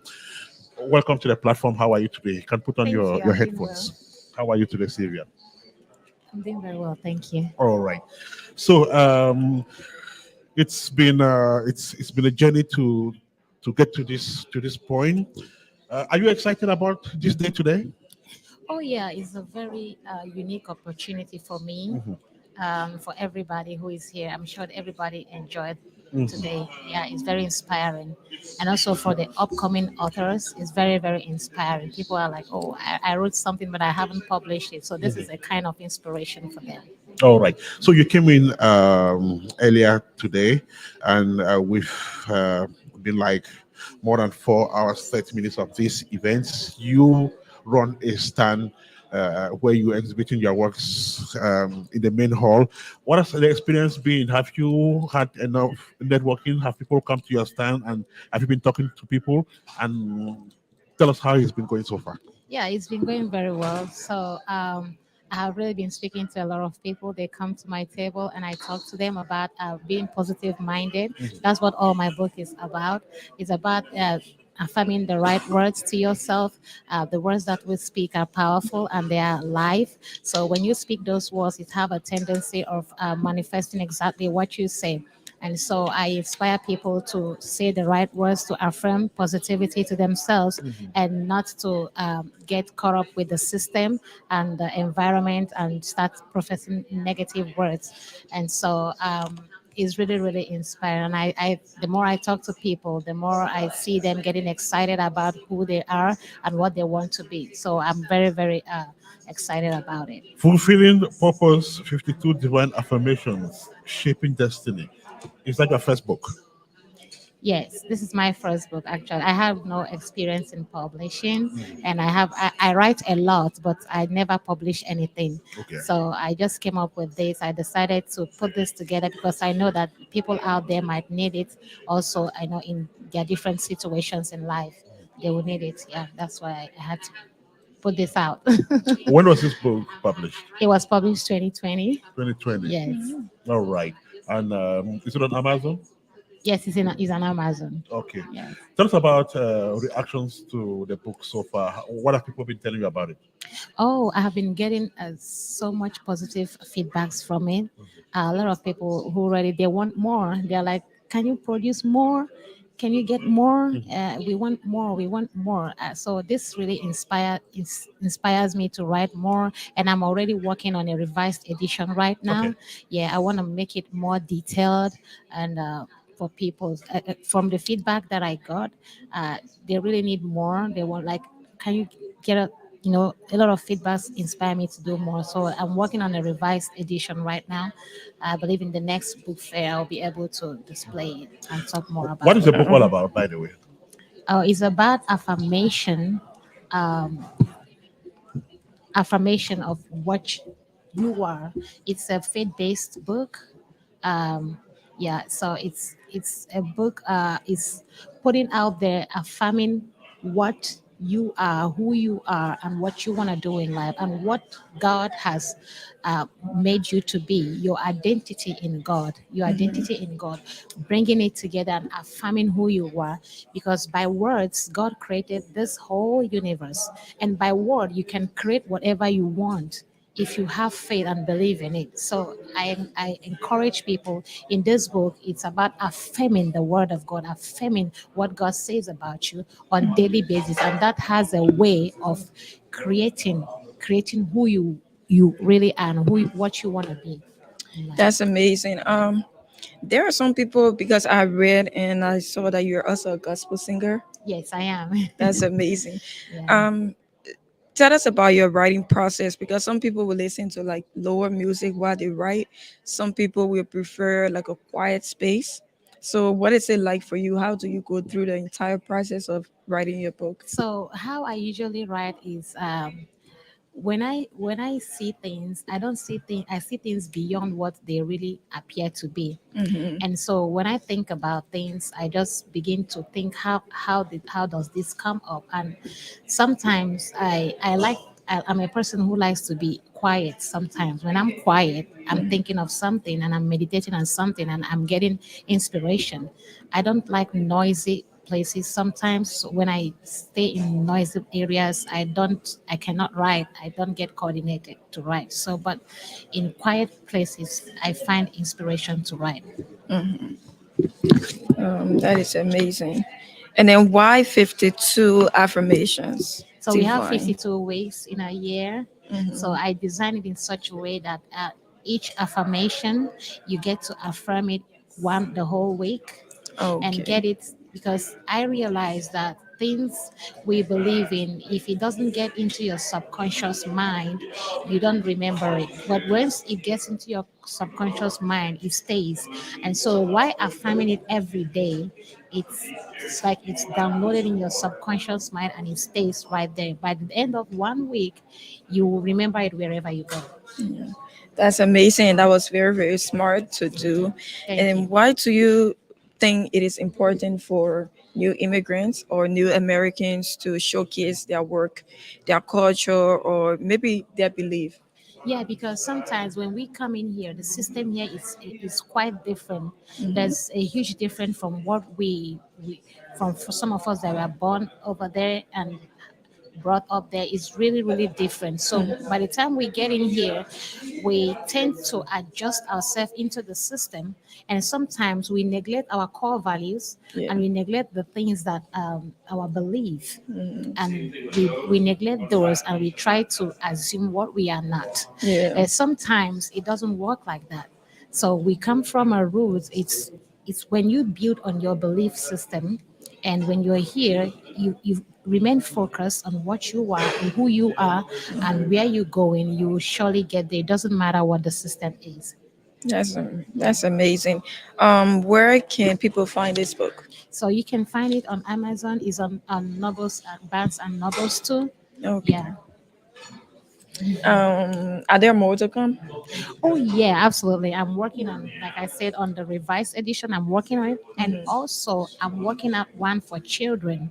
Oh, amazing. Yeah, I'm trying to put together one for children also, and I believe by the end of next year that will come out. Great. Before we leave, we mentioned briefly about your music. So let's Yes. talk about it. Tell us a little So about it. my hobby is singing. I love to sing, and I am in a worship minister. I love to worship. I can worship all day long. It inspires me a lot. So I actually did one song back home in Nigeria in my dialect.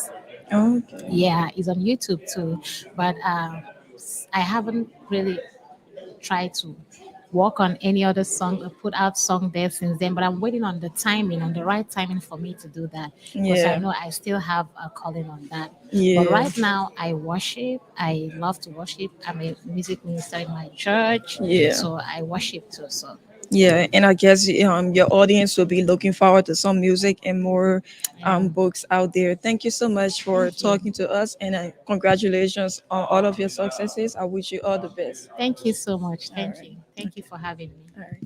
All right, this is it. We are here live at Apex One Radios online, and we are at the New Americans Book Fair right here at the Columbus Metropolitan Library.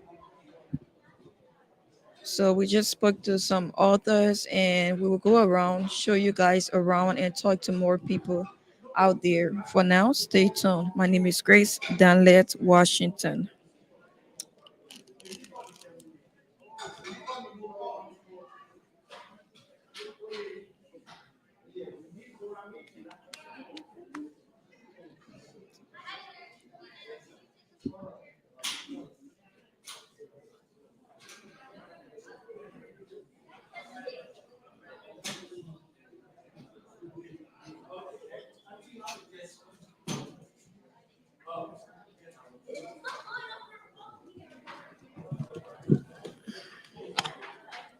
All right, this is Apex One Radio. Thank you for staying with us. It's quite hectic here at the Carl Road branch of the Columbus Metropolitan Library. A very busy day, of course, with scores of authors who have turned out here today.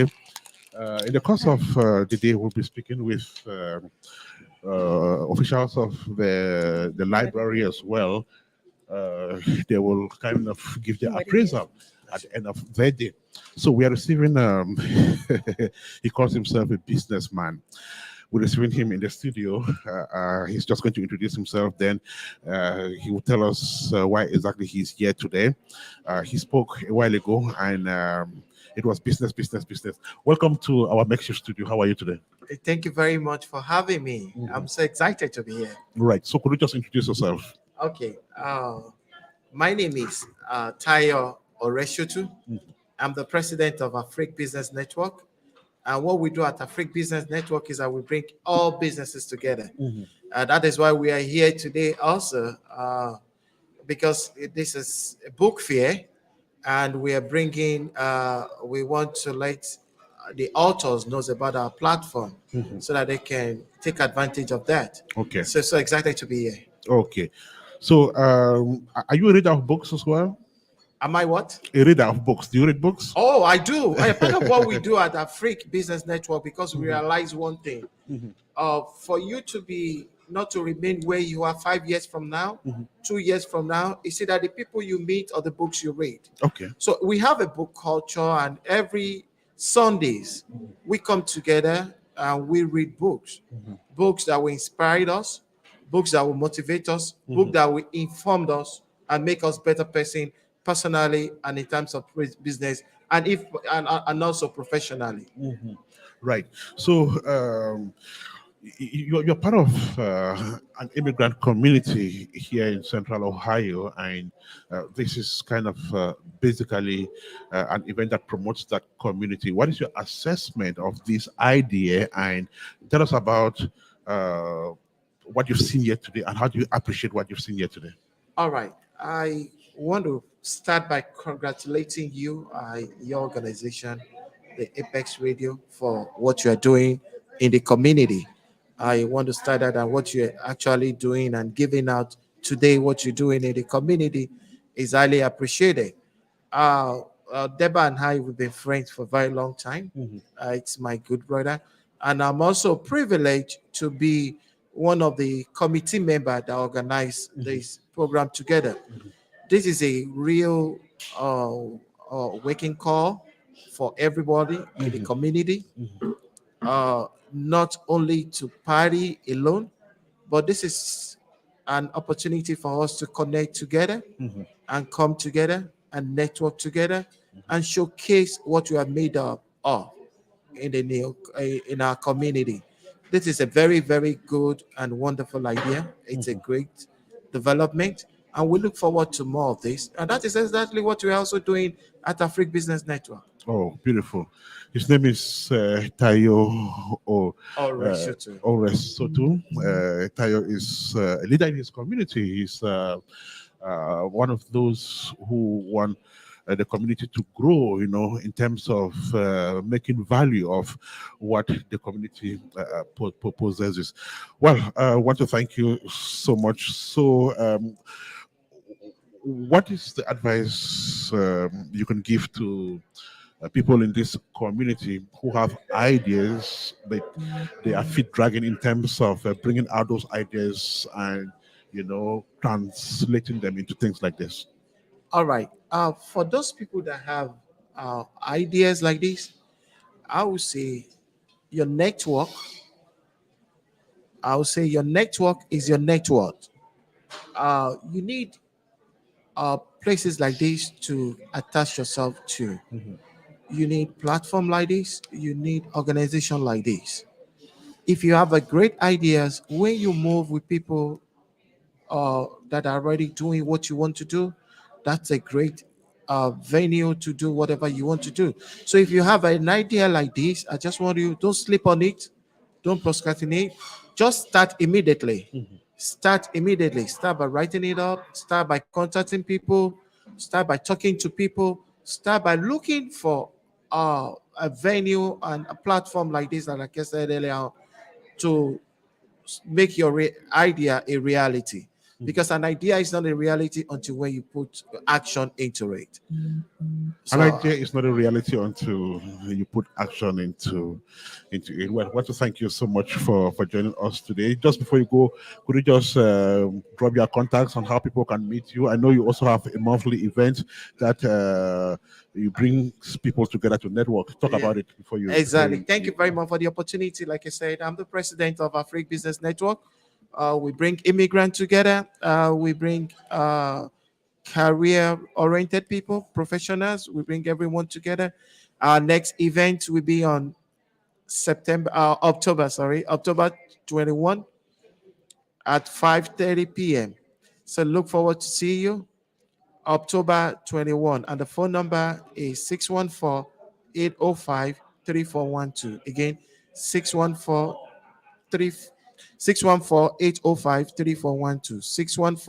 614-805-3412. And you can also reach us on every platform. We're on Twitter, we're on Facebook, we're on Instagram, and we're on the web, afriquebusinessnetwork.com. afriquebusinessnetwork.com. Thank you very much. Thank you for talking to us, and have a great one. Thank you. All right, this is Apex One Radio. We are here at the New Americans Book Fair.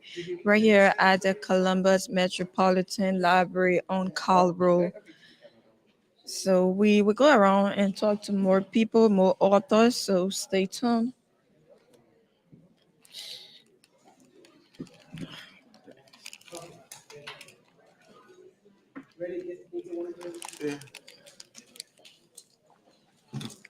All right, so thank you so much, Taiwo, and do have a fantastic rest of the event. Enjoy yourself, and hopefully you'll be back on this platform not too long from now. I will, surely. And so the show continues here. Emmanuel P. has just made his entry into this very sumptuous place. And Emmanuel will probably just say where. I know it's impromptu. The manager? Yes, so get the manager. The manager will be joining us very soon, so we can talk about this event since we're about to run off. Yes, Emmanuel, you're going to join us. Talk to the manager. JC is also here. It's a whole big family. JC has been here as well. Okon was here earlier on in the day. He checked out for yet another event, but that's how it's been here at the Carl Road branch of the Columbus Metropolitan Library. Emmanuel, welcome to this platform. Thank you. Thanks for having me. You probably want to use that mic. Thank you, Ernest. Thanks for having me. Okay, I know you were out of town. You just checked in. So, what trip was that?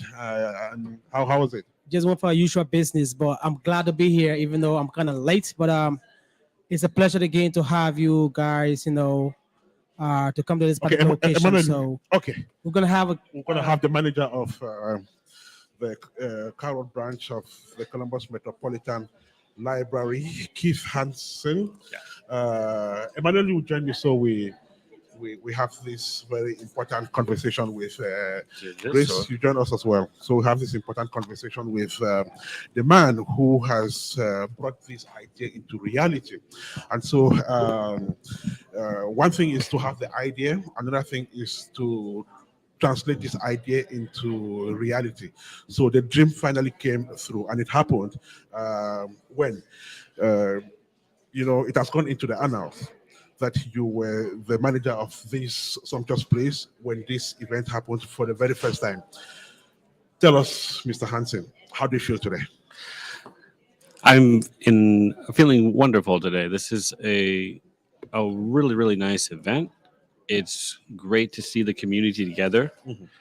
It's great to feel welcomed and a part of something that is just an incredible group of writers and great energy, positivity. And this is a part of the library. The library is to be a space in the community to come and meet and learn and read and connect and have fun.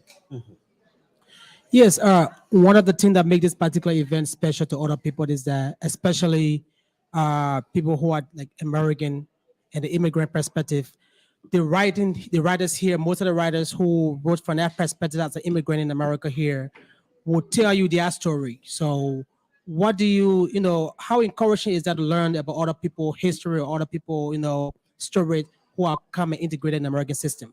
Oh, it's incredibly important, and it's something that I work to encourage in suggestions and just keeping an open mind.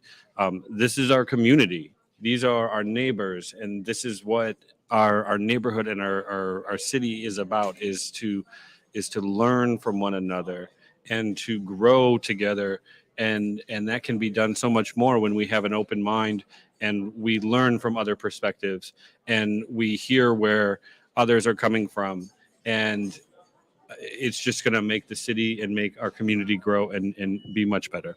And also the location of this library, I know as you can see, is in a diverse sector of the city of Columbus. And then I know you have a lot of people that come in here. So who are some of your largest number of people that the library service here in Columbus? Sure. So the Northland area is very unique to Columbus. It's one of the they have some of the oldest subdivisions. The homes and the developments you see around here, they're dating back into the 50s, and there's a lot of families. There's a lot of history here where there are families who are still either this is their first house, they bought it back then. So we have a lot of older long-time residents. We also have, some of their children that are here. But then also we have the new Americans that are here. And that has really, really, I think it's put a shot of positivity. And it really, really makes the Northland area unique in its diversity. Our customers are from all area. At one point, I believe, in the previous building before this new building, we were having a program called Reading Buddies, where the students come and they practice their reading so that they can learn better comprehension.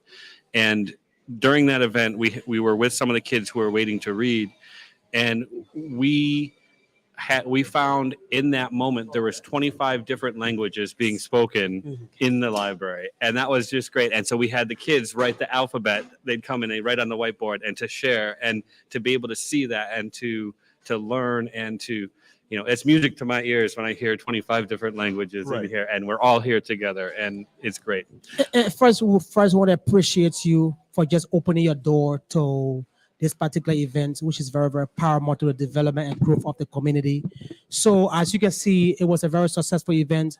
And what is your hope for the future in the partnership with the New American Book Fair, and also your goal as a manager for this particular location? Great question. I hope that the books that the people have come here today and they've been able to find some books that they individually will enjoy. I hope they tell their friends that they can come to the library, and about the event here, they can come to the library and get books that are from New Americans that were represented today, or that we have in our collection, and they will explore and learn more. So that's what I mainly hope, is that Greater Columbus and everyone comes in to pick up books and pick up books that are new to them. I would love to see this continue every year or something. It would be wonderful for it to be, authors, artists, music, food. Of course, I want food. Yes, diversity, yeah. And fashion, just Cuisine. a celebration of what makes Columbus wonderful with our new American and immigrant population. A celebration of what makes Columbus a very diverse city.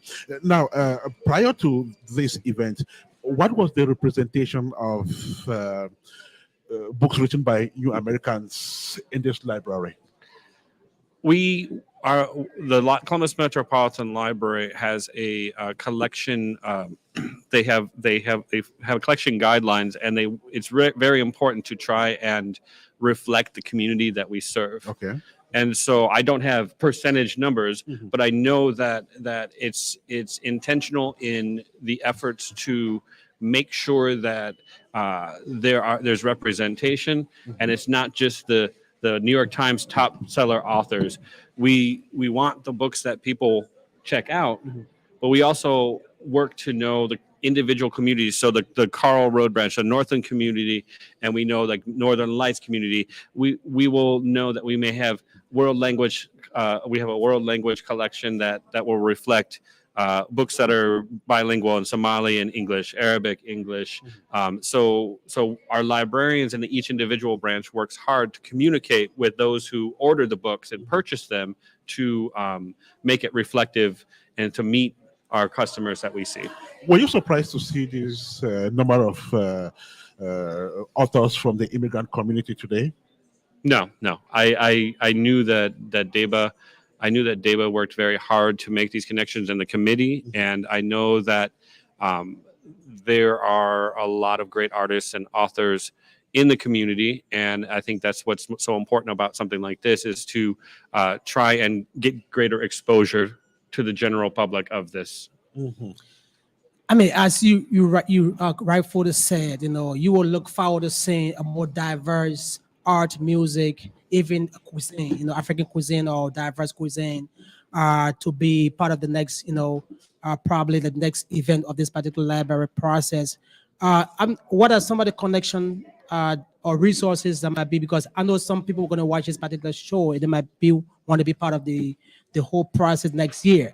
So, what are some resources or what are some let's say connection they can look forward to coming back here with the arts and music, or what kind of music you want to see, and what kind of what kind of art you want to see? Oh, I mean, I haven't thought that you put me on the spot. I haven't thought that way through. I think just making connections throughout the year, connect with Deba's group, connect with some of the organizations that were here, ETSS, the Nigerian diaspora, like connect with those organizations so that you can have that dialogue that's ongoing, so when those opportunities arise. But in terms of next year, that's a long ways off, and we'll see how things go. Right. Just before you go away, and just before you tell us a little bit about this particular branch of the Columbus Metropolitan Library, what is your general appreciation of what you saw here today? How would you evaluate this first edition of the New Americans Book Fair? Oh, I think it was a great selection, a variety of topics. I loved when we saw the youth authors here. I felt that the speakers were thought-provoking and intelligent, and it was wonderful. I think the turnout was nice to see those in the community that we work together with. But I know that we saw many that came here because they heard from promotions. They read it in the newspaper.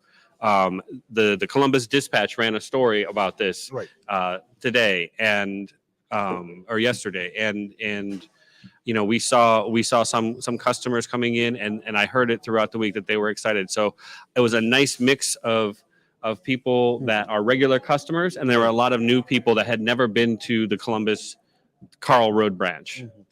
Well, I just have this one interesting question for you. this library is pretty new. I'm talking about This the building. new structure was inaugurated, I think, September of last year. Yes. So, what has been the have you noticed anything new with the coming of this new structure? Has the influx been, higher than the one you had before? What is so unique about this particular branch? I think this is unique in a few things. First, foremost, we have these three spaces right here. This whole area that we are currently located in. This was not in the old building. We had one small room like that, and we had to do 5, 6, 7 different types of programs in there. So it was not available often to do an event like this. So to be able to have this open to the community, and it doesn't have to just be a library thing. This is open and free to the public. We have groups that come and meet here on a regular basis, weekly basis, monthly basis. So if you have any type of group, we have an Afghani knitting group that meets here. We have different study groups that meet here. So I know that we have African veterans that meet here on a regular basis. So this is an area that you can get a free space, safe space, technology. So this is great. So that has changed. We're bringing more community in for events.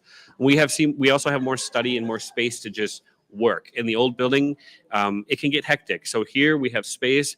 We have the programs and kids activities down there. We have space upstairs for study, for quiet study. So a lot more space brings a lot more, people are finding their areas to study all throughout the day. And I must say, looking at the location, the scenery here in the library, you are doing a pretty good job. And on behalf of, the Apex One team, I know like this is your first time on Apex One Radio. We hope to talk to you in the future, and we highly appreciate your accommodation here, and we look forward to working with you in the future as times move on. So I appreciate it. It's always nice to see you. Wonderful. Thank you so much. And congrats on this achievement. Yes. Thank you. Great one. Right. This is Apex One Radio. We are broadcasting live from the United States of America. We are doing the last minutes of this special broadcast. We are just sampling opinions on this broadcast. In just a couple of minutes, we'll be running off. Joining us is one of the staff here. Nicole is her name. Could you just introduce yourself better? Yeah. My name is Nicole. I'm the Youth Services Manager here at the Carl Road Library. Okay. So, did you say manager? Yes, the Youth Services Manager. Youth Services. Okay. Yeah. Youth Services. Tell us about what you do, with the youth services here. Yeah, so me and my team, we do programs for kids ages 0 all the way up to teenagers, so 18 years old. We do story times, baby lap times. We have a reading buddies program where kids can practice reading.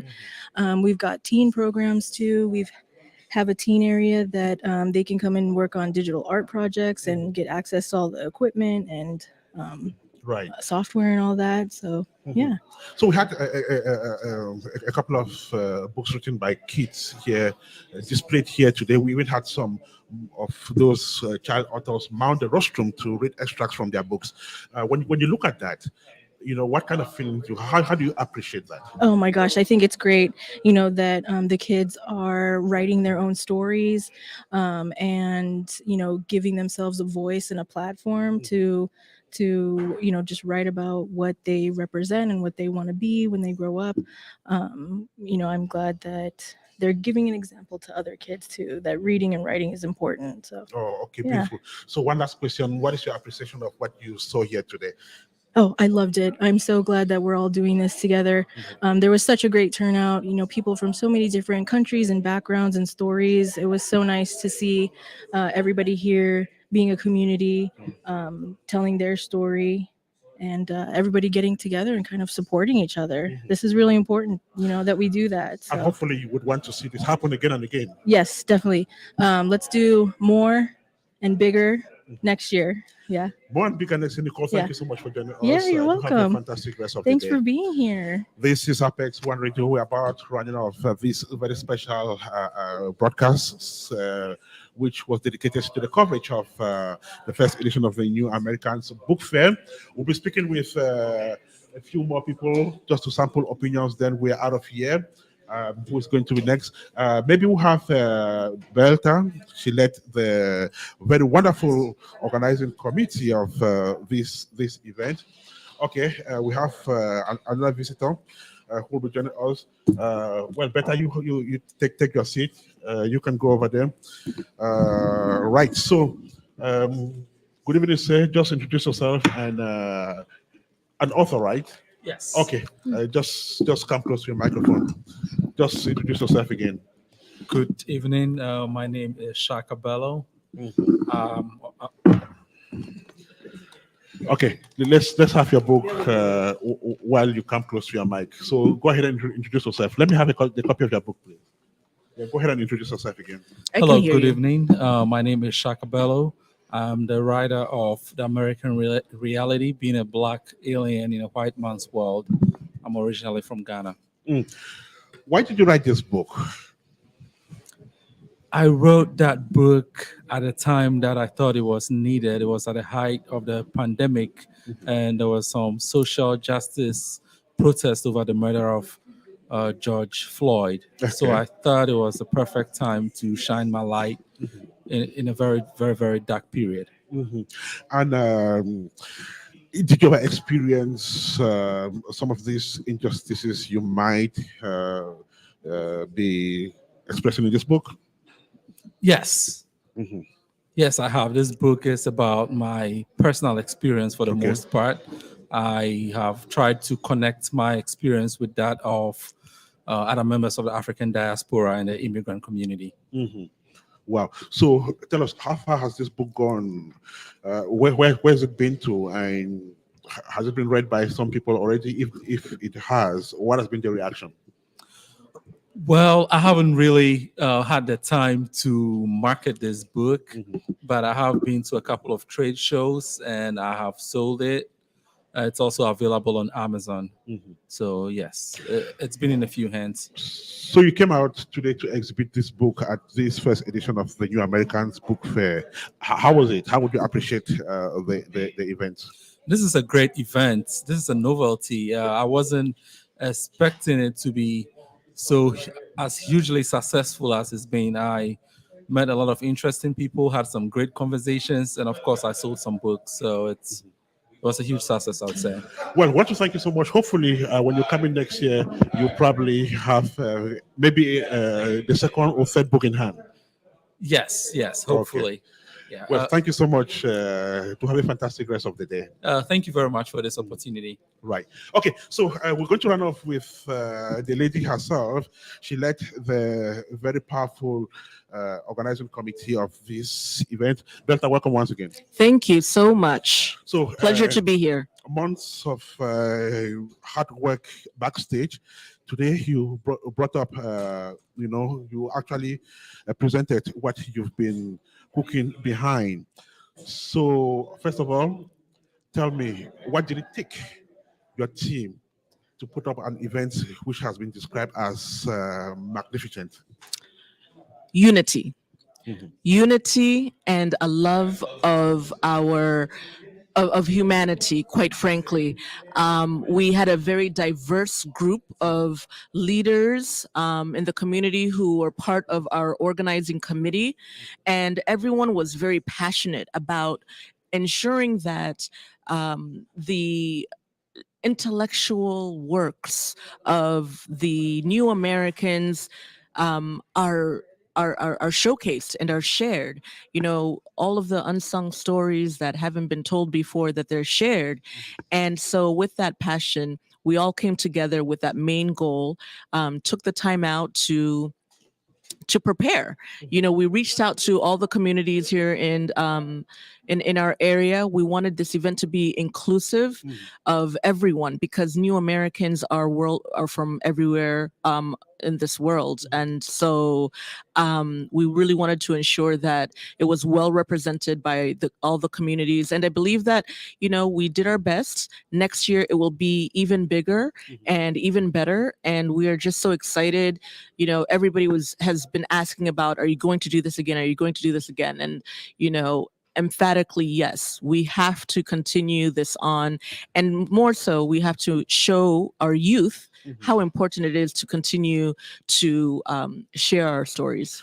From the perspective of a member of the organizing committee, and from the perspective of someone who wanted this event to succeed, when you look at the faces of the people who came here today across the board, what did you see? Oh, it was it was so exciting. The fact that we had people zooming in from the UK, we had people all the way from California. It was just incredible to see different faces that I've never seen before, and some familiar faces. So, like I said, next year is going to be even better, even bigger, and even more just wonderful. And I'm just so very proud of our team, and I'm so proud of the community for coming out, because really without their participation, it would just be the authors and the organizers in the room. It was really well attended, and I'm just so appreciative of Columbus. Columbus really came through today. Maybe you have one last word for everybody, especially the sponsors, the Columbus Metropolitan Library, and those who actually made this dream a reality. Oh my goodness. Obviously without them, we could not have achieved the reach and the and we just could not have succeeded in the way that we did, in terms of participation, in terms of excitement, and again, far reach for authors to know this event was happening and to participate. So, we have to thank obviously our hosts here, the Columbus Metropolitan Library, particularly the Carl Road Library, and of course everybody else, including ETSS. I know I'm missing a few folks, but I have to say we appreciate them all. Really, really, really wonderful. Thank you so much for live streaming this event. Hopefully for those who aren't able to make it today, can watch this recording and make sure that you come next year. Okay, Beltha, thank you so much. We'll definitely be here next year, and congrats on the great job you did as the main person in the organizing committee. We're going to round off this special broadcast, standing.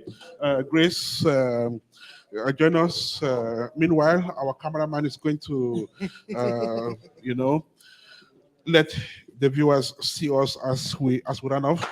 Maybe we'll invite Taiwo and Deba to join us as well as we run off. It's been months of hard work, especially behind the scenes, with a great team, putting everything together. The sponsors did their own, part. The Columbus Metropolitan Library made this dream a reality for offering this space. Scores of book writers came out. Visitors were here aplenty, and it was a fantastic day here at the Carl Road branch of the Columbus Metropolitan Library. A wonderful Apex One radio team as well, made up of Emmanuel Peye. There was Grace, who was here as well. We had talent behind the cameras, and of course, it's gone down in the annals as a wonderful achievement for the immigrant community. The first edition of the New Americans Book Fair has just happened, and it's been a very successful event. So history has been created here today in Columbus. Hopefully, more of such beautiful events will happen, subsequently. So thank you, everybody. And thank you so much. On behalf of the organizing team, I want to say thank you so much. And thank you so much. May God bless everyone out there. Thank you. Bye. Bye, guys. See you next year. Fantastic event. Thanks, everybody. We out of here today, and may God bless you. Bye for now. Well done. Ernest, well done. Thank you. Grace, Emmanuel.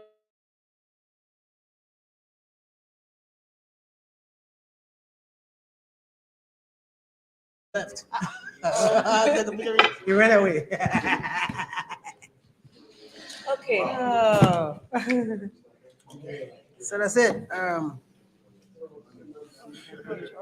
Yes, sir, Rebecca. Yeah.